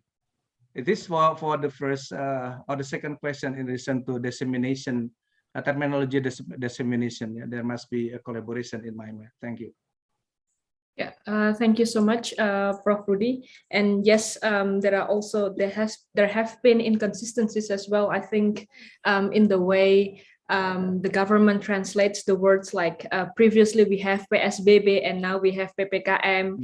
We have penebalan, the mobility restriction, penebalan, pengetatan, or whatever. So these changing words and terminologies might confuse the public as well. So yes, I do agree with you that we need to consult a linguist in this respect. Dr. Harun, how about Malaysia's context? I agree with Pak Rudy regarding collaboration. As you have seen in my slide, the difference in terms used by the Ministry of Health and the terms suggested by Dewan Bahasa dan Pustaka. There's a discrepancy there. The Dewan Bahasa has given a list of suggestions and they are to be used in official documents, and yet when the Ministry of Health or other organizations or agencies produce their own publication, they use whatever term that comes to mind. It appears to be like that, whatever terms that they think that people would understand. Now, as much as I support the Dewan Bahasa dan Pustaka's approach in dealing with these terminologies. I mean, providing terminologies, they must also take into account the people at the receiving end, people who are going to use the terms and people who need to understand the term. What term would be best for their understanding? Because at the end of the day, all these documents, publications are for the purpose of communication. And what is the purpose of communication is to make people understand. If at the end of the day, people don't understand, then it defeats the whole purpose of having the term in the first place. So I think, yes, I support the DBP's approach in providing these terms for the public, but there must also be effort to make sure that people use them, that they are used on a wider scale, so that the wider the usage, then the more receptive people will be to these new terms. If you say that this is the term for X, and it's not disseminated, it's not widely used, it's going to be difficult to make people use the new terms, especially in the context of Malaysia, where English is a second language to many people, and many people still prefer using English terms. So, yeah. Yes, I do agree with you, Dr. Harun, that dissemination is central in giving the access of this, terminologies, the social meanings of these terminologies to the publics. And yeah, I think it's really interesting to see if we compare between Indonesian and Malaysian context, that English is a second language in Malaysia, but English is a foreign language in Indonesia. So English is only accessible by the middle class above in Indonesian context. So that's why we have different situation, but that I think justifies further research in this area. And I think it's a fertile ground for our future collaboration, maybe. So we go on to the next question from Yuliadi. Dear Professor Rudy, due to the appearance of the terms work from home during the pandemic, many teachers seem to use the term work from office. Okay. That's quite confusing. Where do you work if not in the office? I think they made a mistake in understanding the work from home. They do not know what the meaning exactly. Can you explain the phrase work from office, if this is right or wrong from a linguistic perspective? And even there is this new term, it's called pray from home. What do you think about it? Yeah, thank you, Bu Zulfa. Thank you, Pak Yuliadi. Yeah, it's very interesting what case. Yeah, it motivates me to investigate, to be my research, my mini research. Yeah, so different terminology, different meaning, and will be different understanding, of course. And if we do not understand it, it can be misleading. This is a big problem because if we understand one term, it's really it must be understood well. Yeah. Okay, there are two terms, work from home or WFH, ya, bekerja dari rumah, ya. And then the second, work from office, ya, bekerja dari kantor. I compare between me, myself, and Bu Zulfa, because Bu Zulfa now is what we call that, pengelola jurusan, ya, English department officer, ya. She will not be working from her house, yeah, or not from her home, yeah. It must be from her office, yeah. So it can be said, what we call that, work from home from me, because I'm a lecturer. I can do my job from home, yeah. But Zulfa, because she is what they call that, pengelola jurusan, yeah. She has an office, and she must be working in her office.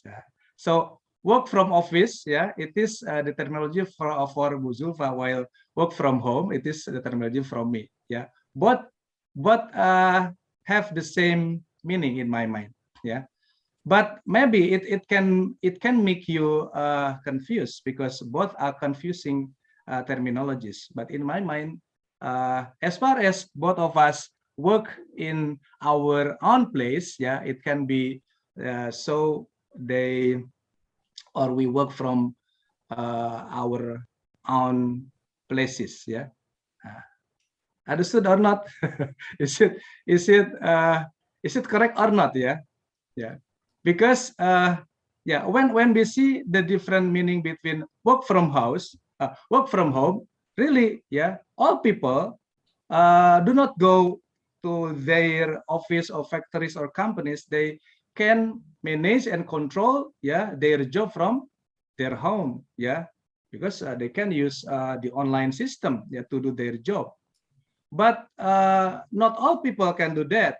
So they should go to his or her or their office, yeah. So finally they can stay there for some hours, yeah, to do their job in his or her office.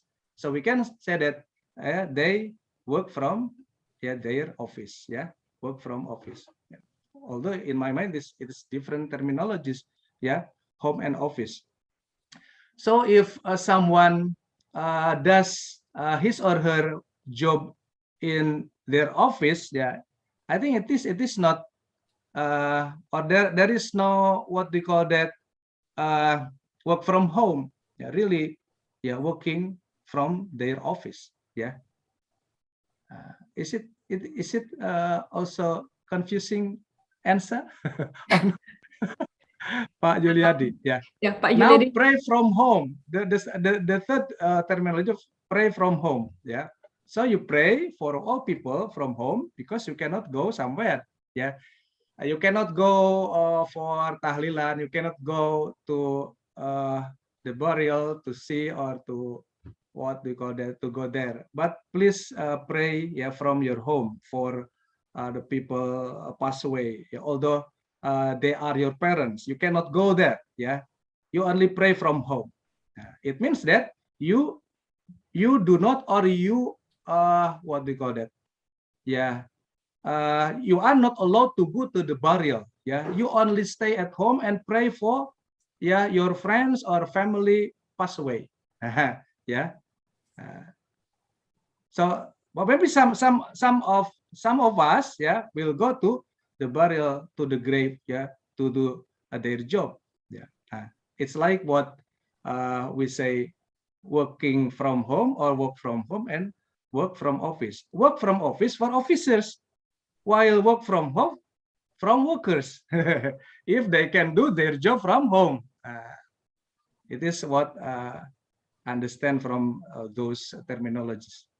Maybe Bu Haslina can add some explanation or opinions about the difference between work from home, work from office. Yeah. We don't have the term work from office. Here in Malaysia, we have work from home because, but it's not a term. It's not. It's under the university jurisdiction because we are university staff. So we do work from home. I've been doing work from home since March 2020. I've not been to the office. Yeah, because it is forbidden. It is forbidden to go to the office, right? Yeah, and especially so because I am not living in the same state as the university. So I've got to cross the state. So state travel is interstate travel is not allowed at the moment.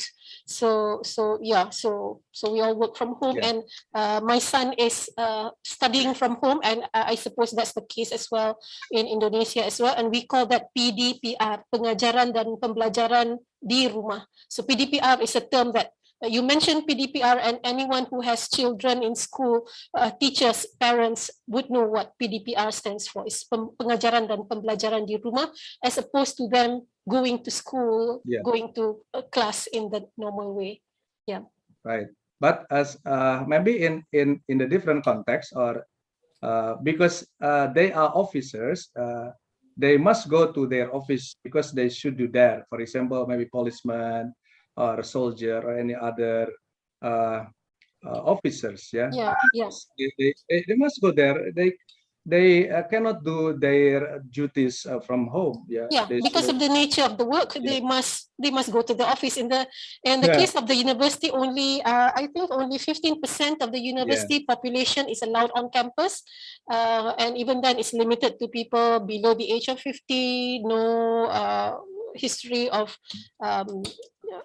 So the term work from office, is only for those who should go or who must go to their office to do their job. While for us, like students or teachers, because we can do our job from home, the term work from home, it is for us, not for other people who have the certain or specific duties. Okay. Yeah, I guess, yes, I would agree with that. I guess it's the nature of the work. I mean, the white collar workers like us, lecturers, we can work remotely and independently because we're accountable to that. But the blue collars worker, like in the university, the cleaning service, the securities, they have to be here because the nature of their work, they have to perform their work physically. But again, I think this pandemic has blurred the boundaries, the geographical boundaries that allows us to do whatever, whether it's working, praying from home. And I think when the government issued the term pray from home, that means because it's really difficult to maintain the mobility of, for example, during Friday prayers. The Friday prayers, it really it is compulsory for male Muslims to go and to go to the mosque, and also during the Raya in Malaysia, I believe it's also a huge celebration. But again, we have to pray from home to maintain huge mobility of people. So yes, I think it is the very nature of the pandemic itself that makes it confusing, and the terms sometimes produced are confusing, and the creative people they create some very and they ad hoc terms for that, and make it ambiguous sometimes.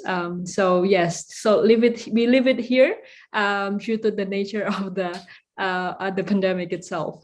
We go on to the next question. After Mr. Yuliadi, we have, I think, one more from Ibu Hustarna. I would like to ask, in your opinion, Prof. Rudy, can we consider PPKM as regulated by the Indonesian government as the translation of lockdown? PPKM, is it a translation? Yeah, sorry, it is new terms, yeah. PDBP, PDBD, PDBB, PPKM, PPKM. PPKM is new term. Maybe many months ago, yeah, we got that terms. Penyelenggaraan perbatasan kegiatan masyarakat. Penyelenggaraan perbatasan kegiatan masyarakat. Maybe in my mind, it is very difficult if we translate into English, because we must ask the native speaker whether what is it in your culture, what is it in your context, yeah, because Indonesian people, Indonesian government regulated the term PPKM, penyelenggaraan pembatasan kegiatan masyarakat, yeah, because for the first time in our context and using the terminology related to COVID-19, we have the term lockdown. Yeah, lockdown disappeared, and then appears many terms or new terms, PPKM, for example. And before PPKM, we had what, Bu Zulfa? PSBB. PSBB, ya, pembatasan apa? I forgot it, ya.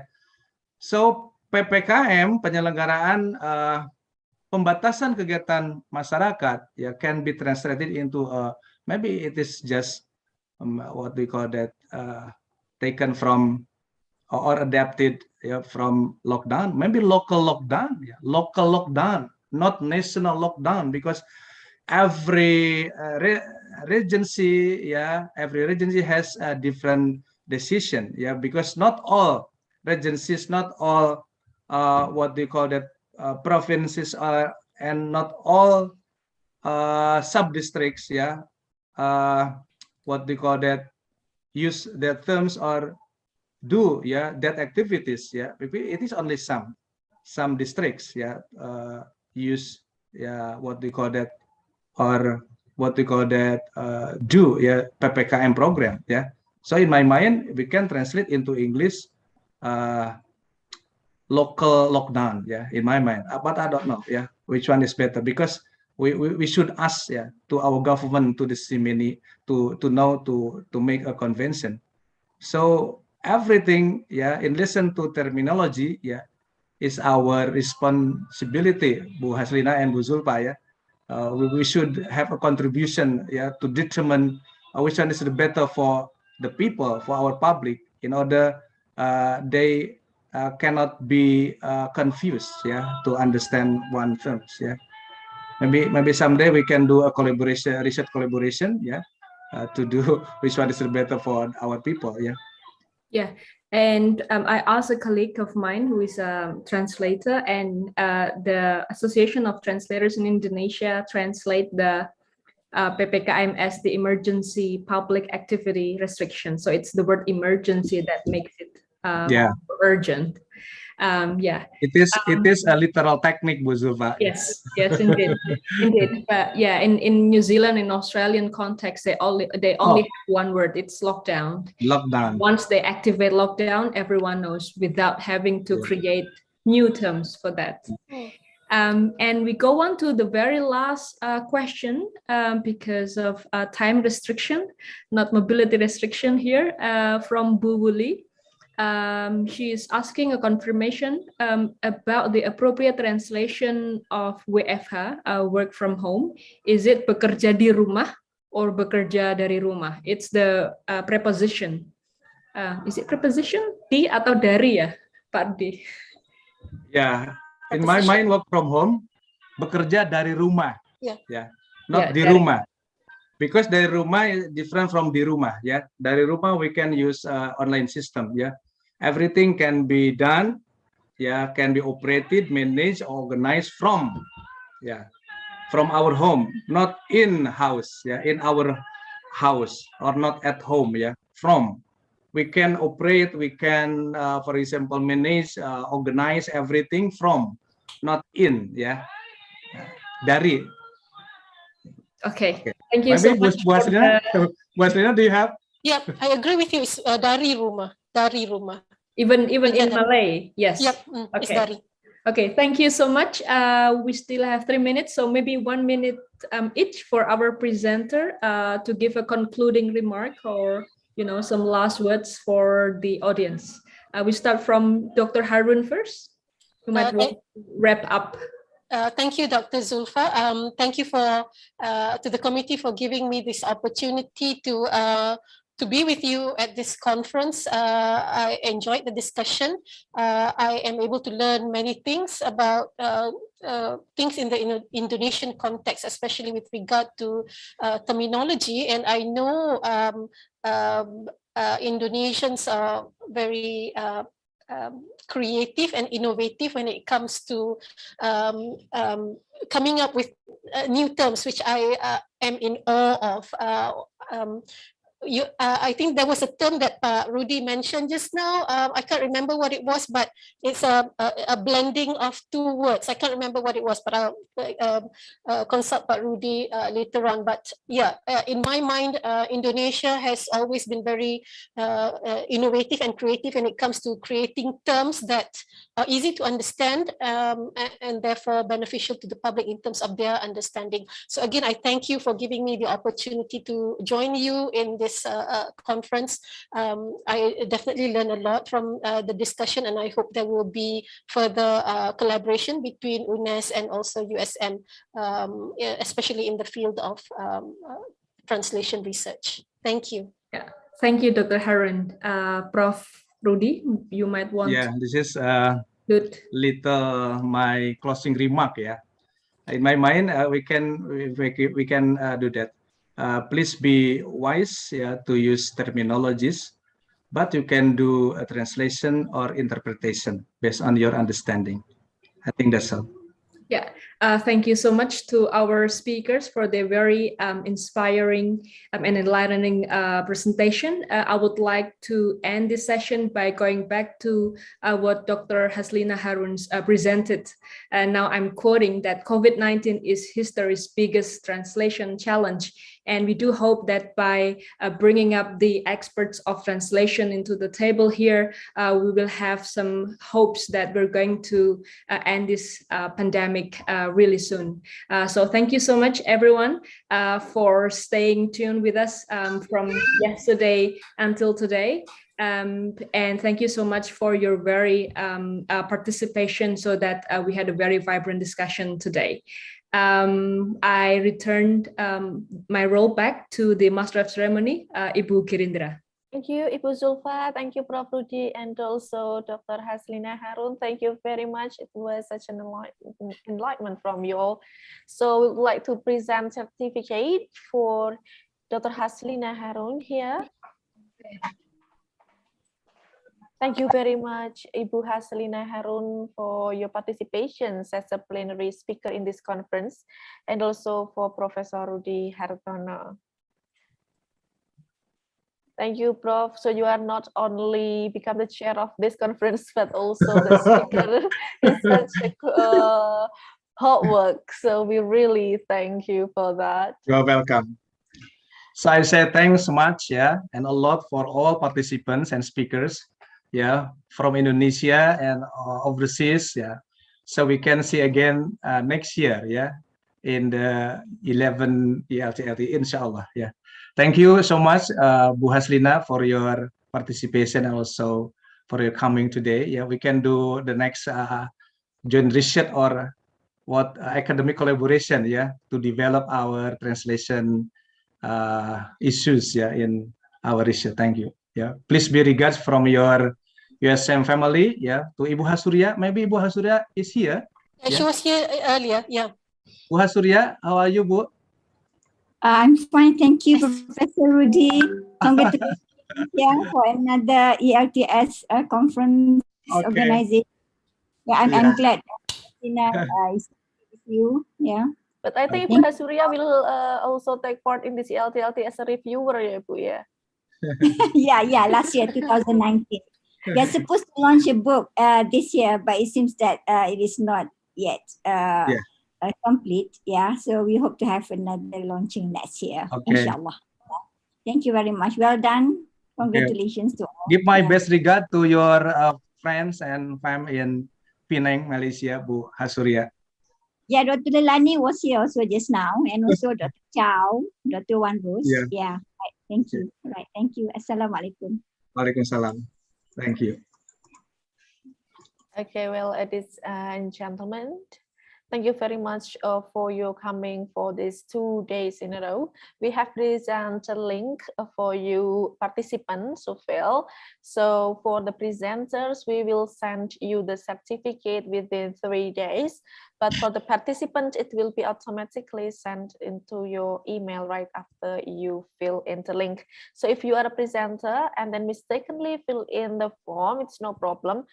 You can wait for 3 days and you will receive the correct certificate to your email account. We also will keep you updated with your paper because we will give your paper to the reviewer, to reviewers, and then we will send the result of review to your email, and we hope you can revise accordingly before we send it into the publisher. Later, after coming back from the publisher, we will announce whether your paper is actually accepted or not, and we'll give you options if your paper is not accepted. And if your paper is accepted, we will still ask for your permissions if you want to follow up the process or not. So it will be still such a quite long process. So we hope we still can keep in touch with you all. And feel free to contact us, Pak Ruli and I, for the further discussions about the review of the paper until we can finish the paper as soon as possible. So thank you very much again, dear presenters and also participants. To end this conference, we would like to have a photo together. So could you please turn on the camera so we can have a group photos, the virtual group photos. Okay, so we'll be waiting for the participants to turn the camera on. Okay, I think now we can just take the picture together. Okay, 1, 2, 3. Okay.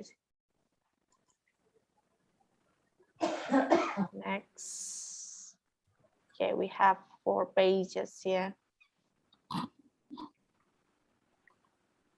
Okay, thank you very much once again. And also, if you still have queries after this, feel free to contact us. Thank you very much and have a good rest. Thank you. Wassalamualaikum warahmatullahi wabarakatuh. Waalaikumsalam. Terima kasih Bapak Ibu. Thank you everyone. Ya, Stay healthy. terima kasih atas kehadiran semuanya Bapak Ibu.